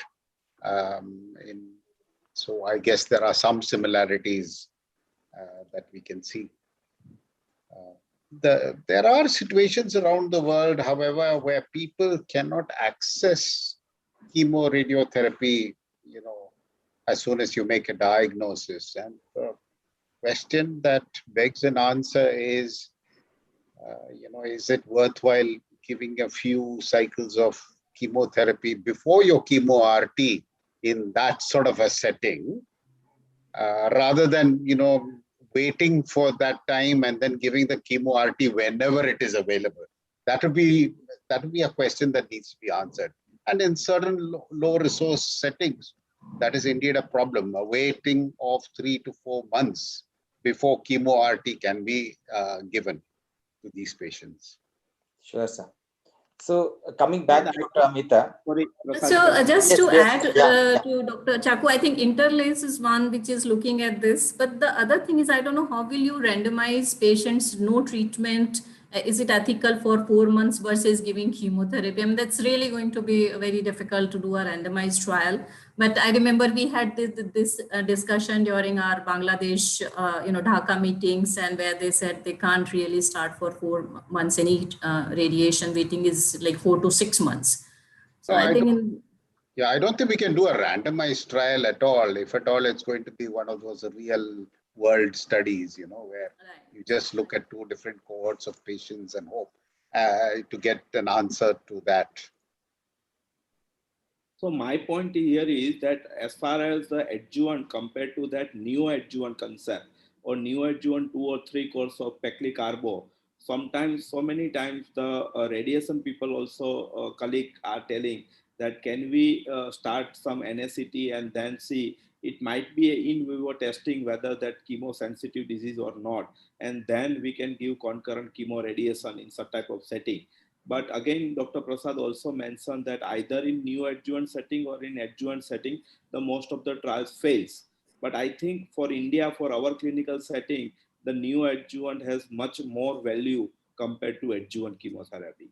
And again, the question is, if at all we use a neoadjuvant paclicarbo, can we change a concurrent chemoradiation, that chemo molecule or platinum? Because as such, we are using from so many years only platinum with radiation in cervical cancer. Right. So Dr. Bhavesh, I think when you said NACT, it's prior to definitive radiation and chemotherapy, because we have trial from Tata Memorial Hospital which showed NACT before surgery definitely is not a good option here.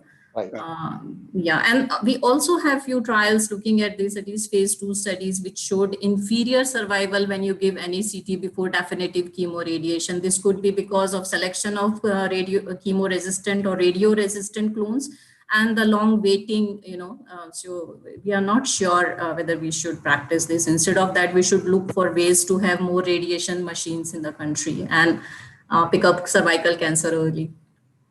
Sure. So, Dr. Amita, we'll come back to you on what is this TOTEM study about, and how does it change the way we practice, or we are already? So, TOTEM actually, if you see our practice it has been what is the control arm of TOTEM study or experimental arm, because we do not do aggressive follow-up. What this study, the arm, maybe control arm was aggressive follow-up with CT scan, every annual CT scan of abdomen, pelvis, thorax, and CA125 and pap smear. So all those things anyway we don't do. And even if you see guidelines, most guidelines do not recommend. So what is very important from this study is that a good history taking, a good physical examination at each follow-up visit is very, very important.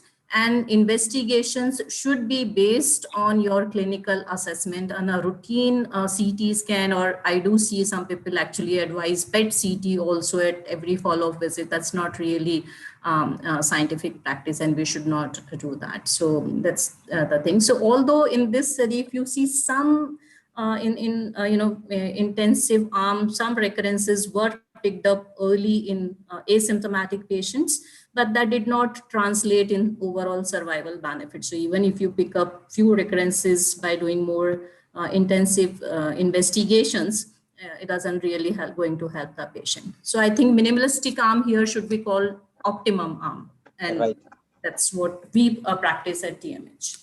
And what about the follow-up in slightly more advanced, like locally advanced disease where post-surgery we give chemo radiation? How do we follow? So I think there also it's absolutely important symptom-directed investigations and a good clinical examination. I mean, if you think that your investigations are substitute for clinical examination, that's a different thing. You know, as a medical oncologist, you are not comfortable doing PV examination. So then you may, but I think that's not the message we want to give, a good clinical examination. And that's what I think. Even in high risk patient, at least this study showed even in high risk patients, there was no benefit from more aggressive follow-up protocols in terms of investigations. Thank you. So we will move ahead. This is the last abstract which I took for discussion. This is also some fancy stuff actually. So this is a bifunctional fusion protein of a TGF-beta receptor. That's a TGF-beta trap, which was fused to a human monoclonal antibody blocking PD-L1. So amazing thing. It's called bintrafusp alpha. And this was a solid tumor study, basically. Good number of patients in that, but cervical cancer, as such, there were some 39 patients, and which was presented in ASCO. So the patients were treated with bintrafusp alpha, very difficult to pronounce, at all dose levels. Treatment was given until progressive disease, unacceptable toxicity, or any criteria for withdrawal. So if you see this, prior platinum therapy in all patients, previous platinum doublet therapy in almost all patients, prior Bevacizumab in almost 2/3 of the patients, previous radiotherapy in almost 82, which means heavily pre-treated patients. 2 lines of therapy at least was completed in almost 58% of these patients before they received this treatment. And median follow-up was 24 months. So there were 2 patients who got a complete response and 9 patients who got a partial response. Very impressive. Like if you take the response rate, it's around 28%. If you take the stable disease to that, it's around 35%. So in patients with at least one previous line of platinum doublet therapy, the overall response rate was 26.75% and the disease control 32.4%. So the responses occurred irrespective of the tumor histology or the previous Bevacizumab use. And not many, the grade 3 and 4 toxicity, not much something to say that this could be a difficult drug to use or difficult treatment to use. So Dr. Anjana, since we have failed giving adjuvant chemotherapy in cervical cancer, and do you think that these kind of approaches will be the future of cervical cancer treatment?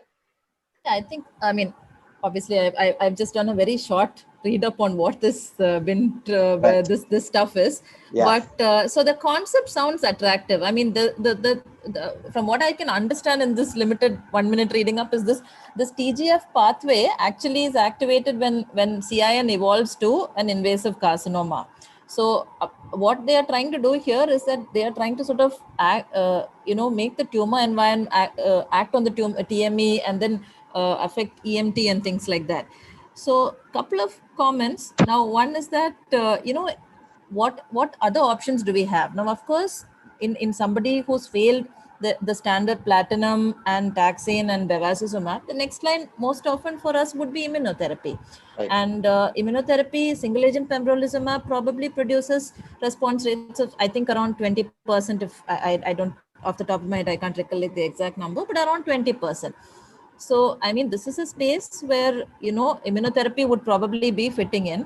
And this is again used in patients who are immunotherapy naive. Now, in India, it is easy to find such patients. But I'm sure in the West, a second line treatment, the question would be to use whether to use pembrolizumab or to use this particular molecule, because it acts both on the PDL1 pathway and on the TGF pathway. Now, unless you have at least some sort of a randomized, at least a phase 2 randomized trial comparing this with pembrolizumab in that setting of second, third line recurrent patients, I am not too sure if this is going to become standard of care. Sure. Thanks for that. Okay? That's fine, I think. That was good 1 minute read. So I think that's all I had from my side. And thanks all the panelists for a very wonderful interactive session. And thanks Arun and Bharat to stay back for me. We missed Dr. Ritu Jain in this panel. So back to Kashish and the organizers. Thanks, Prasad. It was a wonderful best of ASCO gynec malignancy. Thank you. We are waiting for Wimbledon final and the Euro Cup final. Sure. Good Prasad. Thank you, Dr. Prasad, for a wonderful discussion. Thanks, man. Thanks. Thank you. Bye. Bye. Thank you so much, Prasad sir. Thank you, Bhavesh sir. Thank you, Raju sir. Thank you, Anjana ma'am. Thank you, Amita ma'am. And a special thanks to Dr. Bharat sir and Dr. Arun sir. We are 15 minutes ahead of schedule, so we'll just wait for our next speaker. Till that time, on behalf of our program director, Dr. M. Vamshi Krishna, and the organizing committee, we thank everyone in the scientific committee who has designed this agenda and selected the necessary abstracts. We would want to give a special thanks to Dr. Ashish Singh, Dr. Anand Ramaswamy, Dr. Purvesh Parekh, Dr. Randeep Singh, Dr. Viraj Lavingya, Dr. Vinayak Maka, and I'm sorry if I missed any names. Till that time, if you have any questions for our Gynac panel, we request you to please post them, and we would love to take those questions.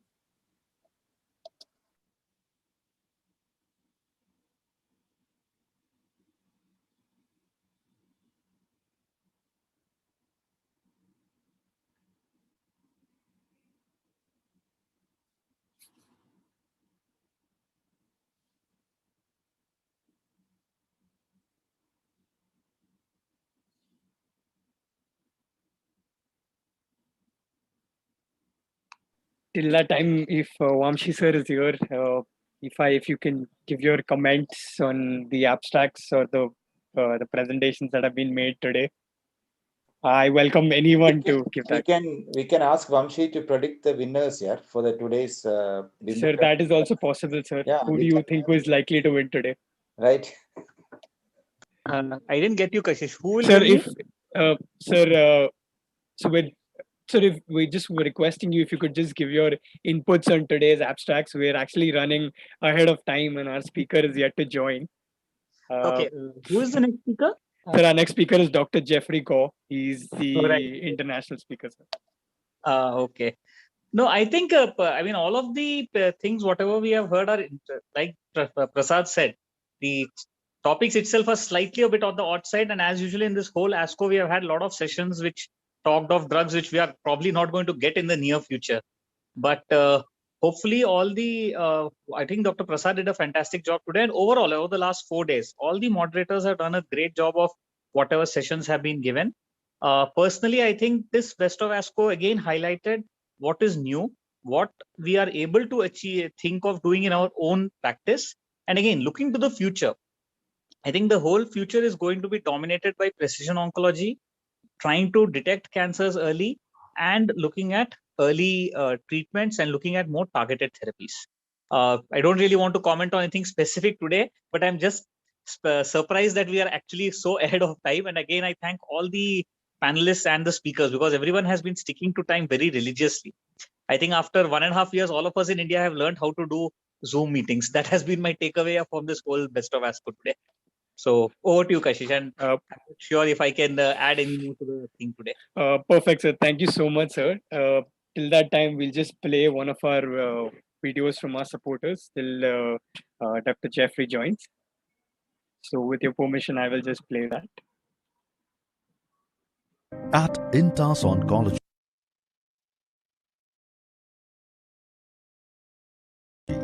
We always believe in patient-first philosophy.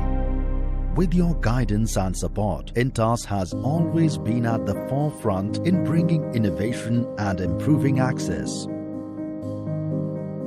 Your suggestion and our action has led to significant increase in access to trastuzumab in past 2 years. We will not stop here. Your endeavor is our endeavor. Not a single patient should be denied access to trastuzumab. Together, we can lead the change. Intas Oncology takes yet another step in improving lives of cancer patients. Introducing, for the first time in the world, a left heart 375, offering convenience, compliance, and completion. With a left heart 375, there is no storage hassle of leftover drug. With a left heart 375, there is no drug wastage. A left heart 375 facilitates completion of therapy and patient compliance as it leads to saving of rupees 2 lakhs per patient. Aleftha is the only trastuzumab brand which offers flexibility to choose the best fit for the individual. Continuing with our patient-first philosophy, presenting Aleftha 375, the most affordable trastuzumab in the world at just rupees 14,990.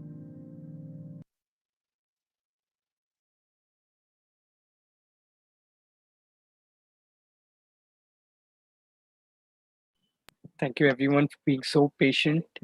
Prasad sir, if you're there, can I request you to please answer the question posted by Dr. Amish or Dr. Amita if possible? Yeah, I was looking at that now. So this is in which setting, sir? Amish sir, you can unmute your mic, sir. Can I also put on my video so that everybody can see me? Absolutely, sir. Absolutely. No. Prasad, you presented a first paper which is very interesting. In fact, in colorectal cancer, we moved from third line to second line to first line in MSI high. Right. In endometrial, if you have MSI high or dMMR or IHC positive, I think concordance is excellent. If patient refuses for chemo, are we justified in giving immunotherapy? I think we are actually. They are the one who undoubtedly respond very well to immunotherapy. Right. So I just wanted to. So just want to add one thing, provided there is an indication for giving, we are talking about, I think, adjuvant setting, right? No, no. Metastatic. Metastatic. Yeah. Okay, I think yes, we can give. So Dr. Amita, would you not consider, you mentioned that at TMH you are doing all immunohistochemistry based MMR. But PCR immunotherapy both have excellent concordance of 96 to 97%. Very rarely in NGS you may miss one of the 4 genes which are not shown on IHC. So would you not say that IHC is sufficient in Indian setting right now? So that's what we are doing, but I don't know whether, the issue was methylation. Correct. So for that, I think, especially if it has therapeutic implications, it's best to check for it. Dr. Before starting. I see you on screen. Does methylation, how important methylation in chemotherapy setting is, sir? Because I remember you used to teach us about this methylation a lot in TMH. So the data available on the implications of methylation has changed dramatically since the time both of us were in TMH. That was more than 10 years ago. But you can rest assured that methylation is exceedingly important. We are only beginning to realize how much is the non-mutation or non-nucleotide alteration important for our patients. And I think even for patients receiving chemotherapy, methylation would be critical. Thank you, sir. Thank you so much, Amish sir. Thank you, Parik sir. Thank you, Prasad sir. Thank you, Amita ma'am. And thank you, Vamshi sir, as well. We move on to the next session. Our speaker is Dr. Jeffrey Go. He's a senior staff medical oncologist from the Royal Brisbane and Women's Hospital at Queensland, Australia. Sir, it is a pleasure that you've joined us for this conference. And without wasting any time, I hand over the mic to you, sir. Thank you, Dr. Parikh. Look, thanks to AstraZeneca for inviting me to actually talk about or give an update about PARP inhibitors. Do you want me to share my slides? Sorry. So you can, so if you want, we can share it. Otherwise, you can share the slides. Yeah. Sorry, you can. Yeah, you can share it in that case, and I'll talk through it. Sure. Either or, I've got it. Yeah. Himanshi, can you share those slides?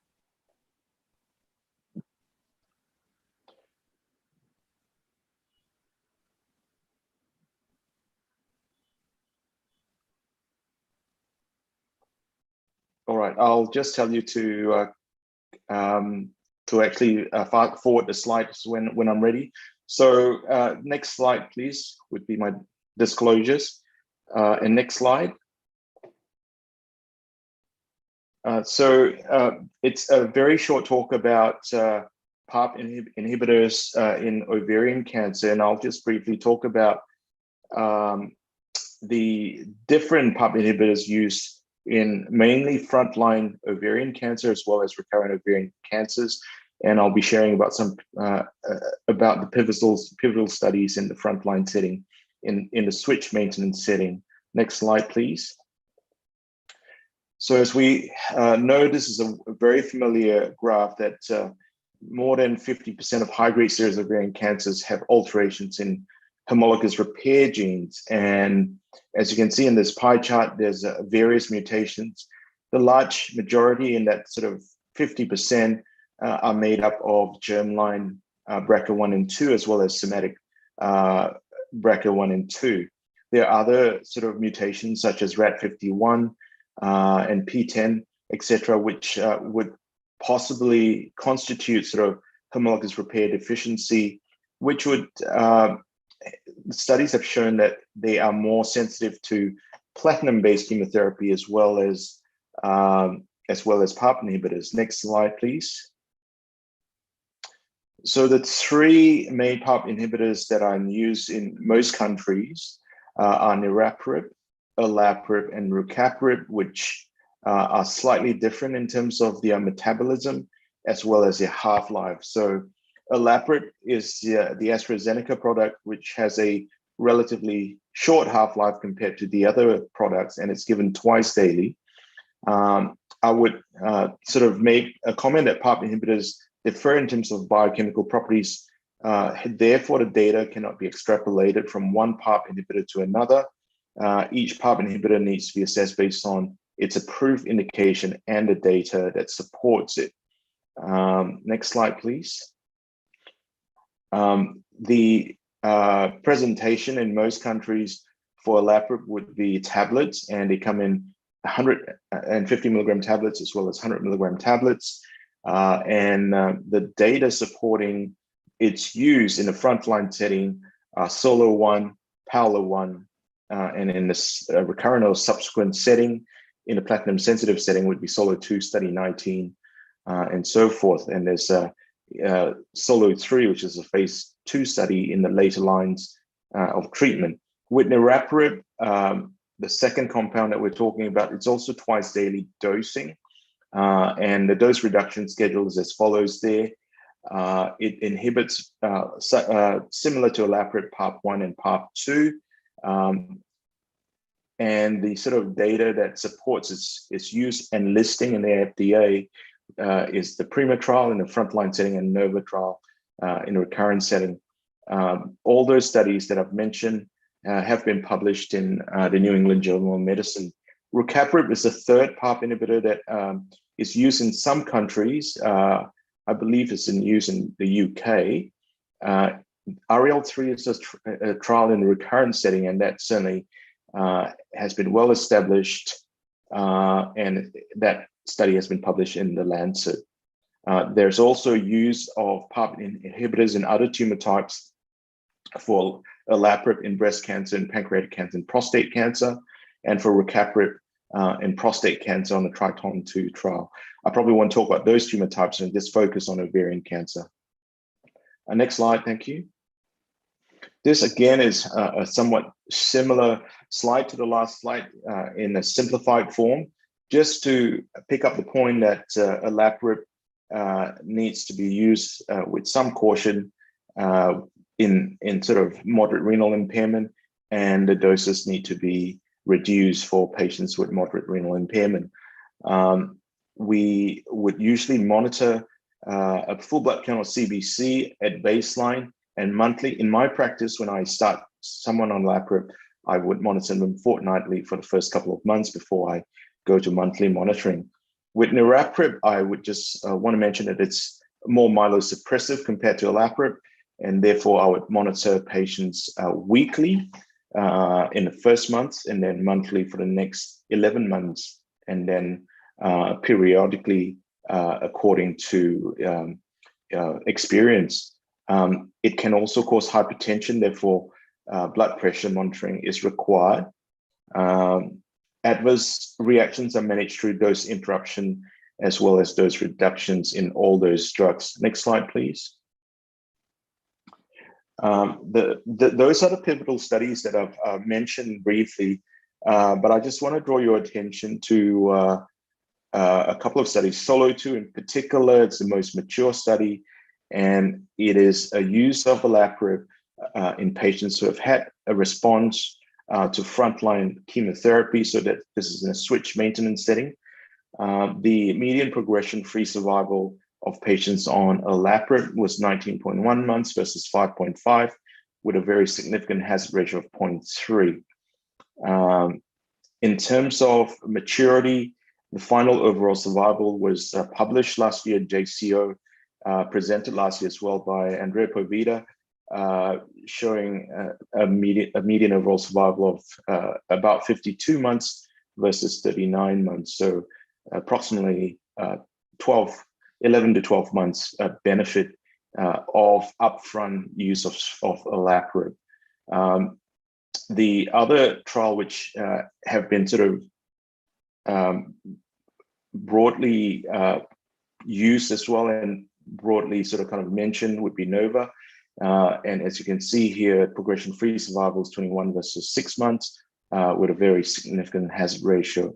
So all those trials have shown a significant progression-free survival benefit in the recurrent setting once patients are switched from a platinum-based chemotherapy when they have a response, or in CR and they're switched onto a PARP inhibitor. It definitely delays progression. As you can see, that it's very consistent across the board. And there have been, as you can see here, 6 trials now showing the benefit. Next slide. So in terms of approval, those drugs are largely approved in the US. Olaparib was first approved in the BRCA mutant recurrent ovarian cancer way back in 2014, and subsequently Rucaparib was approved in the similar setting. And when SOLO2 and NOVA is presented, Olaparib and Niraparib were approved, and then subsequently, more recently, in the first-line maintenance setting based on PRIMA and PAOLA, those drugs were approved in the frontline setting as well. I would say that Olaparib was approved much earlier in 2018 in the first-line maintenance setting based on SOLO1, which we'll talk about shortly. Next slide. So in terms of the pivotal trials for Olaparib in ovarian cancer, the 2 frontline maintenance trials that I would focus on today would be SOLO1 and PAOLA1 after adjuvant carboplatin paclitaxel with or without bevacizumab. SOLO2, as I've mentioned before, it's a maintenance trial in the second and subsequent lines after response to platinum-based chemotherapy, only in BRCA positive patients, not in all comers. Next slide. So this is SOLO1. It's a randomized double-blind placebo-controlled phase 3 trial of patients with stage 3 and 4 high-grade serous ovarian or endometrioid histology who have a germline or somatic BRCA mutation, and most patients would have had cytoreductive surgery and would have achieved a complete response or partial response to platinum-based chemotherapy, and they randomized 2-to-1 to Olaparib or placebo. Patients are then treated on the trial until progressive disease, or if they are doing well, so in CR, the treatment is then stopped at 2 years. Patients who have had ongoing partial response were allowed to continue beyond 2 years, and the primary endpoint is progression-free survival. Next slide, please. I just want to highlight a few characteristics of patients on this trial. Most patients were FIGO stage 3, 80 to 85% of patients in the trial. Most patients had the BRCA1 mutation. About 70-ish% were BRCA1 and the rest were BRCA2. Majority of patients had no residual disease after surgery, so that's about 75% roughly. And in terms of interval cytoreductive surgery, most patients had no residual after interval cytoreductive surgery as well. So 81% and 84% in the control group. So most patients would have had about 6 cycles of chemotherapy, as you can see here. That's the most common number of cycles, and complete response rate were high in the trial, 82%, as you'd expect with patients with the BRCA mutation. Next slide. And this is the progression-free survival at 5 years, a median progression-free survival of 56 months versus 13.8 months. You can see the huge difference of over 42 months in terms of delaying progression with a significant hazard ratio of 0.33. The median treatment duration of Olaparib was about slightly over 2 years versus 14 months for placebo. And next slide. The next trial, which is also important, and the patient population is slightly different in that it's a higher risk patient group. It's a PRIMA trial of maintenance Neoadjuvant, designed very, very similar to the last trial, versus placebo in patients with high risk of recurrence after first-line platinum-based chemotherapy. Patients were newly diagnosed ovarian cancer who have had a response to 6 to 9 cycles of first-line chemotherapy with higher risk of recurrence, and neoadjuvant chemotherapy was allowed. Randomization again is 2-to-1. Sorry, I'll just mute my phone. And patients were randomized to Neoadjuvant 300 milligrams daily versus placebo. And the treatment here is up to 36 months or until disease progression. And the primary endpoint, again, very similar, PFS, and their stratification to patients with HRD positive disease, and the secondary endpoints are listed there. Next slide. The characteristics are very, very balanced. And again, you can see that majority of patients were stage 3, and majority of patients has had a CR. About 70% of patients had CR. The difference is that residual disease after primary debulking was very high in this trial, 85%. So they are a bad player, and stage 4 disease was up to 35% of patients. Next slide. We bring up the point of testing for HR status in ovarian cancer, where in both those trials that we mentioned, in PRIMA particularly and Paolo one, they were using this MyChoice CDX test, where they actually test for not just tumor BRCA status, but also the genomic instability score. And a patient is considered HR deficient if their genomic instability score was more than 42.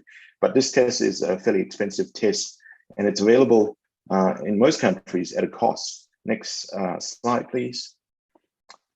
Progression-free survival, as you can see there, is significantly prolonged, 22 months versus 10 months for Neoadjuvant, and at 18 months, About 59% of patients have not progressed on the niraparib arm compared to 35%. So there's a 57% reduction in risk of relapse or death with niraparib. Next slide, please. The safety profile is interesting. It is slightly more toxic and myelotoxic compared to olaparib. As you can see here, about 71% of patients required a dose reduction, and in terms of treatment discontinuation, 4.3% of patients had to stop due to significant thrombocytopenia. Most frequent grade 3 or more side effects were myelosuppression, particularly anemia and thrombocytopenia. But with dose reduction, it is manageable. Next slide. In terms of patients in PRIMA who were mutated, either BRCA1 or BRCA2 mutated, the efficacy was similar in both groups. The numbers are obviously much smaller in the BRCA2 mutation group, but the hazard ratios are fairly similar, 0.39, 0.35. Next slide. This is also very interesting because the trial allows patients with homologous repair proficient, patients without any mutations to be included as well. And this was stratified later on. Everyone had the HRD test. As you can see here, patients with HRD positivity and BRCA mutant had a much bigger benefit with a hazard ratio of 0.4. Patients in a second group with HRD positivity but BRCA wild type also has quite a big benefit with a hazard ratio of 0.5. And you can see here in homologous repair proficient patients with no mutation, there is actually a small benefit of with a hazard ratio of 0.68, but the benefit is more sort of marginal. And as you can see in the curves, they do come together. The numbers are reasonably small. So the TGA approval the FDA approval in the US actually is for all comers, for all patients who have responded to platinum sensitive, who have responded to platinum-based chemotherapy. Next slide.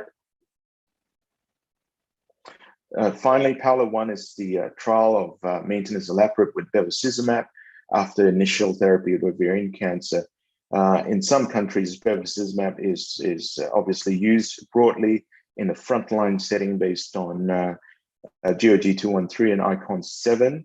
Patients were randomized 2-to-1 again to basically olaparib with standard dose bevacizumab at 50 milligrams per kilogram versus placebo or bevacizumab.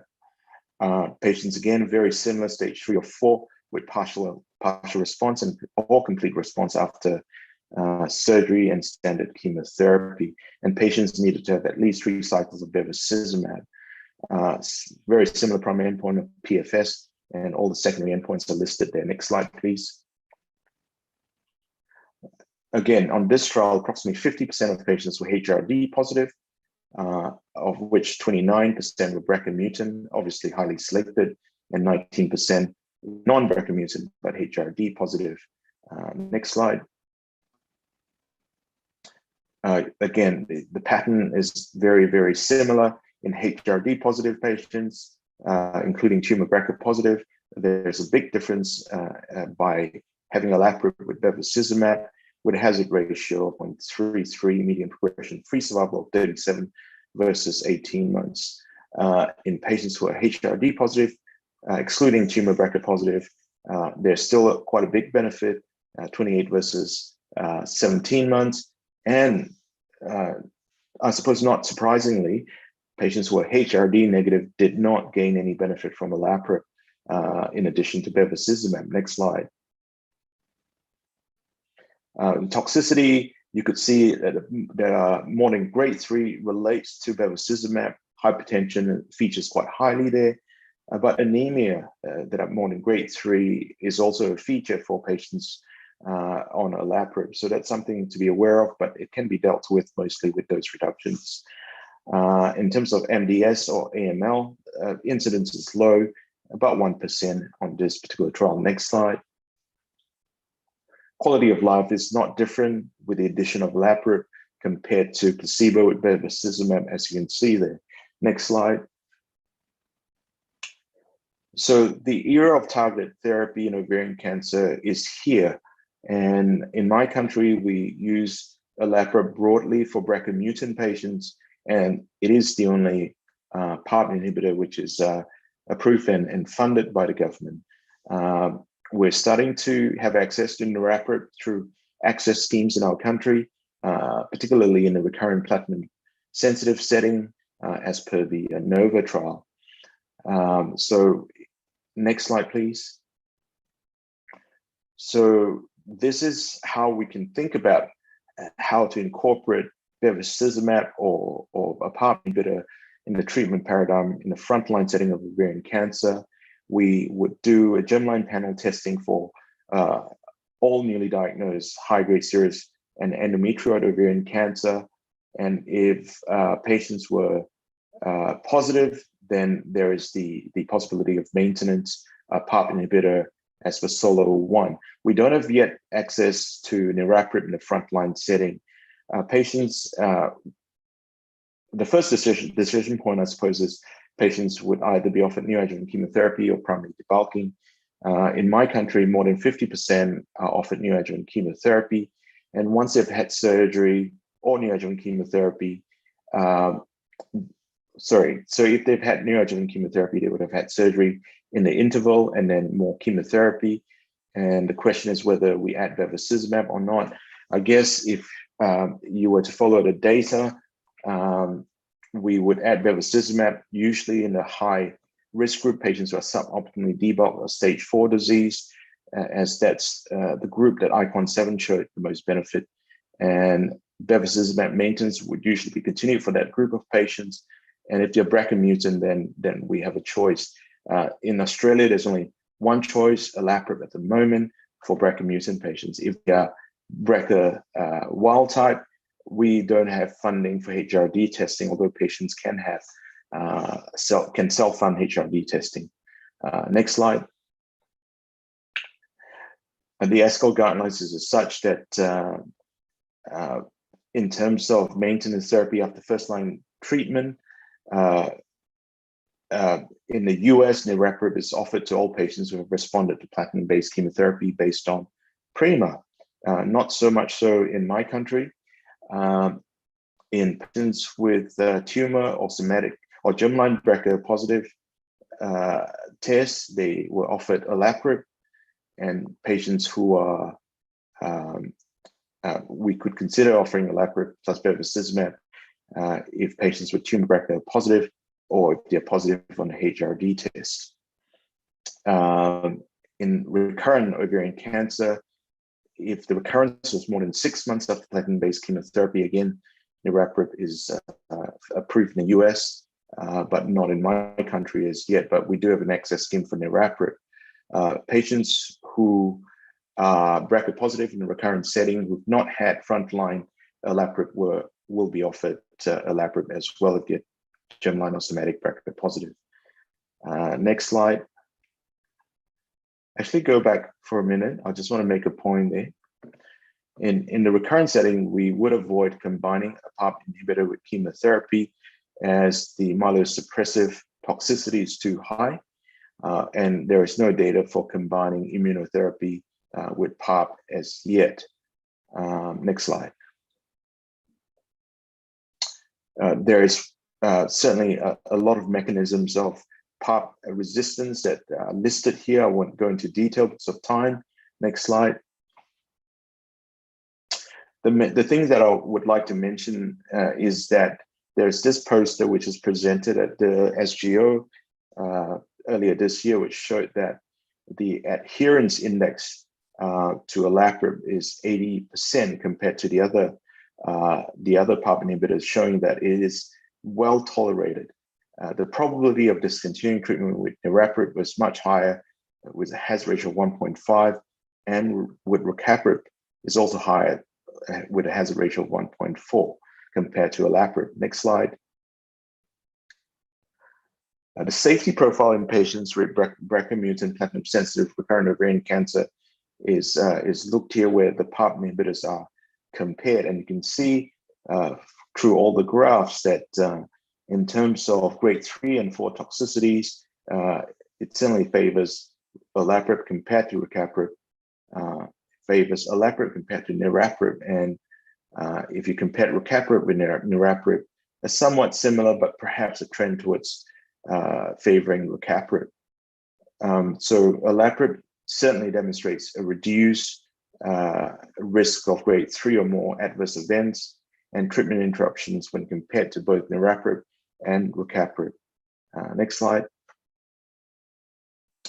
So in summary, the era of targeted therapy has arrived. And today, combinations and earlier lines of therapy with a PARP inhibitor are established. Beyond HRD and BRCA, the biomarkers have been disappointing so far, but the trials with Niraparib have used platinum sensitivity as a surrogate biomarker for potential use of PARP. So that's something that we can consider. Going forward, the goal is to develop synergistic combinations with PARP inhibitors for homologous repair proficient and PARP inhibitor resistant disease settings. The long-term tolerability of Olaparib is an important consideration when choosing a PARP inhibitor, and patients can maximize the benefit of treatment by being compliant and remaining on the drug for much longer, as Olaparib has a much better toxicity profile. That's the end of my talk. Next slide. I'm happy to answer questions if we have time. Thank you so much, sir. We can take one question. Ami, sir, if you can unmute your mic and ask your question, sir. We have time for one question. Thank you, Dr. Jeffrey. This is a very interesting presentation. Just wanted to ask, if you see Solo 1, there was BRCA1 and BRCA2 mutations which were included. In Prima, there was HRD plus BRCA was included. While in Paula also, there was BRCA plus HRD included. Going outside the setting of clinical trial, do you really think that Bevacizumab does anything in these HRD positive plus BRCA mutated ovarian cancer patients? Yeah, it's hard to tease it out, to be honest. It'll be nice in Paula 1 if they had a Olaparib alone arm to see if there's any differences, but unfortunately with Paula 1, it's not designed that way, and we don't see that. Personally, Bevacizumab in most countries are generic and it's quite cheap now. So it's quite easy to add that, but you're adding additional toxicity of hypertension, and there's a small risk of thromboembolic events and small risk of bowel perforation, for instance. So you just got to bear that in mind. In my practice, I think if someone has had a complete response, who've had good surgery, and who are BRCA positive, I don't think, or HRD positive, I don't think that Bevacizumab adds much. However, if you've got someone who is pretty high risk, bulky disease, surgery was suboptimal, or stage 4, you may want to consider adding Bevacizumab, just extrapolating data from ICON 7, where there is actually a survival benefit with Bevacizumab in the longer run. I don't know if 1 + 1 = 2 is the case in this situation. I don't think it might be 1 + 1 = 1.8 or something like that. Do you know what I'm saying? It's not as simple as that, True. You are so right. My only issue is Bevacizumab 15 milligram per kilogram is a quite high dose. Many of the patients, they develop side effects, some form of side effect. And even though generic, but 15 milligram per kilogram turns out to be quite expensive, especially in our country.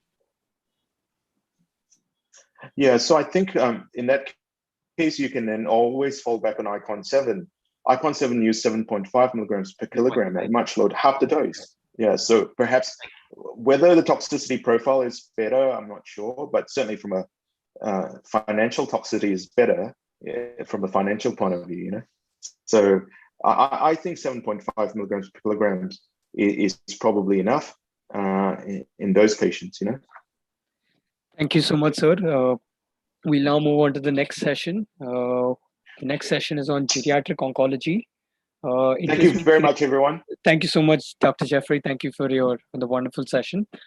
Moving to the geriatric oncology session, it gives me great pleasure to introduce our first speaker, Dr. Kumar Prakash, Senior Medical Oncologist at Mumbai. And I welcome him to give the welcome and the context setting for the session. Over to you, sir.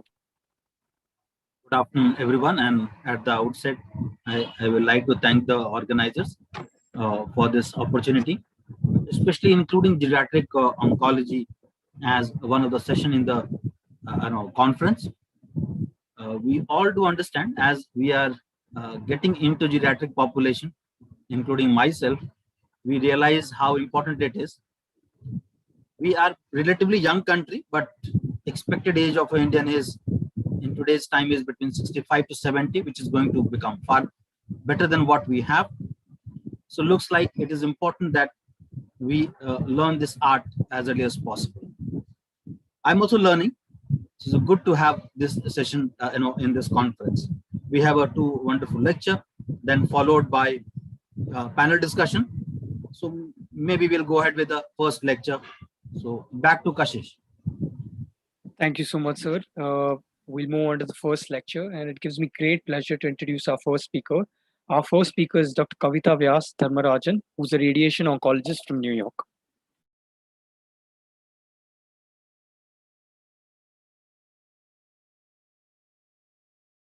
So with that, I'll hand the mic over to Dr. Kavita.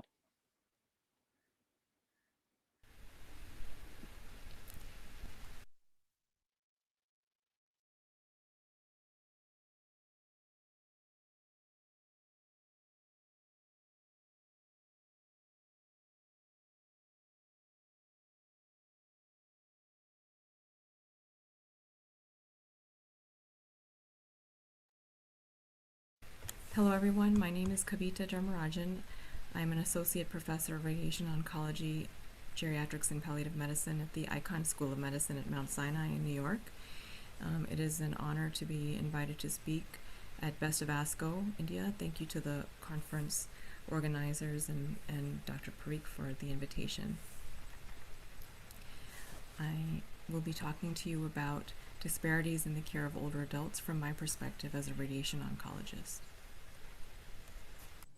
I have no disclosures.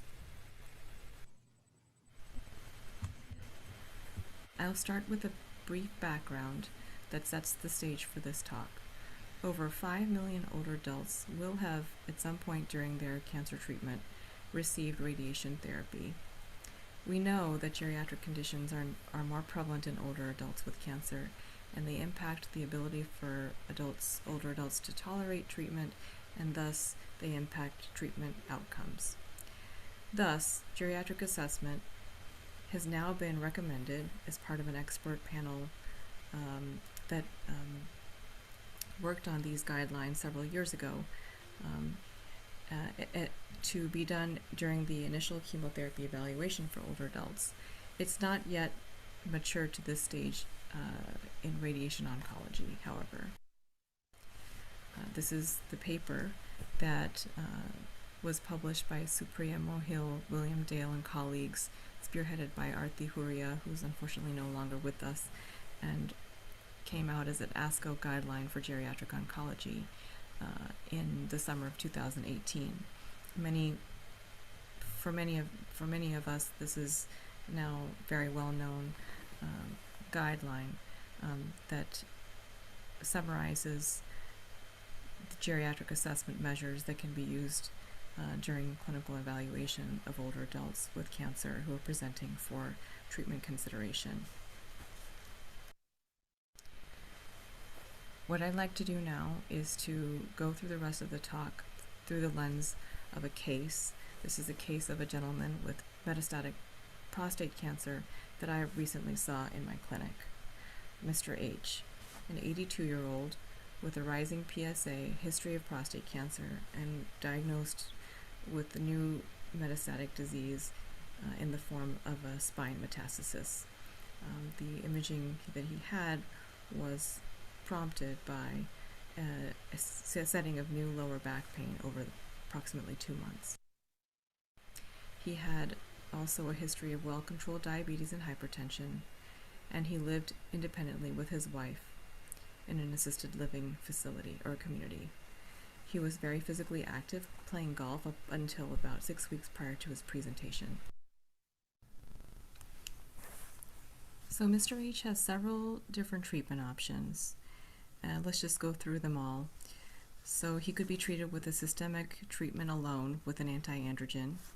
He could be treated with a systemic treatment, an anti-androgen, plus an ablative form of radiotherapy to the new bone metastasis that has been identified. He could be treated with an anti-androgen plus a conventional form of radiation therapy with multiple fractions, usually over the course of a couple of weeks of daily treatment that is not necessarily ablative. Or he could be treated without systemic treatment and just the radiation treatment, either the ablative or the non-ablative multi-fraction form alone. Thinking about these treatment options and how one might consider making the decision for which treatment option to move forward with for Mr. H really helps to identify what are the different care disparities that we come up against in radiation oncology. There are really two main forms of care disparity in radiation oncology. There's potential undertreatment and potential overtreatment. We know both happen. There is evidence that pretty clearly supports this. Older adults tend to less often receive guideline-based radiation therapy in a couple of different areas in lieu of de-intensified regimens. The examples are in palliative radiation. Older adults may not be even offered palliative radiation, even just a single fraction. There's data to support that. There's also data to support that older adults may not be offered adjuvant radiation treatment in the setting of soft tissue sarcomas, even though the sarcoma may have had risky prognostic features such as positive margin, poorly differentiated, etc. We also know that there's potential overtreatment in older adults. About 20% of treatment courses are prematurely terminated among older adults. There's a wider variety of adverse reactions, hospital admissions, even death that occurs soon after radiation completion at a higher rate among older adults. There are a few different reasons that we see disparities in radiation oncology. We're not really able to, in a standard way, identify which patients will be likely to benefit from radiation treatment and which patients may be less likely to benefit from particular types of radiation treatment, mainly because of three different causes. First, there's an inconsistent or inadequate training in primary geriatrics principles within radiation oncology training programs. We don't typically learn about activities of daily living, functional status measures, cognitive impairment, geriatric syndromes, etc. on a regular basis in radiation oncology training. There's also a paucity of evidence base to support the utility of geriatric assessment in radiation patients, and I'll show you on the next slide the only really main piece of literature that we have that summarizes that point in radiation oncology. And third, usually older adults are not well represented in clinical trials, so we're often extrapolating clinical trial treatments to older adults. And the assessments that are used for function in trial eligibility is oftentimes related to very rudimentary factors such as age only or Karnofsky performance scale or ECOG. But we know that in the geriatrics literature that these are very crude scales to measure performance status in older adults. Amini and colleagues wrote a paper that was published in the Journal of Geriatric Oncology in 2020 about the role of geriatric assessment in radiation oncology by the various different subsites of cancers, GYN cancers, prostate cancers, head and neck cancers, etc., and basically concluded that the studies that have been done thus far have been underpowered or have completely missed, have not been able to represent fully the various different subsites of cancer types, to really be able to show that there is a benefit to including geriatric assessment in predicting for treatment outcomes in radiation oncology patients. But luckily, Mr. H was treated in our department at Mount Sinai, where we do a type of geriatric assessment in our clinic. And so let us go through how the geriatric assessment identified areas that we needed to pay attention to and helped us choose the radiation treatment course that we ended up using for Mr. H. We did a complete functional assessment with Mr. H and identified that he was independent in all of his activities of daily living, with the single exception of the fact that he newly needed a rolling walker for the past 1 month due to his new and worsening back pain. We also identified that he needed assistance with a few of his instrumental activities of daily living, including his ability to manage medications, manage his own transportation, and manage communication about his appointments with providers, etc. We also completed a cognitive screen for Mr. H and identified a mild cognitive impairment. Based upon all of these factors and the presence of treatment-naive oligometastatic prostate cancer, we elected to proceed with an ablative radiotherapy treatment for Mr. H, according to the SABRE Comet study that was published in 2019 by Dave Palma et al., which the results of which found that there was an overall survival benefit to SBRT, or the ablative form of radiotherapy, versus conventional radiation or multifraction, usually over 2 weeks treatment for prostate cancer. One caveat of this study, however, was that we needed to really sort of extrapolate the results of the study for someone of Mr. H's age, as the median age of the study cohort was 68 and the interquartile range was 59 to 75. So 82-year-olds were not well represented on this study, but we felt that overall, given the very good functional status that Mr. H had and the relatively few comorbidities that he had, and overall good prognosis, that this was the appropriate treatment choice for Mr. H. So we really, chose SBRT with goals in mind that were to give a durable treatment that would also require as little travel as possible and would be ablative and reduce this burden of disease. We felt that he was an appropriate candidate for this, given the long interval from his diagnosis to the presence of oligometastatic disease. We wondered whether this would be a better treatment choice given the potential radioresistance that there is with prostate cancer. Again, the excellent pre-disease function made him a good candidate for this. The fact that there was no epidural extension of tumor into the spinal canal here that you can see from the posterior elements where the radiation dose cloud is really converging. That's the red area on this dose wash picture. That's the target area where we're targeting our radiation treatment. So we were able to really get good radiation dose coverage around the treatment target.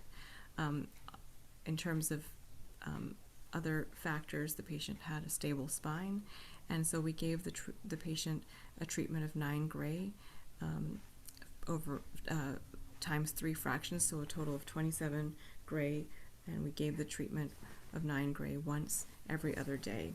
And we intervened aggressively with pain medication management and reduced any possibility of any acute effects from radiation treatment.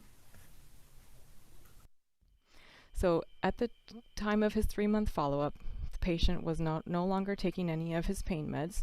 He didn't have any need for his walker. Imaging showed that his spine disease was stable, if not slightly improved, and he had started an anti-androgen and was at this point doing well. So major drivers of cancer care disparities, just to summarize, primarily involve a lack of knowledge of geriatric principles and the utility of geriatric assessment. And assessment of geriatric domains like function, cognition, mobility, etc., at an individual level can definitely lead to better and more holistic patient care, as we saw in the real life case example that I described. So this all sort of supports that further research is definitely going to be needed to support the more consistent and widespread use of geriatric assessment in routine radiation oncology practice. Thank you.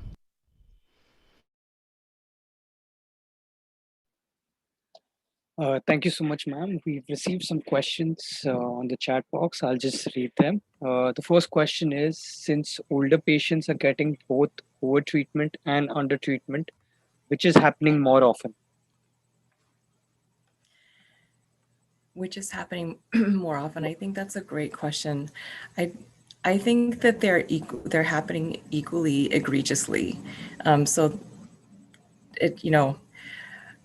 I think more likely patients are getting overtreated, but then there are also the really highly functional octogenarians, nonagenarians who are just not even being referred for cancer treatment. So we don't, or for radiation oncology, or being offered any sort of systemic therapy. So we don't even really know what our denominator is there. We know, I think, more what the denominator is for the overtreatment group, but it's happening on both sides pretty egregiously because we're not doing assessment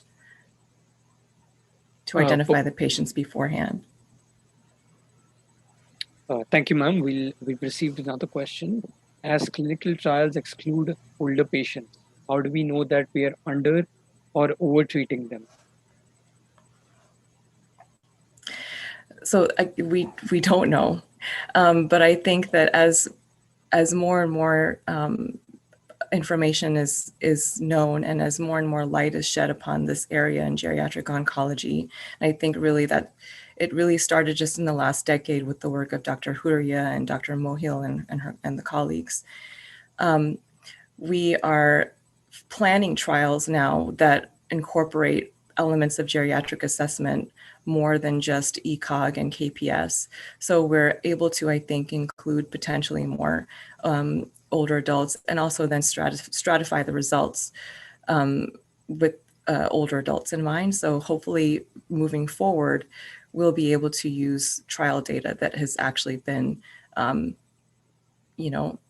looked at from the older adults' perspective, and we won't have to extrapolate as much as we have been doing up to this point. Thank you, ma'am. Ami, sir, you can unmute your mic and ask your question, sir. Dr. Kavita, it was a very, very wonderful presentation. 82-year-old receiving the full treatment as planned is something wonderful. So my question to you was that, you identified certain areas in IADL and you helped patient. Do we do any dynamic geriatric assessment in these patients, or we do GA, we found them to be borderline fit, give them assistance and then go ahead with the treatment? Or do we do any dynamic GAs? I think that's a great point. And I think that there is, just to clarify, when you say dynamic geriatric assessment, are you referring to a geriatric assessment that's done over periods of time throughout the course of a person's treatment to assess how their tolerance is continuing, or, okay. So I think that there is, that's a really great point. And right now, I don't think that that's much of a standard. It's really like an initial geriatric assessment that's done that I'm familiar with, and then sort of not as, it's not really repeated in the same comprehensive way during the course of a person's treatment. However, in the head and neck world, there is, I think, definitely an increasing role and recognition that a dynamic GA is really necessary, particularly because, as we all know, nutritional status changes, and in an older adult, if nutrition can actually be the harbinger of, or poor nutrition or lack of nutrition can be the harbinger of a lot of other downstream bad outcomes. And that's one of the important factors of the geriatric assessment domains. So yes, I think that there is an increasing recognition that a dynamic GA is more important in certain cancer subtypes, but not necessarily in all. I asked that question because in ASCO this time, there are 3 to 4 abstracts where they have said that worsening of GA can be one of the indication of progressing disease, and you can modify your treatment, either go to the second line treatment or go to the best supportive care if there is a drastic deterioration in geriatric assessment. Yes, I think that's absolutely the case. I don't know that necessarily will always imply that there's been a progression of disease, but whatever the case is, obviously the patient's not tolerating it well and is much more likely to then leave the treatment course unfinished, whether it's radiation or cycles of chemotherapy or chemo-RT. So yeah, it's important. I think those abstracts are definitely, they were included for a reason this time. Because of the increasing recognition that is the case, and that there needs to be some sort of more nuanced assessment that takes place for patients who are getting, especially these really intense chemo regimens like in head and neck cancer, chemo-RT, where there is room to potentially reduce the intensity of the treatment and have the patients still be able to continue some type of cancer-directed treatment. Thank you, ma'am. Thank you so much, ma'am. I know it's about 6:30 in New York, and thank you so much for getting up early and attending this session. We'll move on to the next talk. Our next speaker is Dr. Vanita Naruna, who's a medical oncologist from Mumbai. Over to you, ma'am. Thank you so much to the organizers for this opportunity. I'm going to Kashish, my request to you is when my time is up, can you just let me know, and not on chat, just interrupt me and let me know? Sure, ma'am, I will do that. Should I give you a 2-minute warning? No, just when it's okay, done, you just let me know and I'll make a hard stop, because this is a topic close to my heart, so I'm guilty of making more slides than I can. Sure, ma'am, I will do that. So to start, I'm going to talk. Okay, thanks. So I'm going to talk quickly about the challenges and pitfalls that we have faced in managing older Indian patients with cancer. This is the outline of my talk. So I think, and this is sort of in order of importance that I can see. So the first thing that we have faced is convincing colleagues regarding the need to even perform a geriatric assessment. So at what age should it be performed? Should it be performed at all? And why can't we just use clinical judgment? Following that, how do we conduct the geriatric assessment? Can we use the same tools that are used in Western countries? How do we evaluate organ function in our older patients, and specifically focusing on renal function assessment? And then various other issues like medication-related, chemotherapy toxicity risk assessment, disclosure of diagnosis and prognosis, the patient goals. And I think I'm probably not going to get a chance to get to caregiver issues, life expectancy, and enrollment in clinical trials. So to start with, so what is the age cutoff for an older patient with cancer in India? How old is old? So as per ASCO, an older patient is someone who is age 65 years or older, but that various other organizations use different cutoffs. So SIOG, which is based in Europe, uses a cutoff of 70 and over.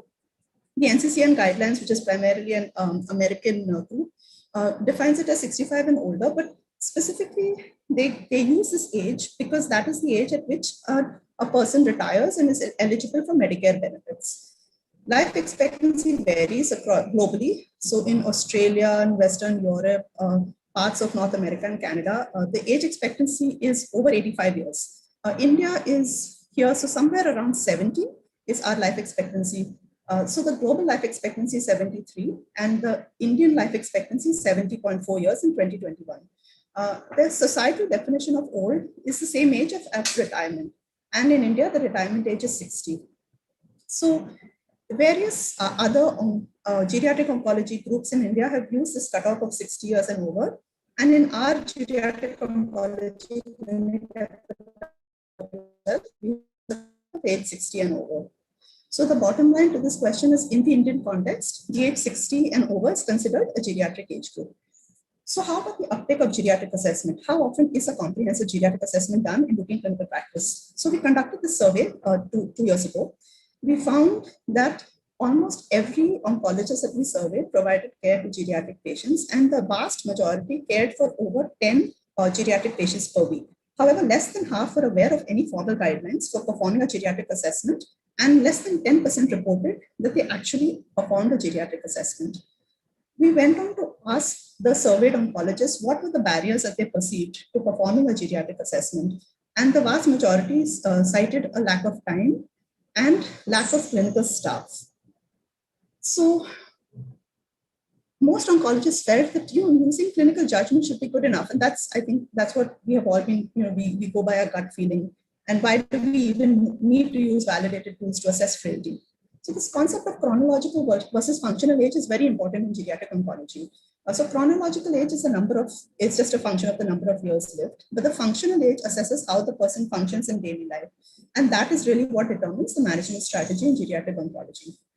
So in our TMA geriatric oncology clinic, we evaluate all patients. So we evaluate the ECOG performance status, and then we perform a comprehensive geriatric assessment. And we found that even in patients who are PS0 and PS1, the vast majority actually had a deficit in at least one oncologic domain. So PS0 patients, 80% of them had at least one deficit. PS1, 96% of patients had a deficit in at least one geriatric domain. And of course, the number of deficits increased, and PS3, every single patient had at least one deficit. So this is to characterize the types of deficits that they had in their geriatric domains. So in the PS0, over half of the patients had a deficit in nutrition as well as in comorbidities. 22% had a deficit in function and falls. And as you can see, as the performance status increases, the deficits increase. But again, these are the patients who we would, in the regular clinical practice, consider very fit patients, but they have extensive deficits. And in all comers, so this is all comers to the geriatric oncology clinic. And of note, in our clinic, we evaluate patients who are planned for therapy. Because of logistic issues and lack of time and lack of ability, we are unable to do a geriatric assessment in patients who are planned for best supportive care. So all of these patients have been planned for systemic therapy. And you can see there are extensive deficits in all patients. So 79% have comorbidity, 77% had fatigue, 65% had nutrition, over half had deficits in function and falls and polypharmacy, a third had psychological issues, and 20% had cognitive issues. So why do a geriatric assessment at all? So this is the next question that gets asked to us. Doing a geriatric assessment, does that change? So we went back and looked at all the patients who we had evaluated in a geriatric oncology clinic. Most patients had a plan that was made prior to referring to the geriatric oncology clinic. If a plan was not made, we called the referring physician and asked, if we did not do a geriatric assessment, what would be your plan? Would you be planning for full dose chemotherapy, for monotherapy, reduced dose, etc.?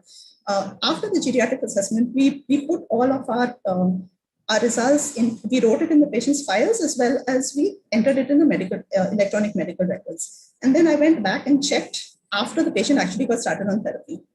So we excluded the patients who did not have an initial plan documented and those who defaulted after the geriatric assessment. So there were 340 patients we included in the plan. And we found that 37% of patients actually had a change in their treatment plan as a result of the results of the geriatric assessment. And the vast majority of those changes were actually de-intensification of therapy. So this actually answers somewhat the question that was asked to Dr. Vyas as to, are we over-treating or under-treating? So all of these patients would actually have been over-treated. And as a result of the geriatric assessment, there was a de-intensification of the treatment plan. So full dose changed to reduced dose, 3-drug combination changed to 2 drugs, chemoradiotherapy changed to radical RT alone, adjuvant or neoadjuvant therapy with HELD, etc. So the results of the geriatric assessment led to a change in the management plan in 37% of older Indian patients with cancer. The most common change was de-intensification of therapy in 31%. And so we found the geriatric assessment is an important tool in the oncologic decision-making process for our older patients with cancer. So coming to the next point, the tools that we use to perform the geriatric assessment, are these tools culturally appropriate for our Indian patients? And we found that most of these tools were actually really in interest of time, I will not be able to go through all of these tools, but and all the reasons why they are culturally inappropriate. We have written about this extensively, and I'll just take 2 or 3 of these issues. So the functional assessments. The functional assessment is by the IADL and the ADL scale. So the IADL is the independent activities of daily living, and it's a different scoring. So for a man to have for us to say that a man is functionally functionally fine, he needs to get a score of 5. While for a woman, it needs to be 8, because there are 3. So the laundry, cooking, and housekeeping are traditionally excluded for men, and so that is excluded from the scoring.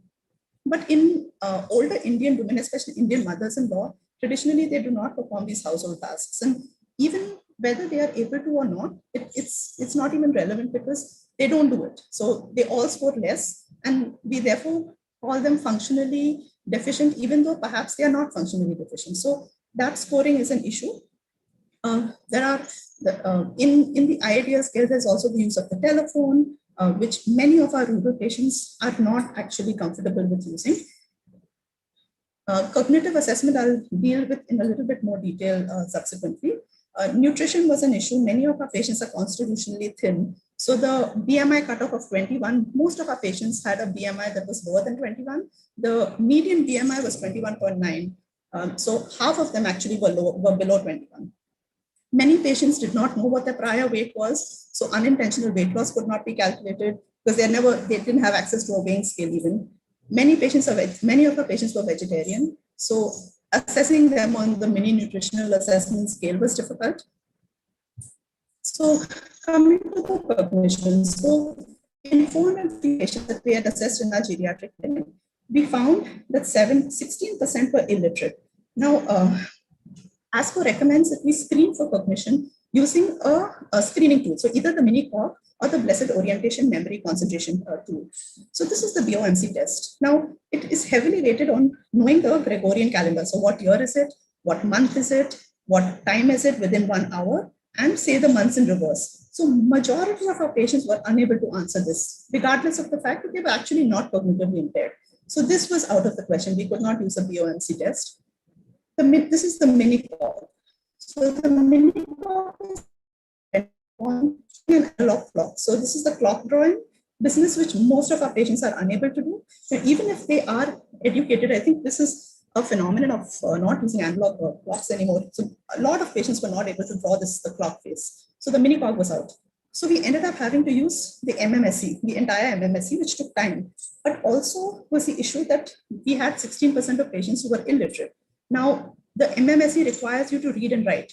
So we then used this scale that was developed by Dr. Ganguly et al., which is a Hindi version of the MMSE, which can be used in an illiterate person. It does not require reading or writing, but it is very much made for a rural person. So there are questions like which PO box, which taluka, which gaon, which is actually not.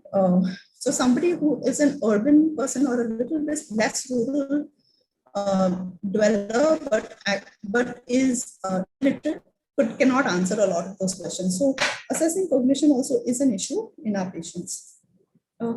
Social support also was an issue. A lot of patients, so the scales for social support which have been developed in Western countries actually depend are whether somebody lives with the patient has someone to talk to. None of these are issues for our patients, but our patients had other issues like help with medications, transportation, financial assistance, low-cost housing if they've come to Mumbai for therapy. So we found that we actually required a different social support scale for our patients as well. So moving on to assessment of organ function, so renal function assessment. In patients, in older patients, they have a decreased renal function, but creatinine is also low because they have, so the calculated GFR may actually be normal. On an average, the GFR declines with age. So there's a decline of approximately 1 ml per minute per body surface area, starting at the age of 40. So from 30 to 80 years, the average GFR declines from about 130 at age 30 years to 80 at age 80 years. Renal function can be estimated by various formula, like the Cockcroft-Gault or the MBRD, but the formula can both underestimate as well as overestimate the GFR. And the Cockcroft-Gault formula, calculated using the ideal body weight, not the actual body weight, is actually found to perform best. So we, in 110 patients who had been referred to the Geriatric Oncology Clinic, the renal function was tested using both the Cockcroft-Gault as well as the Gates method, the DTPA GFR. We found that there was a relatively good correlation. So the median difference was only -4 cc's per minute, but the range was huge. So the range was -72 to 141. So this was the difference between what we calculated using the Cockcroft-Gault and the nuclear medicine DTPA scan. More importantly, the treatment plan would have changed. So if patients who were deemed to be platinum eligible based on their calculated GFR by the Cockcroft-Gault would actually become ineligible. So 9% of those patients based on the DTPA. And more importantly, 20% of patients who were deemed to be platinum ineligible based on the calculated Cockcroft-Gault would have become platinum eligible based on the DTPA scan. So this is something for us also to keep in mind. Coming to medication-related issues, polypharmacy and the use of potentially inappropriate medications.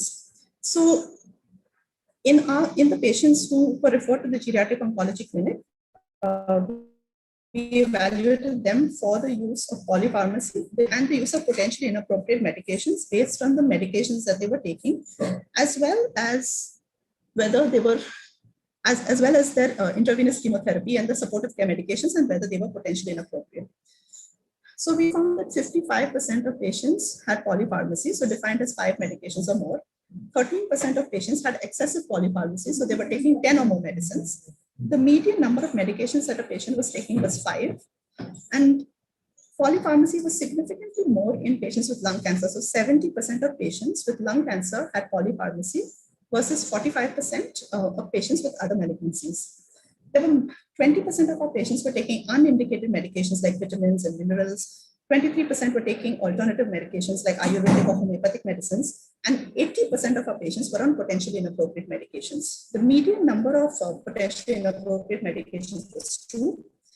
And of those peri-chemotherapy supportive care medications, more than half were potentially inappropriate. So these were the most commonly prescribed potentially inappropriate medications: proton pump inhibitors in 33% and tramadol in 30%. The peri-chemotherapy supportive care medications were potentially inappropriate, and these were the list. So intravenous antihistamines, intravenous dexamethasone, but only not in all patients, only in certain conditions. So in patients with delirium, because they are notorious for causing deterioration in mental status. PPIs again, IV H2 blockers. We write this without thinking, but in patients with a GFR below 50, they may cause cognitive dysfunction and confusion and impaired cognition. So we compared 4 validated screening tools. So we actually scored our potentially inappropriate medications using Beer's criteria. And there are various other screening tools, and we weren't sure which was the most appropriate screening tool to use. So we compared 4 validated screening tools. The tools that we compared were Beer's, Stop and Start, Priscus, Forta, and EU7. And using various new statistical methodologies, I'll skip this, I think, in the interest of time, we found that the most consistent score to use actually was the EU7 score. So the EU7 potentially inappropriate medication list was found to have the least bias and considered the most reliable among all other scales. And there was unfortunately a high degree of discordance between the tools, and we need further studies to identify the most reliable tool for the prediction of potentially inappropriate medications. Chemotherapy risk prediction. Can we use the CARG chemotherapy risk score, and is it predictive of toxicity in our patients? So we went back, all the patients who came to our clinic, we scored them based on the CARG score. And so there were in 130 patients, with the median age of 69, majority men, all patients with solid tumors, 57% treated in the curative setting, 43% in the palliative setting, 53% had received full dose chemotherapy, and 77 received polychemotherapy. So this, just to remind you, this is the CARG scale. It includes age, the type of cancer, the chemotherapy dosing that is planned, the number of drugs that you're planning for, poly or monochemotherapy, the hemoglobin, creatinine clearance, hearing, falls, IADLs, ability to walk, so the functional status, and social activities. And this was the original CARG score that was published by Dr. Huria and all. And you can see a very nice ordering of the chemo. So this is the chemotherapy toxicity. So if the CARG score 0 to 3, the patient has a 25% risk of grade 3 to 5 toxicity, while if the patient has a score of 12 to 19, there's an 89% risk of developing grade 3 to grade 5 chemotoxicity. And they compared this to the patient's ECOG performance status. And you can see that that was absolutely not predictive, regardless of what the physician assessed the Karnofsky performance status was. There was no correlation with the development of chemotherapy toxicity. So I'll skip this. We found that in our patients, the CARG score was relatively predictive. The sensitivity was 60%, the specificity was 78%, the AUROC was 0.61. And overall, in all our patients, the risk of developing grade 3 and higher toxicity was 52%. We found that the CARG score of 5, so 0 to 5 was the cutoff, so that was a low risk group. So in patients who had a CARG score of 0 to 5, 21% had chemotherapy toxicity to 5, while patients who had a CARG score greater than 5, so 6 and above, 61% of those patients developed grade 3 and higher toxicity. So we didn't have that very nice ordering from 0 to 19, but we did find that there was one cutoff, and below that, 21% and above that, 61% had toxicity. More importantly, the time to development of grade 3 toxicity differed. So patients who had a lower risk, so CARG score 0 to 5, they developed chemotherapy toxicities at a median of 6 cycles, while patients who had a higher score, so a CARG score of 6 and over, developed chemotherapy toxicities at a median of 2.5 cycles, so much sooner. So to conclude, in terms of chemotherapy risk prediction, in older Indian patients with cancer, our CARG score can reliably stratify patients, although we found it more like a binary variable, so a low risk or a high risk category.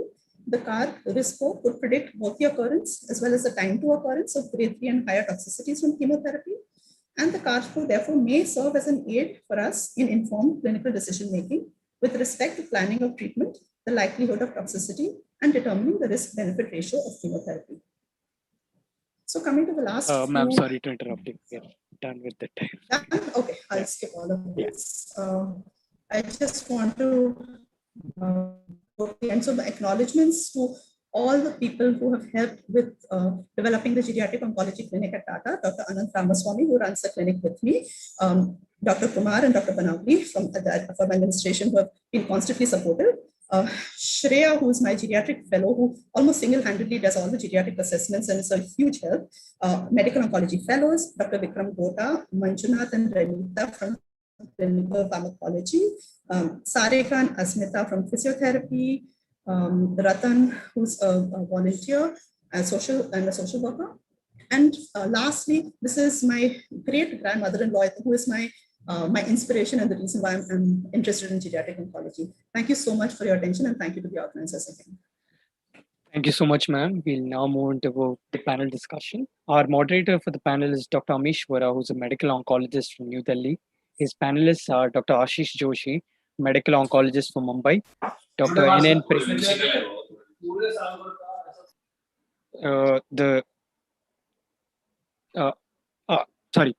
Dr. N.N. Prem, geriatrician from Mumbai, Dr. Vijay Patil, medical oncologist from Mumbai, Dr. Joyita Banerjee, geriatrician from New Delhi, Dr. Indu Bansal, radiation oncologist from Gurugram, Dr. Gopinath, geriatrician from Vellore, and Dr. Satish C.T., medical oncologist from Bangalore. Over to you, sir. Thank you, Kashish. I assume all panelists are there with us, right? Sir, all panelists are there. Ashish, sir, can I request you to mute your mic when not talking, sir? Sorry. Sure.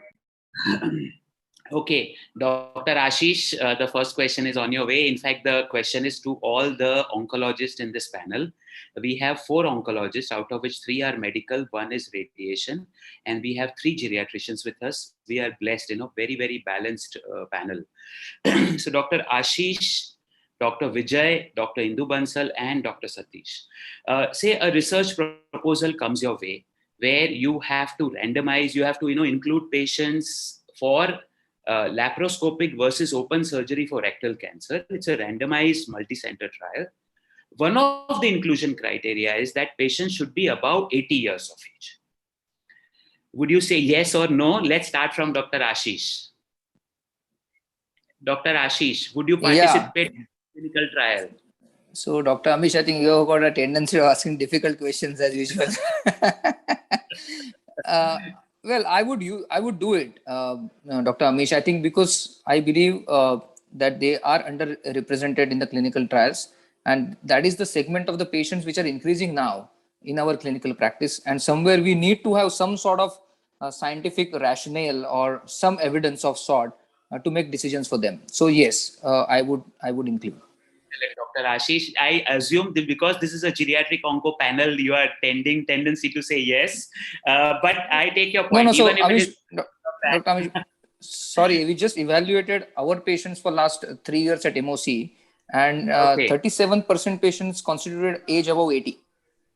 37%. Wow. 37%. Only one. Congratulations, Dr. So Ashish. somewhere 75. Age 75 is what? Yeah, 75. Yes. Dr. 37% of patients. Okay, Dr. Vijay, would you participate in this trial? Yeah, I would. If such a proposal comes in front of me, I wouldn't have any hesitancy in saying, okay, we would participate. Yeah. Okay, Dr. Indu Bansal, tomorrow I send you the proposal. Would you say yes or no? I will say yes, but definitely if you had asked me above 65 or 70, I would have said big yes. 80, I know, slightly tough, but I would still say yes. Still say yes. Excellent. Dr. Satish? Yeah. See, it is a difficult task clinically, like the geriatric age between 60 to 75, definitely I'll go easily. Yeah, 85, it is not so easy clinically. Toughest, difficult to convince a patient for a trial, like even a younger age also. It's not a so easy job in this age. Definitely, I may because I'll discuss with other surgical colleague, all those things, institution, other thing. Definitely, it is a easy doable cases. Rectal cancer, it is not so easy actually. I know that in our institution we'll do robotic, all the thing, laparoscopic easily they'll do, but the clinical trial, it is not so easy in this age. I definitely 60 to 75 I easily accept. Above 80, yeah, I'll think over, I'll think 10 times before taking the trial. That's what I'll do. Yeah. Dr. Satish, you have said the right thing. Next slide, please. Dr. Ashish, I was not asking the difficult question. In fact, such trial has been carried out and it has been presented in SAGES 2016 conference. That is the Society of American Gastrointestinal and Endoscopic Surgeons. So this was the baseline on which that the world have started thinking since a long time. Next slide, please. So let us start with, we have not been given any slides for that. So there were 44 abstracts in geriatric oncology in a different area zone. I tried to go through majority of them. And when I was going through them, it was, honor. I was very proud that there were, I think 5 out of 44 trials were from Tata Memorial, Mumbai. And I really am, congratulate to TMH team. There was one plenary session on geriatric oncology, and there was one award session on geriatric oncology. Next slide, please. Let's come to our 3 geriatricians here. So there were, there are 2 posters, and there was one media from the ASCO post. One poster was association between baseline geriatric domains and survival in chronic lymphoblastic leukemia, lymphocytic leukemia. Care given burden in older patients with cancer, that is, again, the TMH paper. And there was an ASCO post that geriatric assessment via telehealth is feasible for older patients with cancer. Next slide, please. My question to all the geriatricians is that, 10 years back when I attended International Society of Geriatric Oncology conference, and 2 years back, pre-COVID, when I attended, 70 to 80% of the discussions was on geriatric assessment. My question, are we asking the right questions? In pediatric population, in pediatric oncology, we don't ask naivety, like the way I ask frailty of patient. We don't ask caregiver burden, or we don't do comprehensive pediatric assessment. Is it time for us to look at our seniors differently? We have a lot of points to cover. So I would request all the geriatricians to answer in brief. Let's start with Dr. Joyita, then Dr. Prem, and then Dr. Gopinath. Dr. Joyita? Dr. Joyita, you'll have to unmute your mic. Yes. So, see, your question is a very good question. Yeah, there is a difference in perspective. Looking after a child and looking after a senior as a person is totally different. Child is yours, you don't take any burden, but when it comes to the senior, there is a little bit of ageism that comes into it, and you have your own, the caregiver has their own perspective, their own life to look after. The burden is much more considered. The perspective of a burden is much more to the caregiver in comparison to the child. So I think we should look at the seniors differently. Dr. Prem? I think definitely as far as the ages attitude concerned, that is there. But according to that, I think we should always focus on the quality of life, which doesn't come in pediatrics necessarily. I think quality of life, the way they are going to live after the treatment, whatever the treatment will be, is very important. And I think the caregiver burden is directly or indirectly proportional sometimes to the quality of life for the patient. So that is also, the more the patient is worsening, the burden obviously increases. And thirdly, caregiver burden should always be addressed, because ultimately I don't think the primary decision maker, unfortunately, is the older adult always. I would again say, unfortunately or fortunately, purely because it's a team. I think the caregiver and the older person should be taken as a team rather than the paternalistic attitude, which can easily be done in pediatrics. Thank you, Dr. Prem. Dr. Gopinath? Yeah, I do. Yeah, so I think there are good points raised by Dr. Joyita and Dr. Prem. Thanks, Dr. Amish. So I think the outcomes as far as an older person is concerned, it may be different. When you're considering a child and an older person, as Dr. Vanita just mentioned fantastically, that there are a lot of issues that happen in older people. There's homostenosis, there's reduction in physiological reserves. So the outcomes are different. So older people actually may fare differently when a chemotherapy is offered to them, unlike an older a child or an adult. So I think definitely, I think assessments have to be tailor-made to older people. In fact, there's an entity, there's a whole entity of how do we assess frailty? When you're treating patients with cancers, when you're treating patients, when you're taking up patients for a major surgery, or even for that matter, even a minor surgery. So these are some, there are a lot of issues, and as Dr. Prem just said, there is a paternalistic attitude, and there's an ageism, that creeps in, especially when an older person comes to the OPD with a cancer. So I think that has to be, definitely we have to look at seniors differently and have to give better care. Okay, can we go to the next slide? And before we go to the next slide, and before I ask Dr. Vijay and Dr. Ashish, Dr. Parekh sir, if you can come in the picture. I have an issue with this caregiver burden, which all the geriatricians and even Vanita has a poster in ASCO 2021. Why should we look at the word burden when we are looking at isn't it as a taboo when we use the caregiver as a burden? Parekh sir, you are there? Yes, I can hear you. Yes, sir. Burden word is probably interpreted. So you are not audible. Not something bad. Can you hear me now? Yes, sir. So can I switch off your video so we can't hear you clearly? Now can you hear me? So that's better, sir. Hello? Yes, sir, it's Yeah. better now. It's much better now. So the word burden is not to be interpreted in degradatory sense. The burden is to say that the caregiver needs to spend more time or devote dedicated time and effort to looking after the older patients. So if you consider that, then it's not the burden in the sense that we normally use in the English language. Having said that, the attitude of a young adult about parents is totally different from that to his own children. And therefore, I totally agree with Dr. Gopinath and Joyita that the perception for an older person is that now he's towards the end of life. He doesn't need as much assistance and help, and therefore it could be a burden in the true sense that you are referring to. So I'll stop here and give it back to you. Thank you, sir. Dr. Vijay, Dr. Ashish, rather than papers on geriatric assessment, would you be happy looking at these papers like autologous stem cell transplant is safe in older adults with myeloma, CAR T cell is safe, ovarian cancer benefit with more aggressive treatment, mammography guidelines.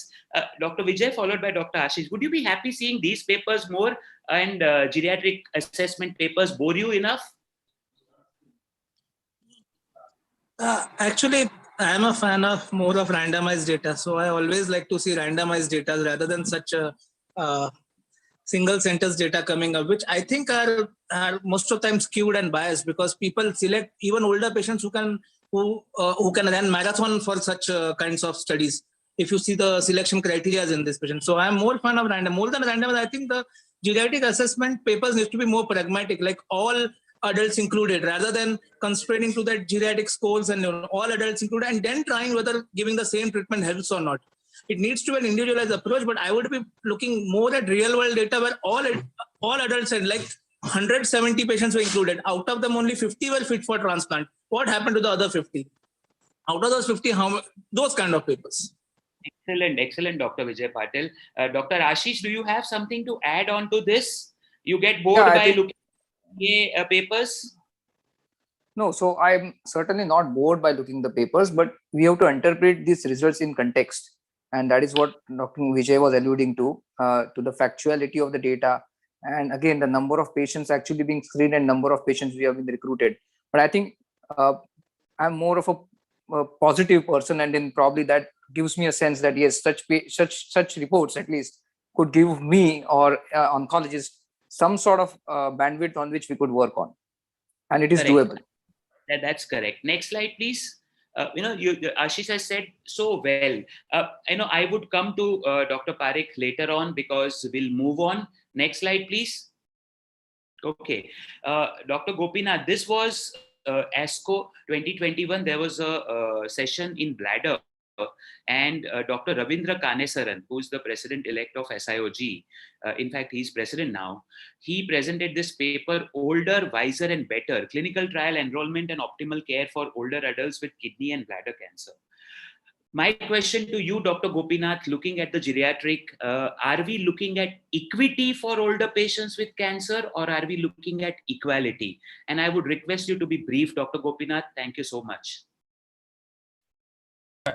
Yeah, thanks, Dr. Amish. I think we're looking more at equity. I think we cannot equate, I mean, to a certain extent, we cannot equate younger people with older adults. They have gone through a lot. They have a lot of issues with physiological systems, as I just said. So I think it's definitely more of equity and not of equality. Equality, yes, to a certain extent, but I think it's more of equity. Yeah. Right. Thank you so much. The idea of asking this is like the entire way that Dr. Narona and her team is working is to identify equity, which people deserve what, rather than, Dr. Vijay Patil, randomized control trial in a sense where 50 people who are not fit for transplant, what happened to them, versus 50% people who are fit for transplant, what happened to them? That would be a next question. But the first and fundamental, we need to identify which 70 years would be fit for bone marrow transplant. Next slide, please. Okay, Dr. Indu, this question to you. 86, again I repeat, Dr. Indu, 86-year-old male, locally advanced bladder cancer, unresectable with one pulmonary nodule, 2.3 by 2.5 centimeter, FNAC proven urothelial CA. Your choice would be either best supportive care, palliative radiotherapy, palliative chemotherapy. Patient is symptomatic from bladder.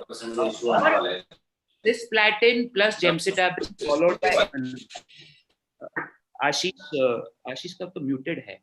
Dr. Indu, just answer these things. Which one would you pick? And then we'll go to the details why.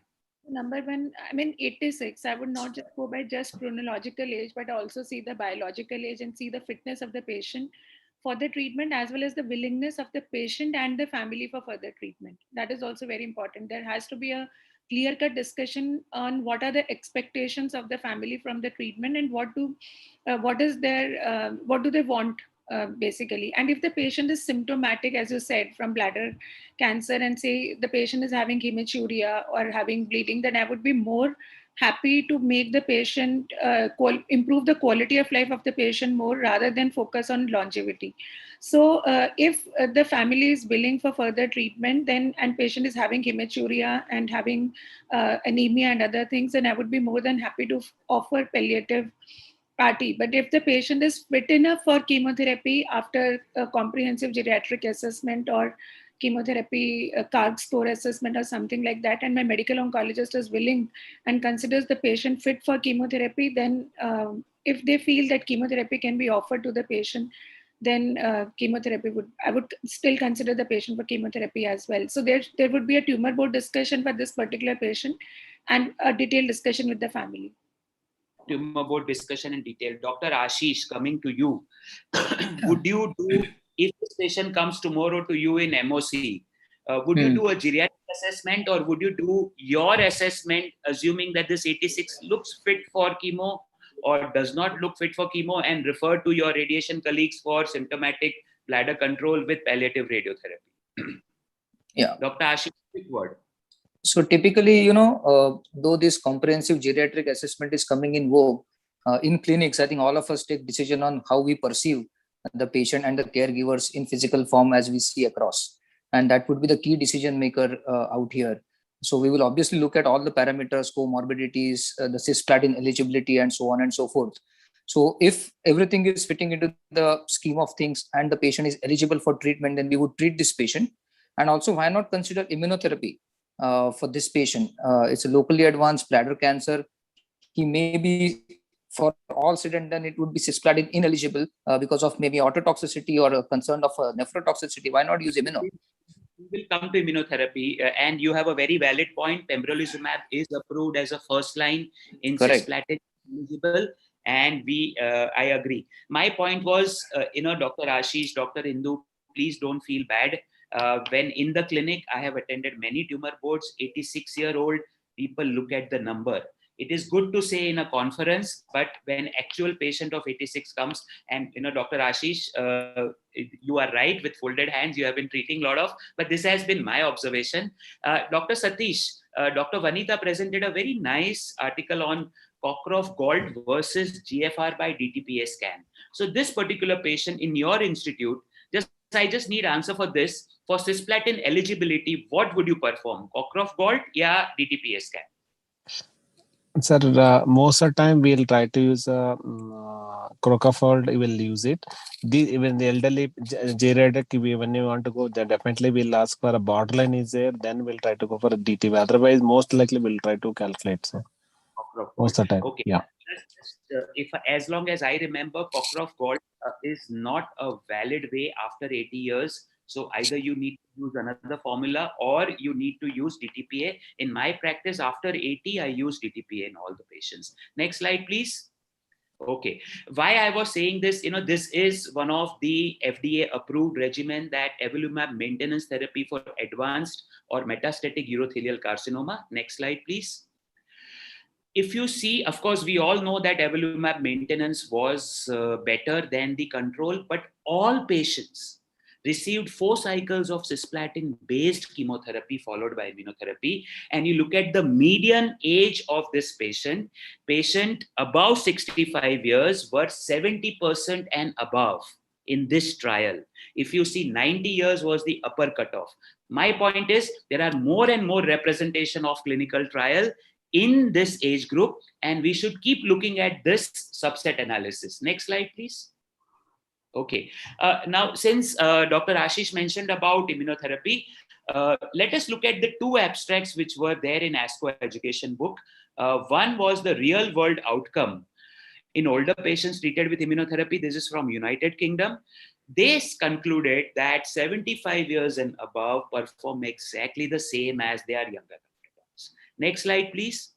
And there was then this paper from Spain. I think Spain has a lot of geriatric oncology papers, of course, after Dr. Vanita. And they found that in their series above 65 years of age, they lost few patients or a number of patients to cardiac and neurologic side effects of immunotherapy. And there are papers after papers of myocarditis, pericarditis, followed by stroke in patients who have received immunotherapy. Next slide, please. So Dr. Ashish and Dr. Vijay, what is your experience of using immunotherapy in elderly in cancer? And do you do a different assessment, or you do assessment based on NCCN guidelines? Dr. Ashish? So typically, we do not do any separate assessment as such for geriatric, for those patients who are on immunotherapy.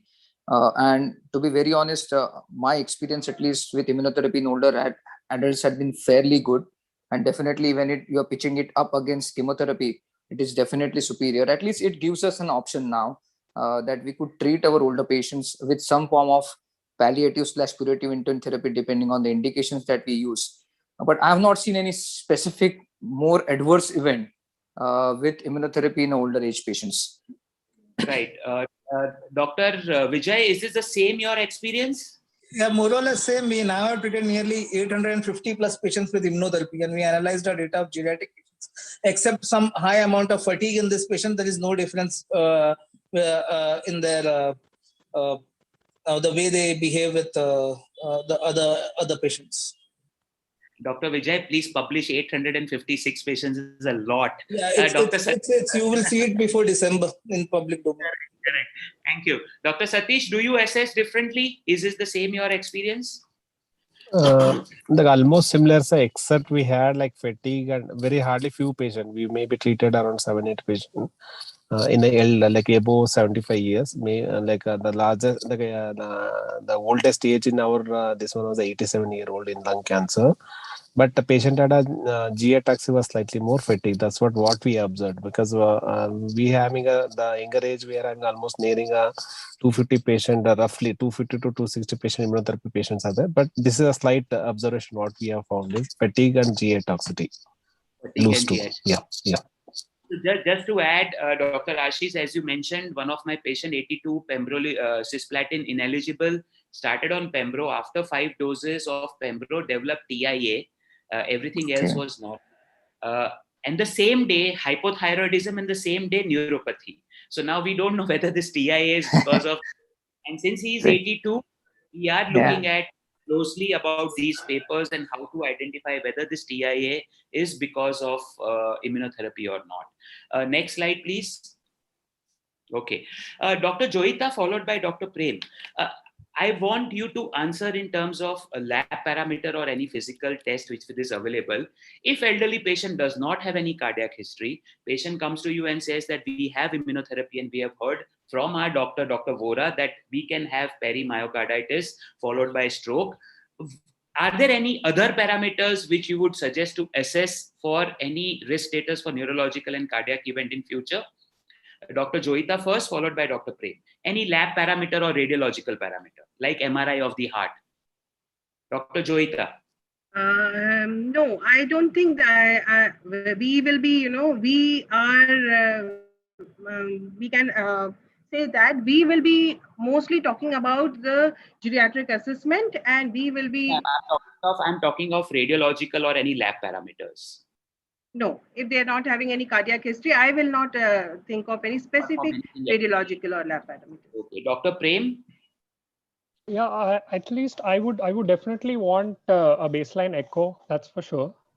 Purely because even after the assessment, I will know there is something. If I find something in the assessment, then I would want to have maybe a radiological parameter as far as the brain is also concerned. But if it's normal, then not really, because what we are trying to do through assessment and investigation, even in geriatrics, is basically to help in getting a better outcome. So, and I don't think we can miss anything. So just a very baseline echo for sure. But as far as I mean, if there is a history of stroke or anything, then I would want to have, because I am expecting age-related cerebral atrophy, and I am expecting a lot of other issues as well. Maybe white matter disease already. Correct. Dr. Prem, you're right. And one of the things initially when immunotherapy era started, MRI brain was supposed to be done for all patients baseline. Slowly that has been removed from it. So I was just wondering that in elderly, should we do MRI brain or should we do baseline some other functions for us to assess? This is just a thought. Next slide, please. So let us look at 3 specific cancers. We do not have time because I want to spend 4 to 5 minutes for TMH paper. Head and neck cancer, cancer pancreas, and acute myeloid leukemia. Next slide, please. Dr. Indu, I will stick to Dr. Indu and then Dr. Vijay Patil later on. 78-year-old male, locally advanced head and neck squamous cell cancer, unresectable. What percentage of your patients, and I would request you to stick to the percentage, what percentage of your patient today would you go for CTRT, cetuximab plus RT, nimotuzumab, don't read as nivolumab, nimotuzumab plus RT, only radiotherapy and a best supportive care, percentage wise? So I don't think chemo plus radiotherapy would be an option for my patients at 78 years of age. Head and neck locally advanced, they tolerated very poorly. So I would not Then plus radiotherapy? So cetuximab plus radiotherapy, definitely yes. I think some patients go for that, say maybe 5% or 10%. Nimotuzumab, that is biomab plus radiotherapy? So that I consider it better than cetuximab in my patients. You consider it better than Dr. Kumar Prabhash, if he's listening, he has a very nice, interesting paper, and Dr. Govind Babu also would be happy. Only radiotherapy, Dr. Indu? So majority of our Indian patients are not able to afford cetuximab or nivolumab. So some of them they go for only radiotherapy. Then we tend to give them 6 days a week radiation or do hypofractionation. Okay. And best supportive care only if the performance status is poor. Yes. Next slide, please.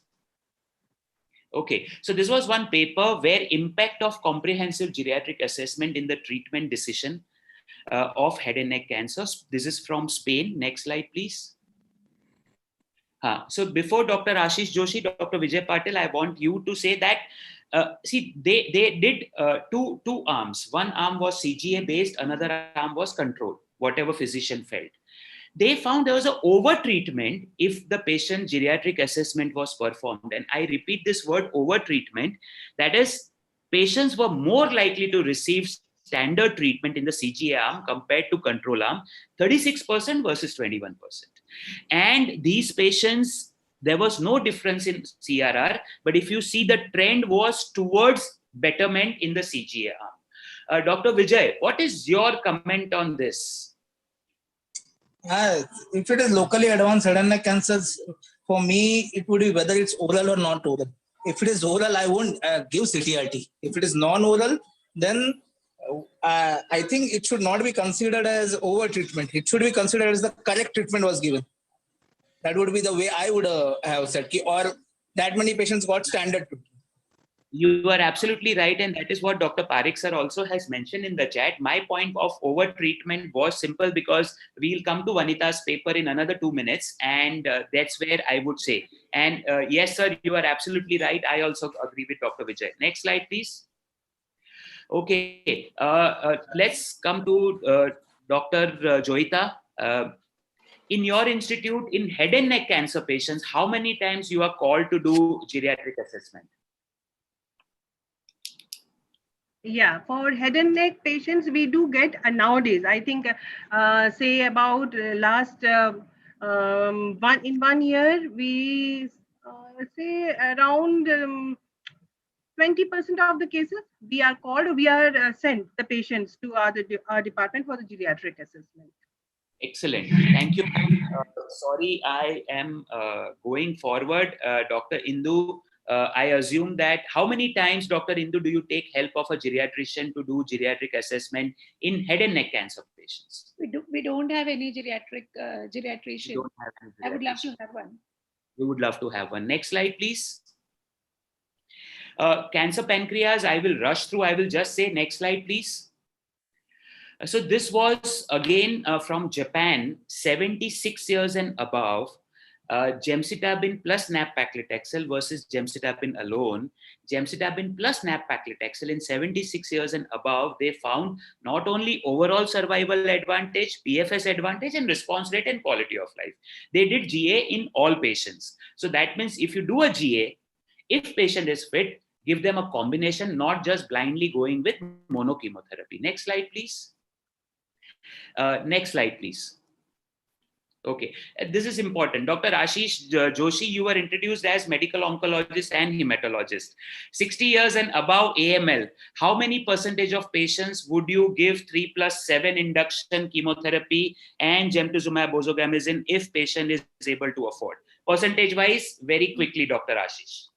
So 30 to 40% is what I will be able to offer 7+3, 30%, and 70% they would not take.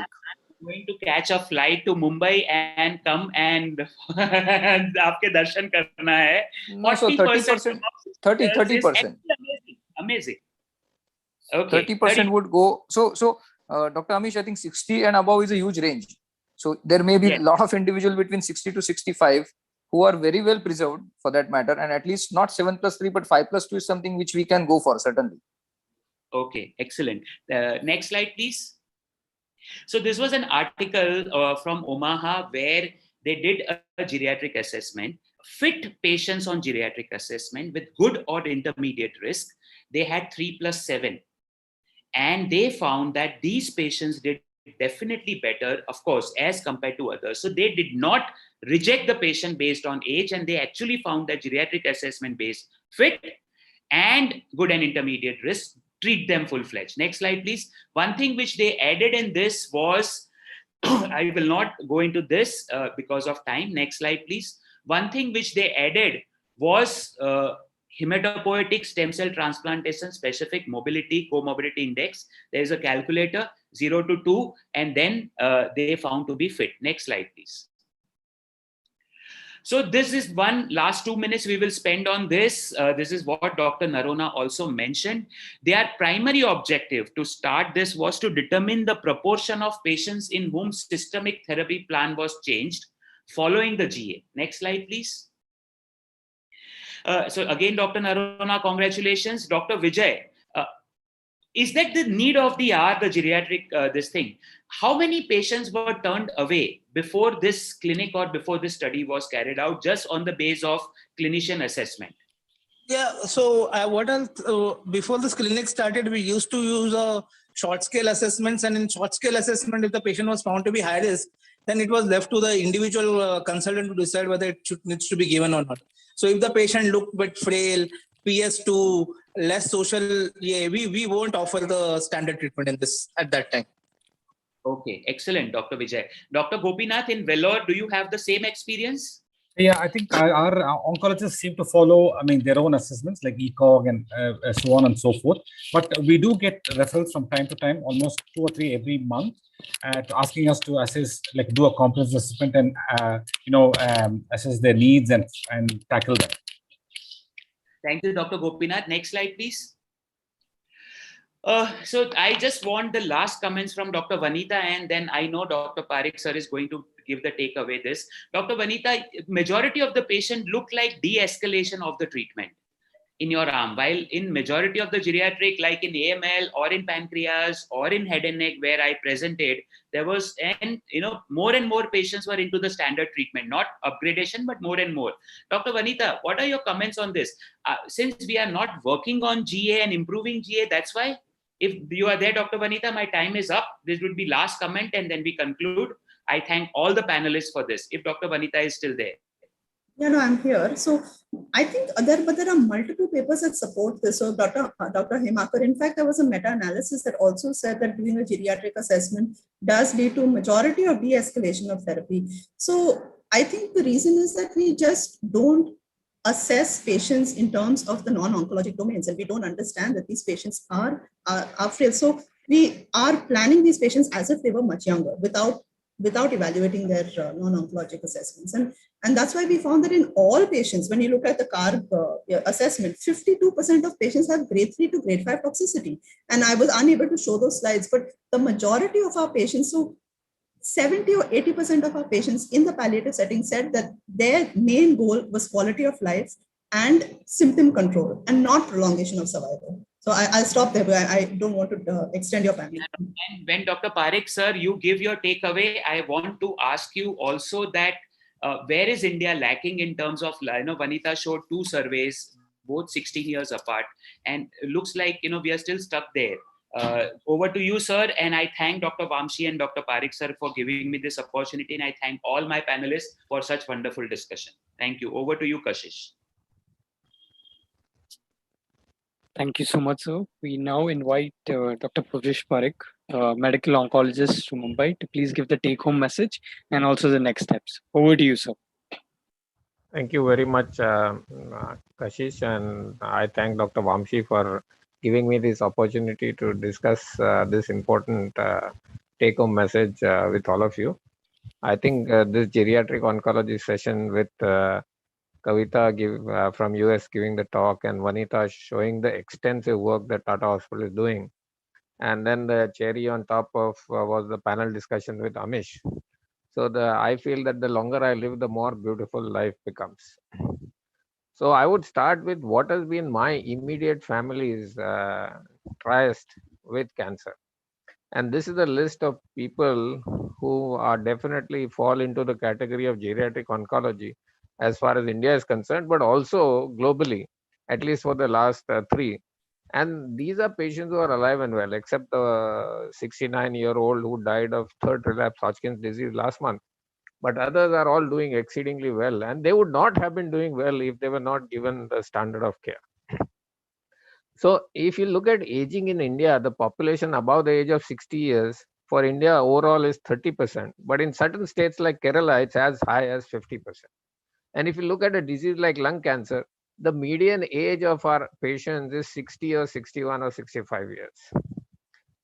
Now, this is a very nice article that was published in February of this year. It is in the International Journal of Cancer. And it is an estimate of what is going to happen to the geriatric population by the year 2050. And 2050 is like 35 years from now. And their definition of geriatric oncology is 80 years and above. And by 2050, 1/5, 20% of all patients will be above the age of 80 years. And they have shown the breakup of organ-specific types, what is going to happen to the world and what is going to happen to India. And if you look at the number of geriatric oncology patients above the age of 80 in India now in 2018 and now projected till 2050, you can see that the increase is going to be 225%. I think this is the most important reason why, whether we want to specialize in geriatric oncology or not, every oncologist or every geriatrician should be able to manage cancer patients in the older population. Now, what are the expectations? And I think there might be a little bit of repetition in this, but I think it's still important. So let's say a 92-year-old lady comes with diffuse large B-cell lymphoma with an extranodal lesion in her cheek. What are the patient's expectations? I think this is the missing piece that we need to include in our decision making. So she is saying, I'm willing to tolerate anything to have a normal appearance. I don't care how long I live, but as long as I live, I must look normal. This 84-year-old male retired CGHS beneficiary with a locally advanced unresectable cancer of the gallbladder says, my important thing is maintaining quality of life. And I think Vanita and Amish both mentioned the importance of that. And the other important thing that he wanted is relief from abdominal pain. And the third and the last perspective that I'm saying is a 77-year-old male with stage 3 colon cancer, R0 resection, He is referred for adjuvant chemotherapy. He has 3 children who are abroad. He is a widower living alone, does not want frequent hospital visits, and would prefer oral therapy.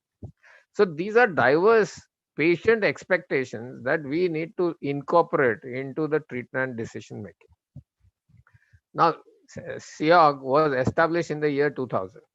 And I would like to ask anybody, any publication so far that shows older patients have a better outcome if treated by geriatric oncologists as opposed to an adult oncologist? Assessing older patients, a lot of things have been mentioned, and everybody agrees to one thing, that the CGA, which takes 50 minutes, it's not possible in a busy OPD. And for the alternate crash was mentioned by Amish in the previous geriatric oncology session we had, CARG toxicity score, Vanita has gone in great details. And she also mentioned what are the various parameters that look into the chemotoxicity calculator.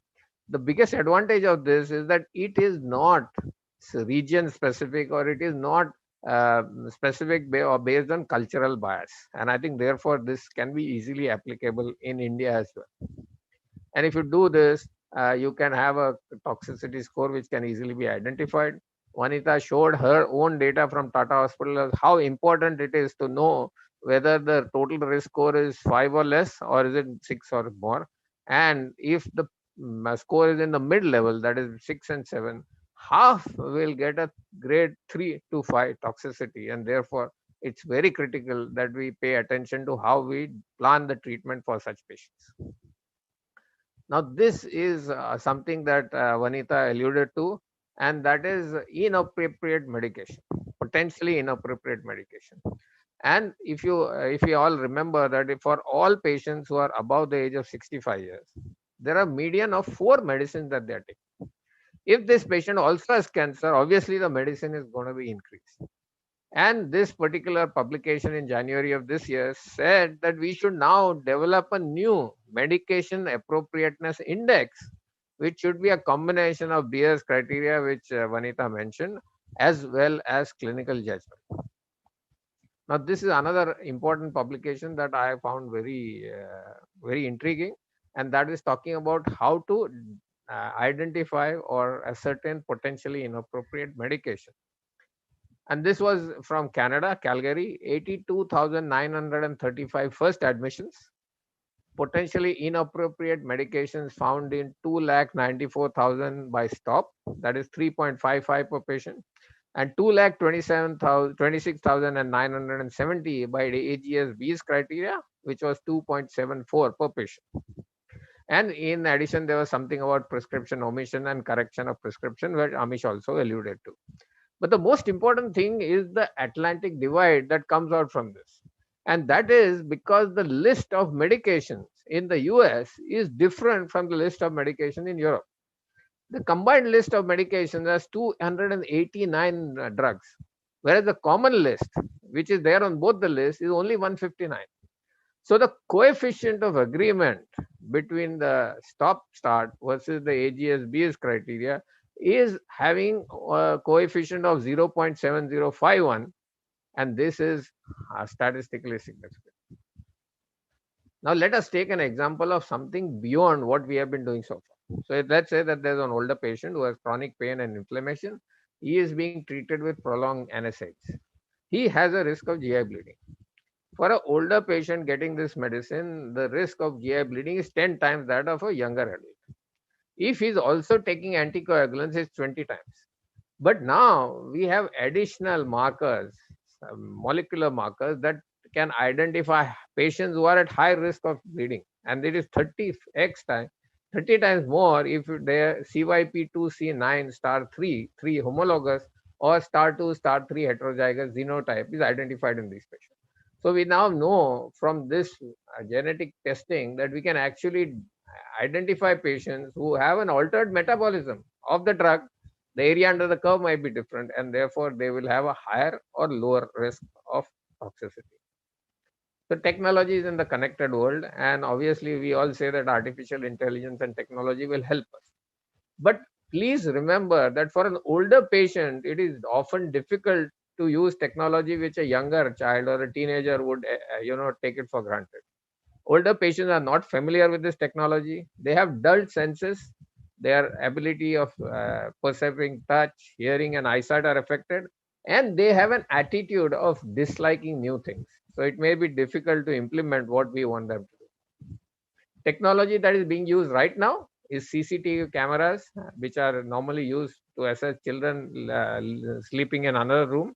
Telehealth and telemedicine has really taken off in India after the COVID. Home healthcare facilities like HealWell 24 have increased. There are virtual pharmacies which are able to provide services right at the doorstep with a heavily discounted. And more importantly, we have wearable alarms with emergency switch that can connect us to our near and dear ones at a second's notice. Very interesting is to add a GPS into a walking stick. So if an older patient has Alzheimer's disease, we can track them when they are lost or they are gone out of the house. This is yesterday's hot off the press.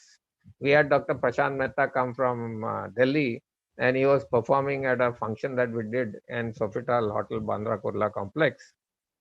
And this was a privilege to have Dr. Nilesh Lokeshwar, Dr. Govind Babu from Bangalore, and so many other dignitaries at that stage. So what was this function? This function was the launch of a Docs Campus app and a Docs Campus platform, which is a platform software technology that can connect doctors to doctors, patients to patients, and doctors to patients in a wonderful network. And this is India's first doctor-patient network that has been launched by HealWell 24. So now I take you to another perspective, the other side of the coin. Here, Dr. David Sinclair is saying that there is no need to accept aging. We have to fight it. And I totally agree with that. But he also says that the clock is ticking and that in the next 30 years, there will be a pill or a vaccine that reverses aging. Now, this is contradictory to what I just showed you in the publication, projecting the number of cancer patients by in the more than 80 years of age by the year 2050. So we have to see that our clock is ticking, and if you have to do something good for a geriatric patient, now is the time to do that. So what are the next steps? If you are engaged, if you are excited, if you are passionate, like Ashish Joshi, showing 37% of his patients are above the age of 75 years. And when you're talking about 10,000 patients in Mumbai Onco Care Clinic database, that is like an immense number of patients. Just like Vijay was sharing the number of patients, 800 plus patients on immuno-oncology therapy. So Amish is there, Vanita is there, Vijay is there, Kumar are there.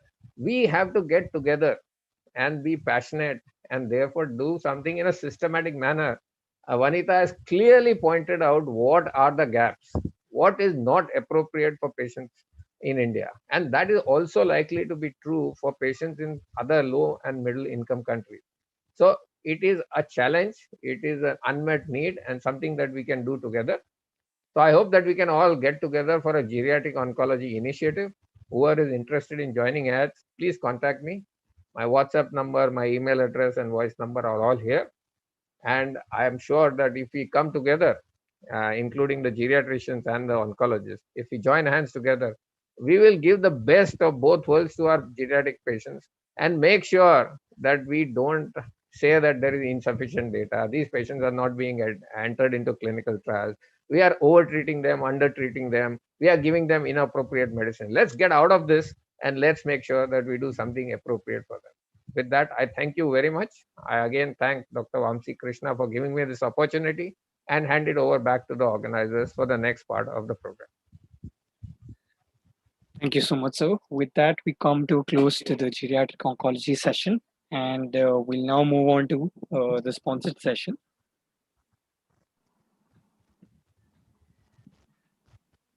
This session is sponsored by Eli Lilly, and our case presenter and moderator for the session is Dr. M.V. Chandrakant, who's a medical oncologist and hematologist from Kolkata. And his experts are Dr. Bharat Vaswani, medical oncologist from Hyderabad, and Dr. Satish Sethi, medical oncologist from Bangalore. With that, I hand over the mic to Chandrakant, sir. Over to you, sir. Thanks, Kashish, and I would thank Dr. Vamshi for having me here. And it was a very informative geriatric session, and Purvi sir did give a lot of take-home messages for us. So, following that, I would invite my experts, Dr. Dr. Bharat and Dr. Satish. I think both of them need no introduction. So in this coming 20 minutes session, we will see how to place this new CDK4/6 inhibitor, abemaciclib, in our practice, because we are spoiled by choice. What to choose appropriately in our practice is what we will speak. So I will present a case, and then I will discuss simultaneously as to how to address this heterogeneous subgroup of hormone receptor positive breast cancer, and when to choose what and what is the best choice. Next slide. Next slide. So these are my disclosures. Next slide. And these are my disclaimers. Okay, next slide. Okay, so to begin with, we have so these are the real cases which we have used in last 6 months. So I'll be presenting both of these cases from our institute. So we had a 73-year-old lady who was diagnosed with left-sided breast cancer in 2010. She underwent left modified radical mastectomy. It was a PT2N0M0 IDC grade 2 with a strongly ER and PR positive and a HER2 negative disease. So because she had a small tumor, she was just offered adjuvant hormonal therapy, which she took for 5 years, from 2010 to 2015. And then she was operated for meningioma in 2012 in between. And then in 2015, she stopped. And in November 2020, she presented with constant pain in the abdomen and severe bony pains, extreme fatigue and weakness. And to understand whether it was a disease recurrence, we did do a PET-CT in November 2020, which revealed left subpectoral recurrence, multiple liver mets, lung, parenchymal and pleural nodules, multiple sclerotic and bone marrow lesions, and she was ECOG performance status 2. So quite an extensive disease at presentation, post 5 years of stopping an aromatase inhibitor. And we explained the advanced nature of disease, prognosis and palliative intent of treatment. And we did give her the options of rebiopsy. In fact, we asked her for rebiopsy, and she was not in visual crisis to begin with. Dr. Bharat, so if a patient comes to you in your clinic in the real day, so what all goes into your mind? What do you explain to the patient? So what are your next steps? No, actually, if you see, this is a recurrence, probably a late recurrence. So probably I'll be better, basically more confident to treat it, because these are probably a late relapser, so relapsing after 10 years. So one thing was certain, that these are probably an endocrine sensitive disease. Now, what I'll be worried was extensive rather than extensive later involvement of the viscera. So there is a liver involvement, there is a lung involvement, and there is a pleura involvement. I may not worry more of the age as long as performance status is okay. But again, if I am thinking of giving my oral medication, which I think is a treatment of choice now, I will not be worried about performance status also.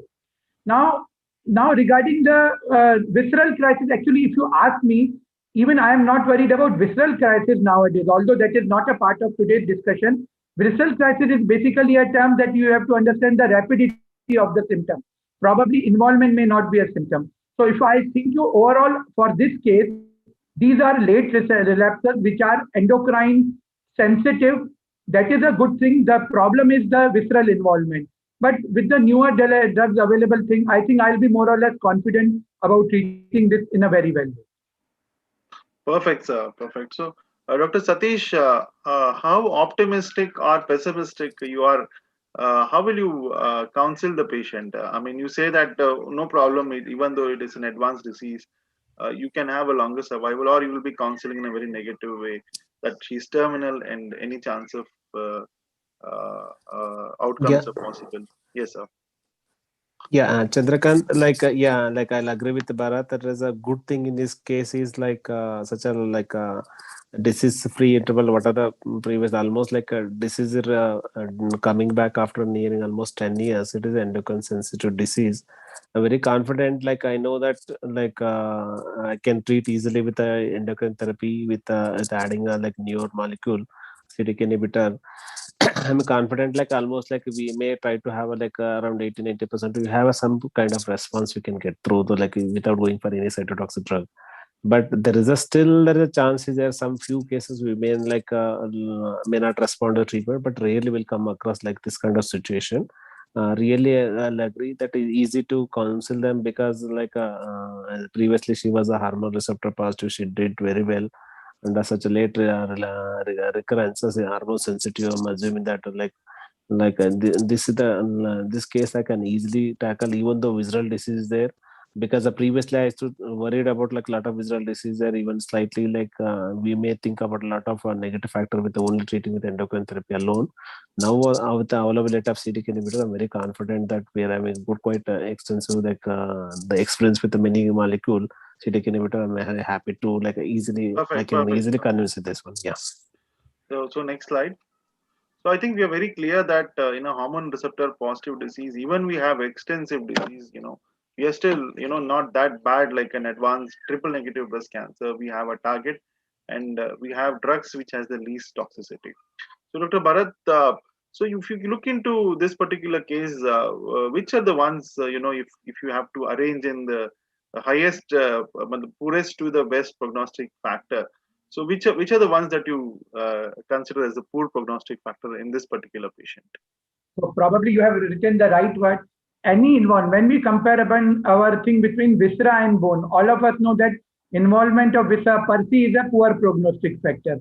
So if I have to consider in this case, it is the involvement of multiple, like liver, lung, both should be considered as an independent risk factor. Performance status maybe yes, probably not so much now, but yes, definitely an independent risk factor for tolerance also, and maybe a longevity. Longevity may not be an issue, but for me, if I have to consider in most of my cases, it is the involvement of the viscera, which is the most important thing. And apart from this, if it is not there as an endocrine resistance, then. But yes, other things I may not be so much concerned about. Perfect, sir. Next slide. Okay, so Dr. Satish, if this patient has no financial issues and the patient wants the best treatment available, so what are the options that run in your mind for this particular patient?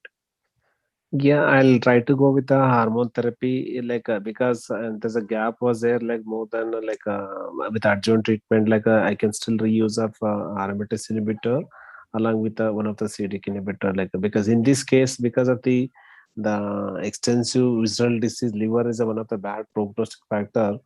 I like to consider because I'm having all the three molecules are available: palbociclib, ribociclib, and abemaciclib.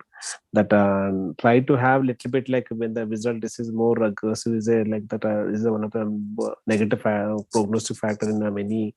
If it comes to the metastatic disease in our mind, I'll try to have because of I'll try to have that all three molecular I have a good experience now, because that I try to have that one of the molecule I can use. It's not because of this liver and lung and extensive disease there, I'll try to have one of the CDK. Prefer my choice is I'll try to have a abemaciclib in this case. Perfect.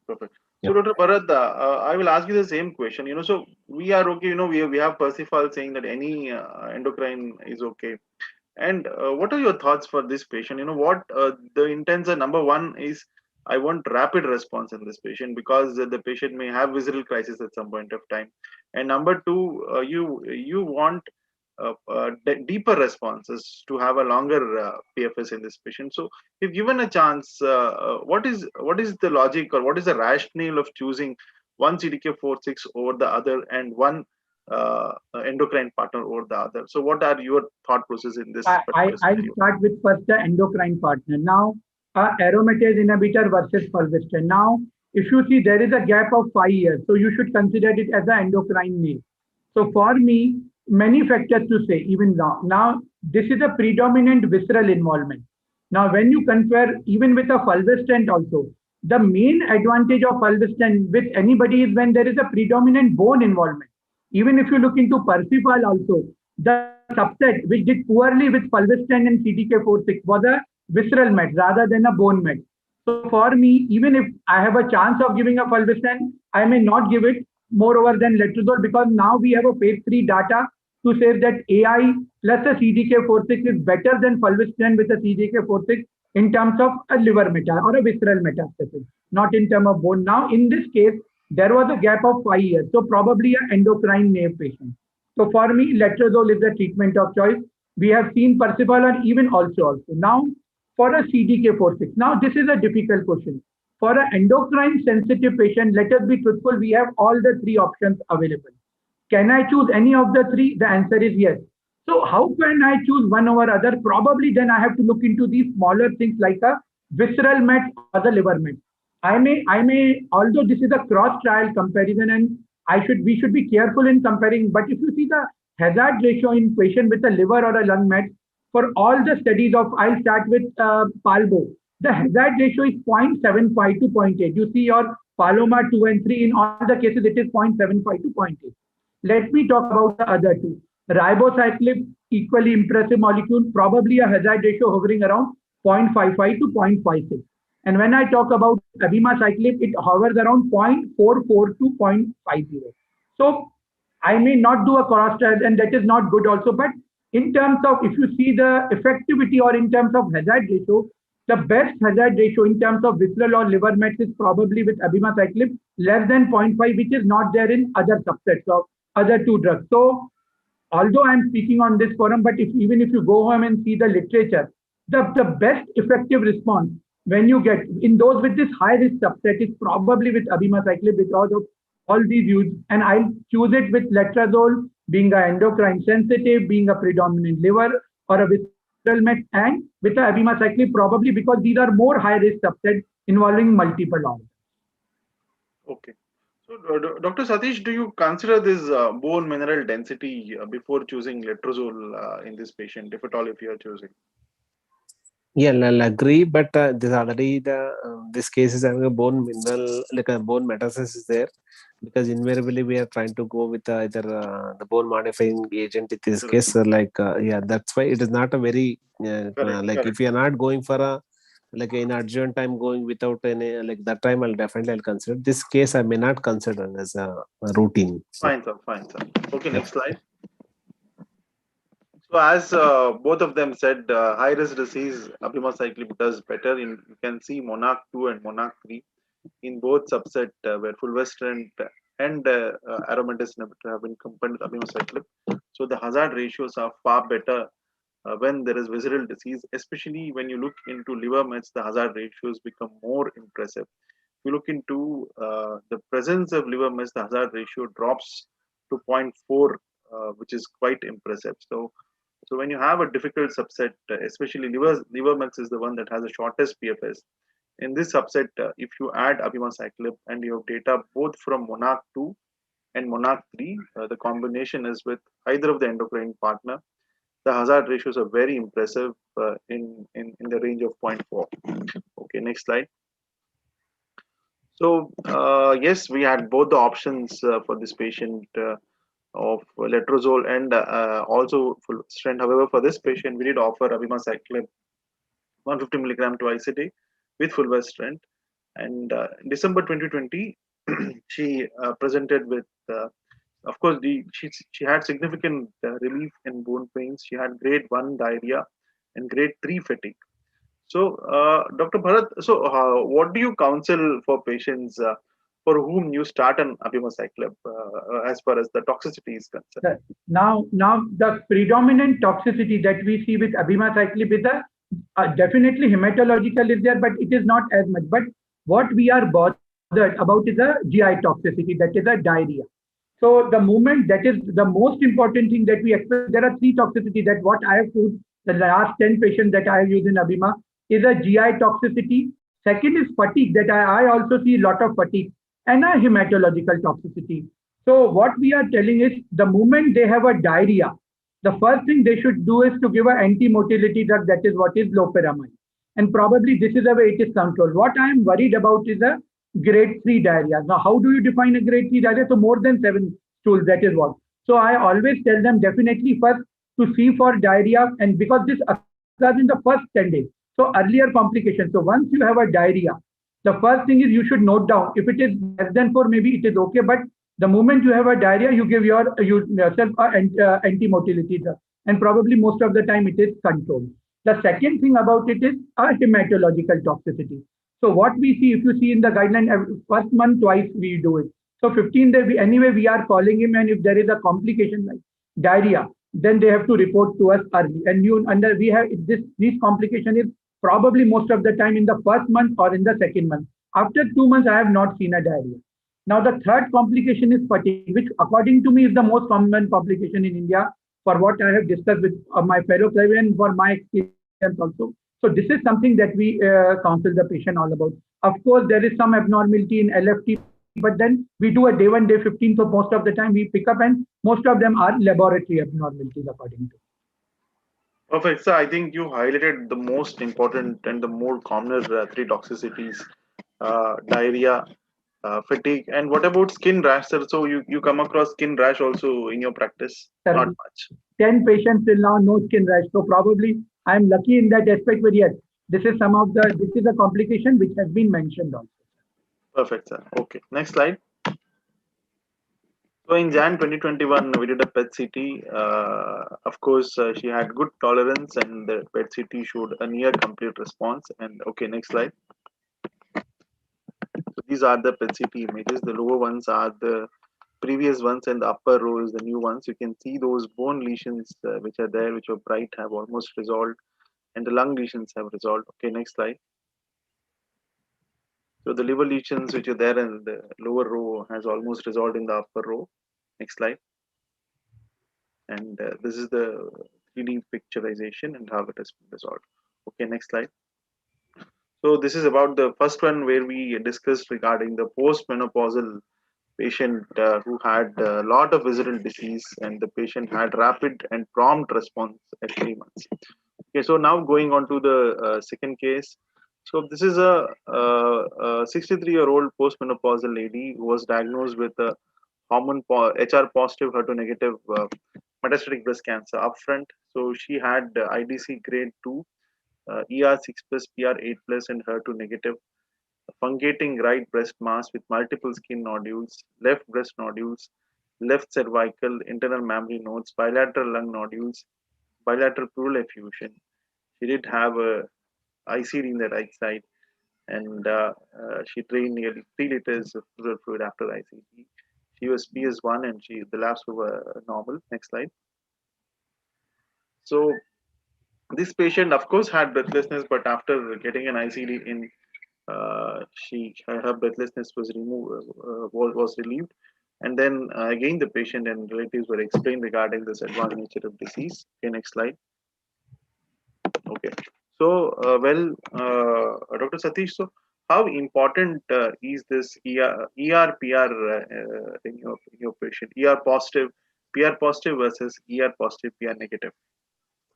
Yeah, Chandrakant, like if the both the receptor ER-PR positive, the prognosis is slightly better. If the PR is like it is not like it is negative or is mildly positive, like the prognosis is not as good as both are equal, both are strongly positive. This is what in my clinical practice, clinical experience. In this, like their PR negative or weakly positive, the prognosis is very bad, and they'll have like to have an aggressive nature. They try to require like aggressive therapy in the form of combinational treatment. If this is like when you're going for a hormone therapy, I'll try to definitely baseline a hormone therapy is a de novo. I'll try to aromatase inhibitor along with one of the CDK inhibitor. Perfect. Yeah. So, Dr. Bharat, so what is this Ki67? So, do you really consider this as a poor prognostic factor in these patients? Now, definition-wise, if you see the ESMO definition of Ki67, less than 10% Ki67, ER-PR positive, luminal A. Any Ki67 more than 30. So even if it is ER-PR positive, but if your Ki67 is more than 30 as per as ESMO definition, it is luminal B. Similarly, PR negativity, again a luminal B. And all of us know that luminal A behaves better, responds well to endocrine therapy, and have a good long-term prognosis, as against PR negative or patient with a high Ki67. So Ki67, yes, I independently do it. Maybe I may use it or not use it, but in a ER-PR, I think we should start doing it. Maybe there is definitely interdepartmental variation, laboratory variation, or a pathologist competence maybe. But a high Ki-67 is definitely by itself a slightly bad prognosis. I may not be allowed, but in a newer study, your Ki-67 is now being taken in the adjuvant. So perfect, sir. So weak PR expression and high Ki-67 actually reflect an endocrine resistance that may happen in these patients. Okay, next slide. Okay, so Dr. Satish, you already mentioned for this patient, you would be choosing aromatase inhibitor and a CDK4/6 inhibitor. So this patient is eligible for the combination. So any thoughts on which CDK4/6 inhibitor would you choose, or what are the situations, or what are the guiding factors that help you choose CDK4/6 inhibitor among the three available in your practice? See that it's a de novo, it's a newly diagnosed case. Definitely, I'll try to consider whether it's a visceral disease, PR weak expression. There is a one thing I'll see, and any other negative prognostic factor is like subvenous penetration. There's a one thing that I'll try to prefer abemaciclib. Otherwise, I'll try to use equally good experience with more experience with palbociclib, ribociclib. Any one of them can be used. These are the factors I'll try to use, the highly visceral disease, especially liver metastasis. These are things, high grade tumor, I'll try to consider abemaciclib. Perfect. Okay, next slide. So if you look into the median PFS in combination with aromatase inhibitor, you can see a statistically significant progression-free interval difference with the hazard ratio being impressive. Next slide. So you can see in the visceral disease and in bone-only disease, both subsets, there is equal benefit. Next slide. So these are the response rates which you observe when you add an abemaciclib, which is the most potential CDK4/6 inhibitor. We can see the responses are phenomenal, around 50% responses with the hormonal therapy. Okay, next slide. So yes, this patient was offered letrozole plus abemaciclib, 150 milligram twice a day. Okay, next slide. So in Feb 2021, she had grade 2 fatigue, no other adverse events. Next slide. So this is the way she just responded with a fungating mass, just healing away with tablets, had wonderful tolerance. So such fast responses. So Dr. Bharat, question to you is, supposing if I had used monotherapy with letrozole alone, would you have got such fast and deeper responses in these patients? Now, if I consider literature-wise also, if you see in a de novo, probably the responses and clinical benefit rate is good. But if you see in a metastatic or a recurrent setting in a second line, the responses with the monotherapy, including the clinical benefit rate, is less than 50%. Plus, there is, yes, the responses are quite slow. As we all know, with hormonal, the main problem with hormonal versus chemo was there was a response, but there was a slow response. Now, by adding a CDK4/6 inhibitor, definitely the responses are also fastened, and you get more response. So you see, you have shown a waterfall plot curve. The clinical benefit rate approaches 80 to 90%. This is something which we never see even with chemotherapy also. So what you get is, with a CDK4 adding, you get a faster response, a deeper response, and more number of patients get a response as against monotherapy, where at any case the difference, the delta is less 25% difference. So by adding this, you are adding another 25% of patients who may have either a PR, some more PR, and definitely a stabilization. Perfect. Okay, next slide.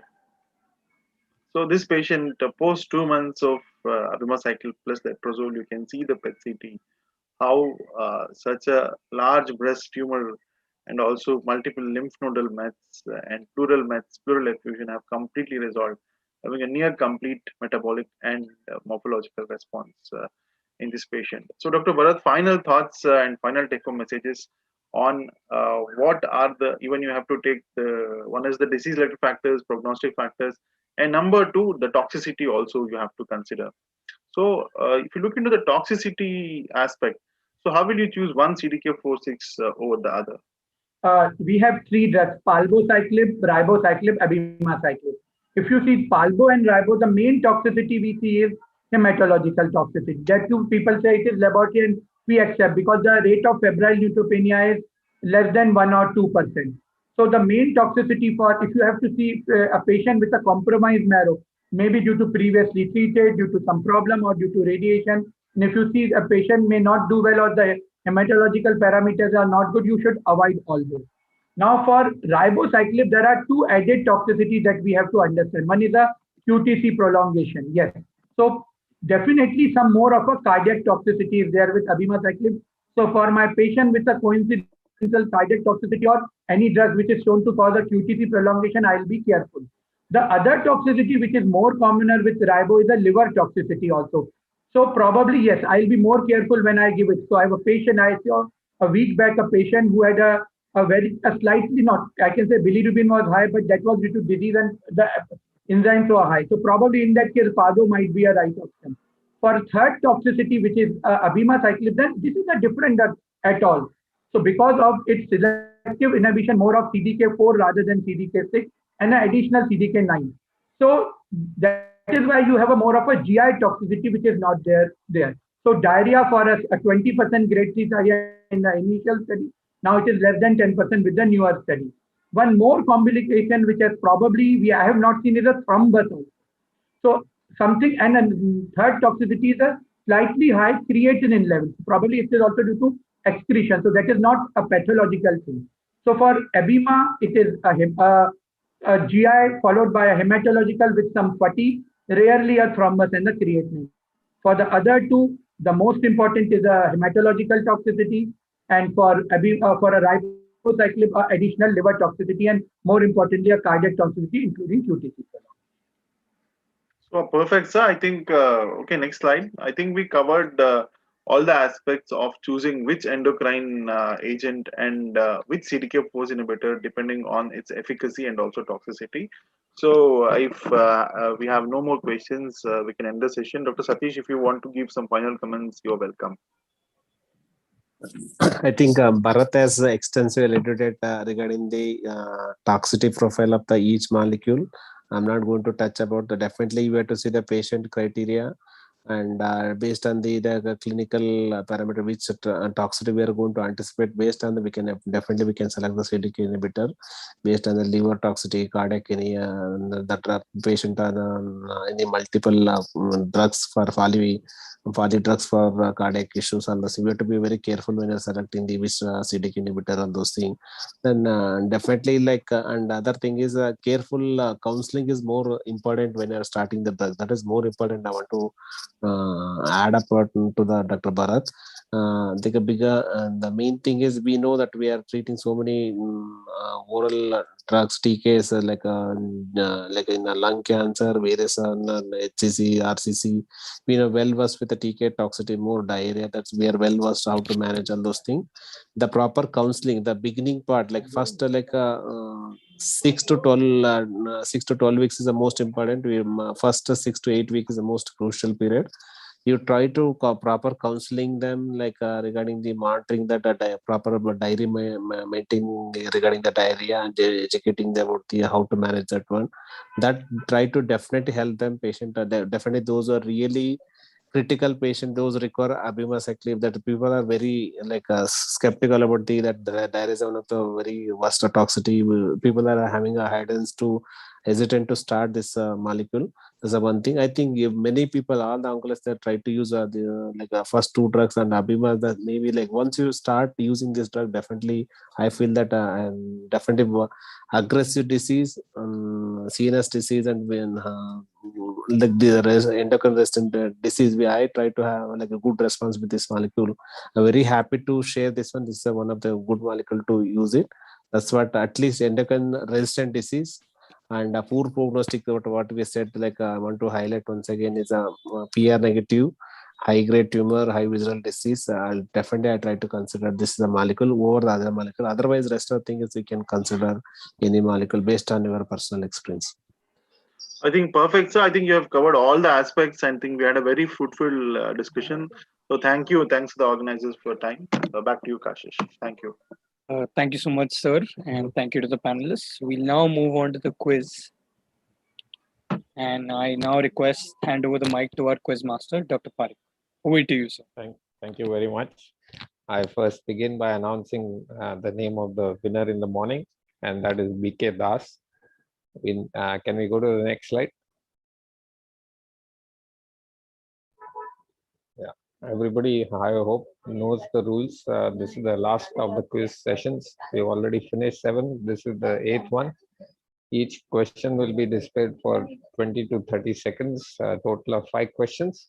And you have to give the answers to me via WhatsApp. The winner will be those who send the correct answers the fastest. You don't have to type the full question and answer. All you have to do is to type the question number and the answer that you select. Next slide, please. So the first question, please, that trials that are being shown here are the same that were asked in the morning, but the questions are different. So don't mistake morning questions for the evening questions. Question 1 is that in de-escalation neoadjuvant pertuzumab plus trastuzumab with or without weekly paclitaxel in HER2 positive hormone receptor negative early breast cancer ADAPT study, statistically significant difference was seen in distant disease-free survival, non-pathological complete response versus pathological complete response subgroup, overall survival, and or invasive disease-free survival. So if you think that option C is correct, you have to send 1C to me by WhatsApp. I'll wait for another 5 seconds.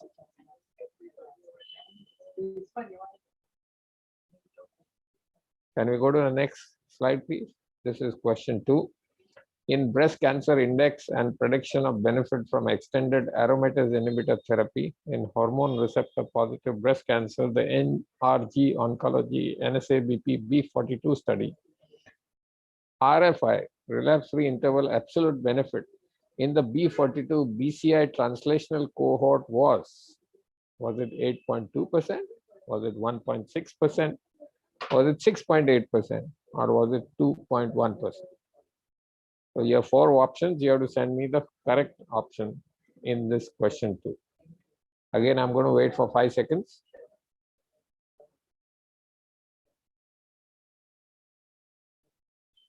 Let's go to question 3.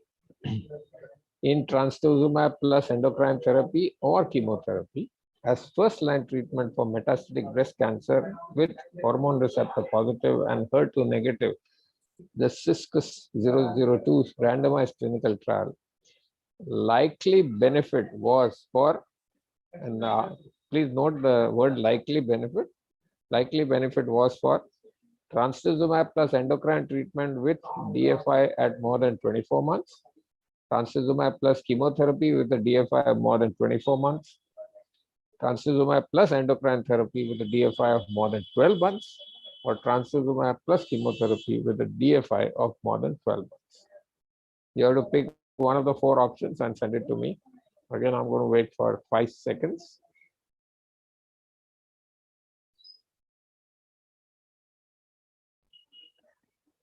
Let's go to question 4. In Olympia phase 3 multi-center randomized placebo-controlled trial of adjuvant Olaparib after neoadjuvant or adjuvant chemotherapy in patients with germline BRCA1/2 mutations and high-risk HER2 negative early breast cancer, which is incorrect. Out of the 4 options, only 1 is incorrect, and you have to pick that and send it to me. Option A is randomization was 1:1. Option B is 1,836 patients were randomized. Option C is Olaparib was 300 milligrams twice a day for 6 months. And option D is primary endpoint was invasive disease-free survival. I'm waiting for 5 more seconds.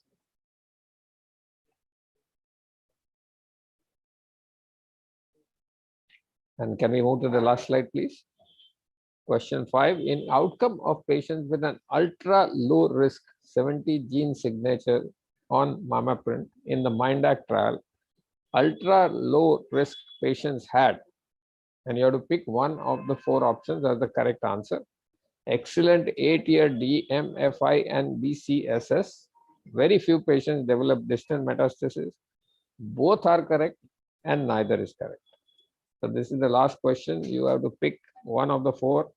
Either A is correct or B is correct or both are correct or neither of them is correct. I'm going to wait for 5 more seconds.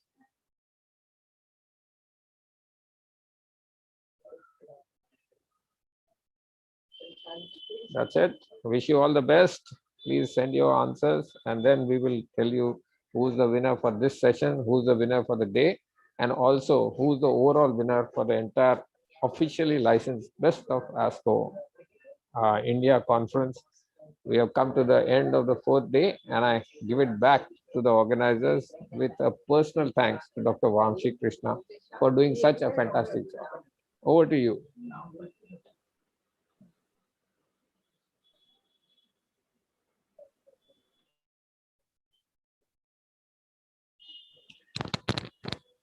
Can you hear me? Vamshi sir, are you there? Yeah. Okay, so it's been an end of a long and hectic 4 days. And when Dr. doing the Best of ASCO, because in a pandemic scenario for 4 days doing a meeting was quite a tall task, but it has really come out successfully. And first of all, I would like to thank the audience who has stuck with us through 4 days of lectures and have been extremely supportive and participative. The faculty for absolutely accepting to do the presentations, for being absolutely sporty with the times. And I don't know if we gave enough time to everybody to present or enough instructions, yet every faculty did their job and hung around for discussing in the panel as well as in the audience. So thank you very much. Special thanks to all the sponsors who readily accepted our invitation to host sessions and to have stalls. And finally, a big thank you to the Kavina team. And of course, I can never forget Dr. Purish Parikh sir for giving me the idea that we could host Best of ASCO this year. So thank you everyone, and hope to have a real physical meeting next year. Good night. Thank you so much, sir. Dr. Parikh, do you want to announce the results now? I did not have the time to finish them, so we'll send the results by email. Okay, perfect, sir. I have to check the highest correct answers for all the 8 sessions, so I didn't have enough time. No worries, sir. So once again, I would like to thank all our faculty, delegates, sponsors for making the Best of ASCO India a grand success. And with that, we come to a close. Our faculty can log out. We are just going to keep the meeting live for another 30 seconds for the benefit of our audience at the virtual venue. Thank you, everyone.